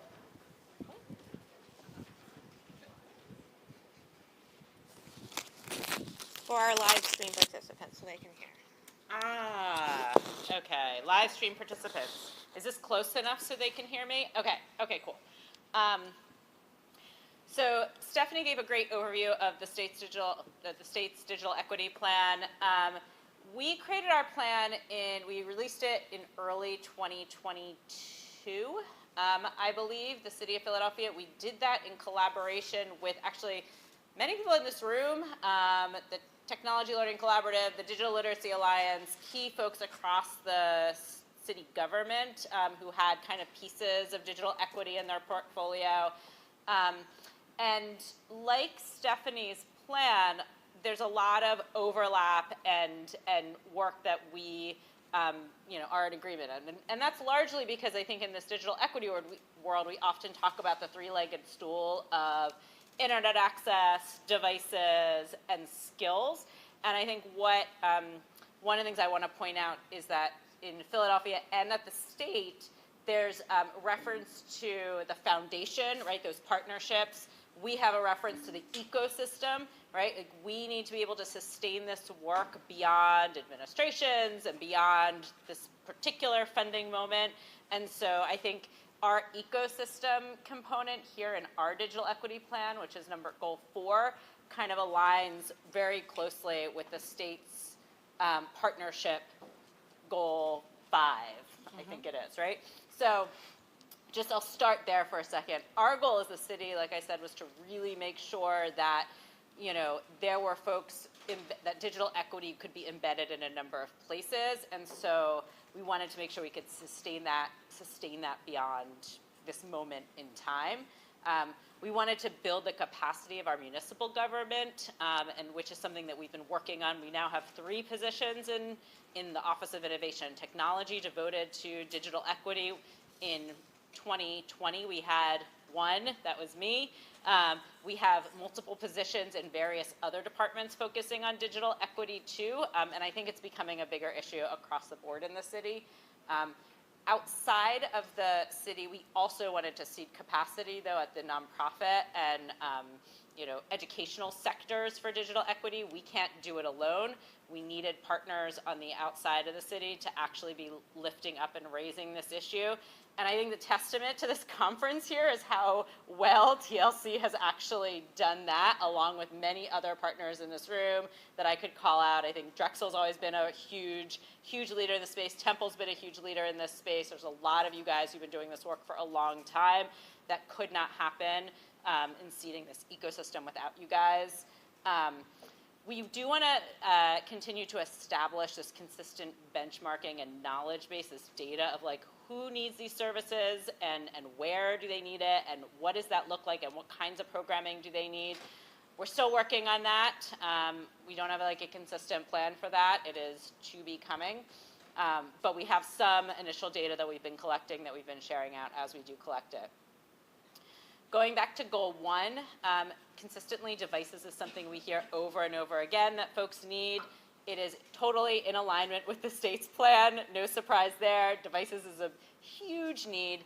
And I think that one of the data points that we've collected recently that we've seen that's been really interesting around this is that if you ask low-income folks who are low income or who have limited income, this is one of the highest priorities. If you ask folks who have a higher income, they would put internet access as a higher priority. And I think my reasoning, or we don't know exactly why that is, but I suspect it's because the price tag for a one-time purchase is actually quite high. It's hard for folks to come up with $100, $200, $300 at one time for a device where they might feel like they can pay $10, $20 a month for their internet access. It's a different way of thinking about how they spend money, how we all spend money. So devices is really important. We've always been talked about how do we bulk purchase and distribute devices at scale. We want to talk about how we develop our device ecosystem in our public computing centers. And you guys may have seen, I'll just sort of make sure you all know this because it's coming and we're going to make a big deal about it in the city. We are actually finally connecting with gigabit speed through our Verizon franchise agreement. Every recreation center will have Wi-Fi, and we're aiming to put as many computer labs in all of those recreation centers as well. It's a big deal. There hasn't been funding for that in the city to date. It is a really big deal that we've been able to accomplish that. And then we really wanted to scale and expand our system of computer recycling and refurbishing and community tech support, all of which is in the state's plan as well. It's in alignment. Connectivity, we want to make sure Philadelphians can access and afford the internet connectivity that they need. This has been actually a really hard couple years for connectivity. I'm not going to lie. We got a subsidy for the first time ever, the Affordable Connectivity Program. And in Philadelphia, we thought, woohoo, we have something finally to offer folks who can't afford internet. And then it went away. And now we're like, crap, we actually don't have that anymore. And we were really relying on it, and we really do need to go back to the drawing board and really rethink about how we provide internet access and how we can support internet access for households across the city. There's a couple ideas out there. We're going to talk about brainstorming some of that. Obviously, that's a key component of the work that the state is doing as well. And then the skills piece, training, workforce development. How do we make sure that folks have those digital skills? We, from our get-go, wanted to lift up this idea of digital navigation. I think we've done a pretty great job of it in the city of Philadelphia. I think there's a lot more to go. I think we have a great model. We have a great model for the state. We have a great national model. I think that there's a lot that we are doing that's working really well. There's always more we can be doing. I think that there's lots of organizations who are doing digital navigation, who are not calling it that, who are embedding it in all these different ways. There's our healthcare sector, who is really kind of trying to get involved in digital health navigation. There's so many components of that we barely scratched the surface of. We really wanted to build out this coordinated system of digital literacy, digital skills providers. Calling out the Office of Adult Ed in the city has really done a great job of getting this going. And there's still so much more that we can do in that space. And we wanted to think about how we can standardize some of the digital literacy assessments, curriculum, training across Philadelphia providers. I don't know, I just sat in a great conversation here at this conference, and I'm rethinking some of what we thought about this. So time to revisit this and think through that goal a little bit more. And then this one I think is really important. This multilingual outreach and programs are available to residents. We know that people with limited English who are immigrants or who have limited English proficiency also can struggle with digital skills, and that sometimes the best way to teach them is in language. And that means it's deep in communities where they trust, where they go, who are with folks who speak their language. We've seen this over and over again. We did a grant round for this a couple years ago, and it was amazing. Some of you guys are here from that grant round. I see Cambodian Association, really important work.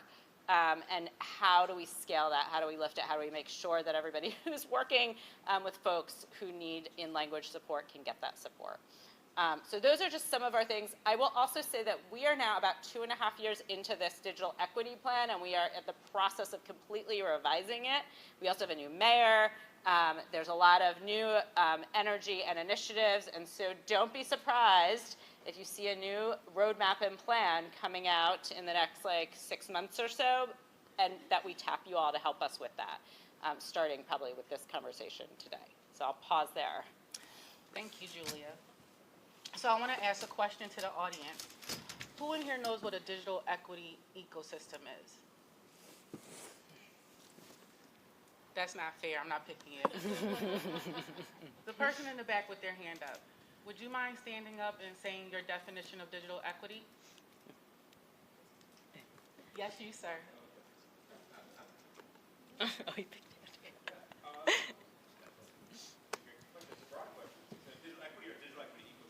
I would like you to say what your definition of a digital equity ecosystem is.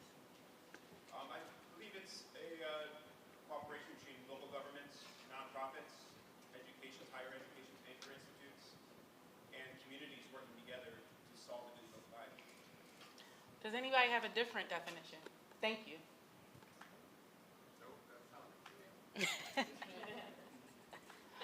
Well, so, sir, you were spot on. We want to talk about digital equity ecosystems and how they specifically align with both the state and some of the local area plans. You heard Juliet talk about Philadelphia, but there are other plans and digital equity plans across the state that are occurring right now. So that you're aware, there is a historical investment going on across the United States. Part of that is Pennsylvania is one of the top states to be awarded $25 million, give or take, dollars in order to build capacity in Pennsylvania, just for digital equity. Now, while that sounds like a lot of money, it is not. When we look at Pennsylvania, we know that it's diverse. It is geographically rural and urban with different needs and unique awareness. So with that being said, we will be opening up the capacity grant sometime in 2025. One of the things we want to talk about today is how do you prepare in your communities, but also within your organizations and agencies on how to apply for those funds. And I think one of the things that we found was important was the sectoral partnerships. Graded funding is something that you guys are probably not new to, but I want to also talk about sustainability.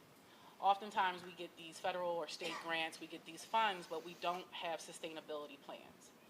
This is a historic moment for where we can invest in our community, but one of the things that we're going to need for you from the state is to figure out how to sustain, or tell us how to sustain.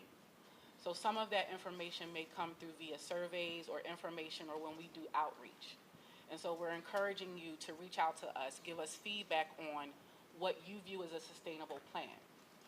Because what we don't want to see happen is communities receive these funds, create these amazing programs, and then after the funding is gone, there's no way to continue it. So we're going to do an exercise today. I don't know if we're at time yet, but one of our discussion questions for you today will be to gather at one of the tables. We want you to create your own digital equity ecosystem.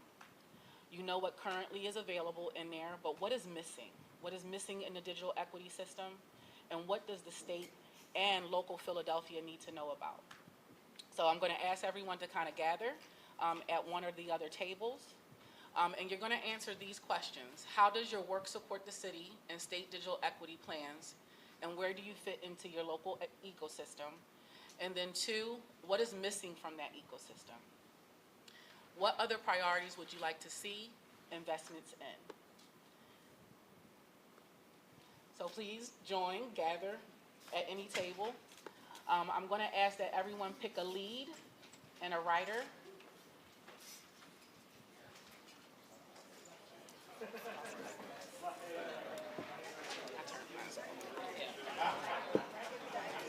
Thank you. Yeah. David, I'm going to go around. Yeah. I'm going to also, I'll circulate. Okay.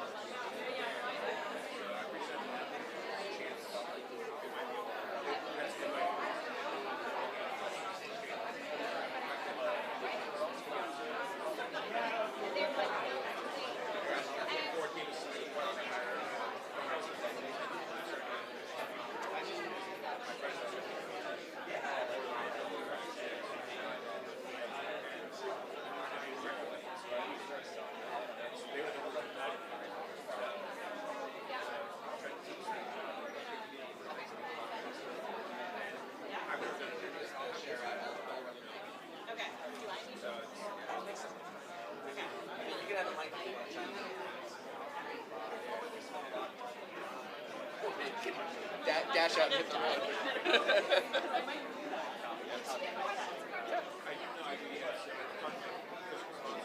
Did you podcasts or music?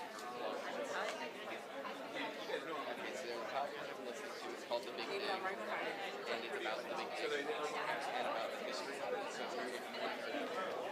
It's about the social media.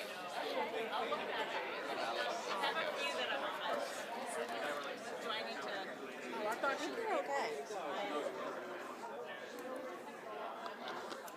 Okay. Oh. Okay, that's. All right.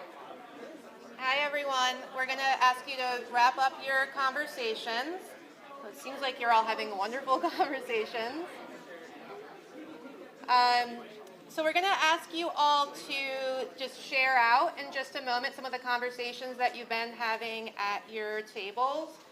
But before that, I wanted to just really quickly highlight something for you all. This is something that, here we go. I don't know, that Stephanie may not be able to share since she works for the state, but I can say this because I'm with TLC. So I want to make sure everyone knows that, as Stephanie mentioned, in 2025, the state is going to be receiving funding from the federal government for digital equity. They'll be releasing an RFP for organizations to apply for funding. And so I want to highlight for everyone the state's digital equity plan, which the goals are up here on the screen. It's also available online. The way that this federal funding worked, it was basically they asked states to first develop their plan, and this is the plan for Pennsylvania, and then the second piece of funding is to implement that plan. So if you're thinking about potentially applying for funding from the state when the funding comes out, it'd be a good idea to familiarize yourself with the state's plan. These are like the things that the state identified as being the important priorities that they're going to be looking to implement and make happen and fund. So the plan is available online. It is long, but there's an implementation plan section that's actually very short. That's really the meat of what they're going to be looking to implement. So just kind of a tip for everyone to start thinking about that funding, those funding opportunities that may be coming next year, probably I think early to mid 2025. And also be thinking about partnerships. That's really going to be also another really important piece is partnering with other organizations as part of these funding opportunities as well. So I just wanted to highlight that for you all. And now we're going to ask some folks to share out some of the stuff that you discussed. And David has a microphone down there. Who'd like to share with us?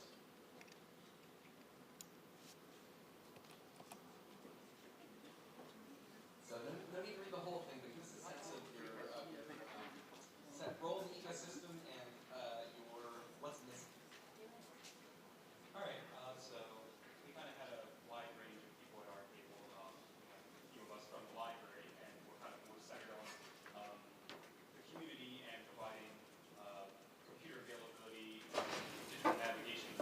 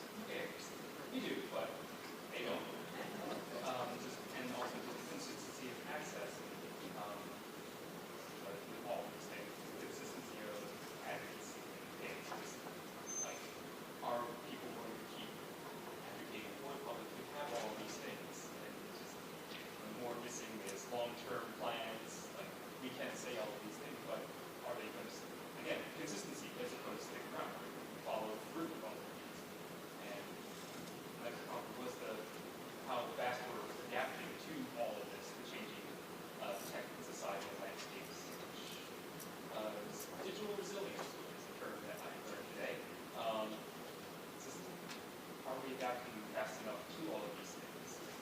Our long-term plan is falling apart because of this. And then the last thing we touched on was integration and connection between all the programs, because quite a few of the people that I talked to here didn't even know of some of the things that we were talking about. Like in the very first panel, the Welcome Center. Remember the names anymore. It's like all of these huge programs that would help everybody else. It's just, it's becoming too big for everybody to know everything. It's a shame, but how do we fix that? How do we fix those missing connections? Awesome. Thank you so much. Anybody else like to share with us? Feel free to make connections with other folks have already said. Yes, David. This way. Over here, David.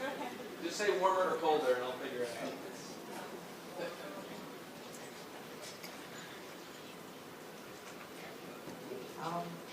We actually have a lot of overlap with said team that just went. We decided to put all of our different organizations that we all from different backgrounds as well. And we all have a lot of overlap as well, like access to direct service skills, referrals, but workforce development overall. To talk about funding, we talk about funding, sustained funding across the board. Also targeting, like continuously targeting the community that's needing most need. And we also, this is more so just question two, we talked about the strategies to better engage communities in need, and then the infrastructure for non-urban communities as well. Oh, and also ensuring like the distribution of grants and funding, like how that looks, how that works, the ins and outs of it. But yeah, we honestly have a lot in common with basically what everybody has been saying. You know, funding, everything is a big overlap. I'm responsible there. Yes. Thank you so much. Here we go. I gotta get my steps in by the end of the day, so I'm feeling pretty good.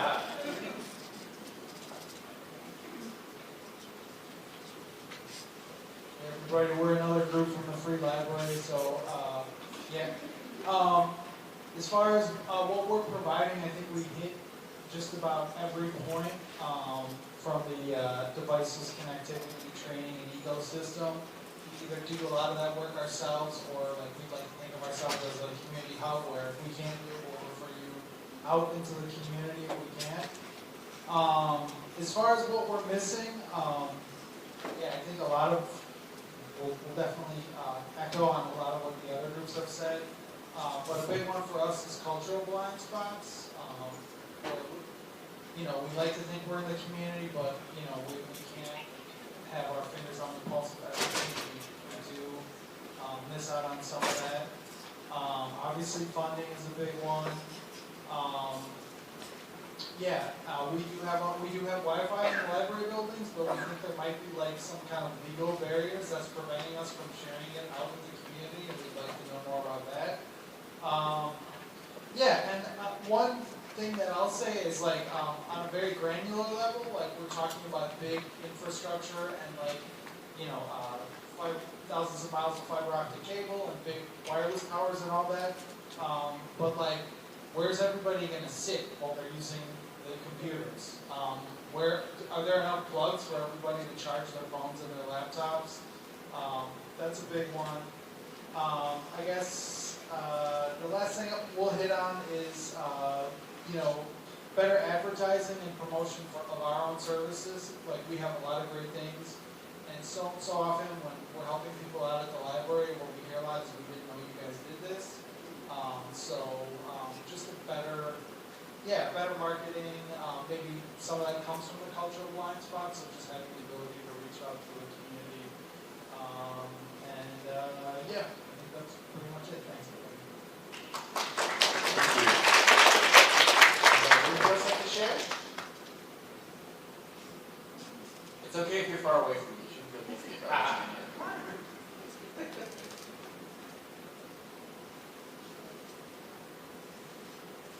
How about the web here? Can we get a description? Because we have a web.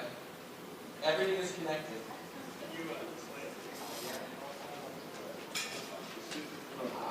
Yeah, we decided to go visual with ours. We're from the City of Philadelphia's Mayor's Office of Education and the Free Library. And I think just what we realized, we were trying to map out the ecosystem. And we realized in terms of need, how interconnected everything was, in terms of like need for devices, need for access, need for multilingual support, need for different kinds of skills. But then when we tried connecting these supports to those needs, that's when we started breaking down in our ecosystem. We weren't really sure how the state connected to some places. We weren't really sure where the devices came from and how consistently some of these resources were. So I think a lot of us in this room have a really good idea of like how complex the ecosystem is when it comes to need. But we're still trying to figure out how to connect that need to support. Thank you. Anybody else? I see a lot of great writing. I'm going to pick on you.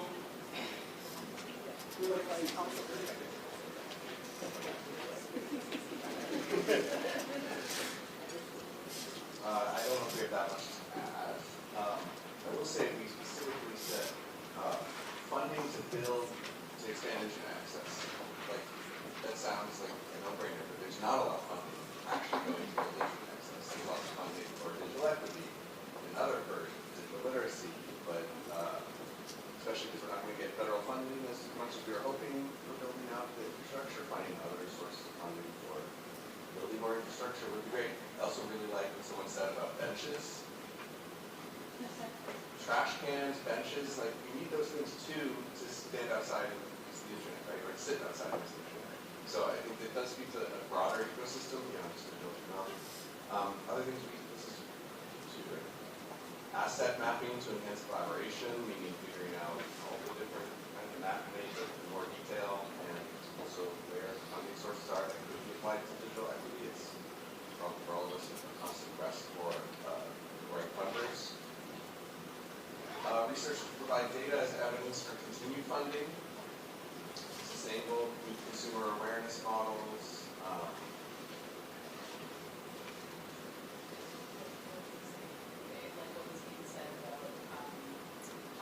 Like what was being said about how to inform people about programs that exist. So maybe like the city or state could help do like campaigning and stuff like that with media, or have like community partnerships. It's just a piece. Idea, not mine. It's a great idea.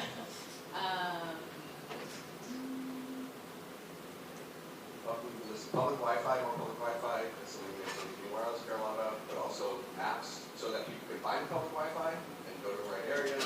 More signage about digital resources in any area. More self-sustaining internet access, not dependent on government bodies like Congress, so that puts that down. But I think there's a lot of ways internet providers around the city could be building out more sustainable and affordable internet access. More services available in non-English languages. Accountability for programming service promises that don't materialize. More access to free low-cost devices, and an education campaign. All right, thank you. I think we're going to head to our main program here, but we're going to take all of this feedback. We're going to capture all of it. We're going to share it with the state, with the city, and we'll keep in touch with everybody about the progress as we move forward with this whole process. Awesome. Fantastic. These mics are interesting. Oh, give me the good one. I don't know if it's a good one, but It's better than I wonder if we dented all of them. I don't know. Who's been eating the microphones? You have to push it so close to your face that it's like, I don't know. They're all dented. Very odd. Well, thank you again to Dr. Perry and Juliet, who actually had to scoot out and do other important digital equity work. Thank you so much for facilitating such a fantastic discussion. And as David said, your input is incredibly important to an already very aligned city and state plan, but we know that it's not enough. There's more to do.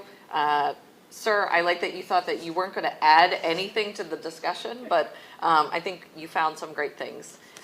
Thank you all for being here today. I think it's fantastic, the alignment both and the collaboration that we've seen of the fantastic conferences that, as Kate mentioned, are 10th.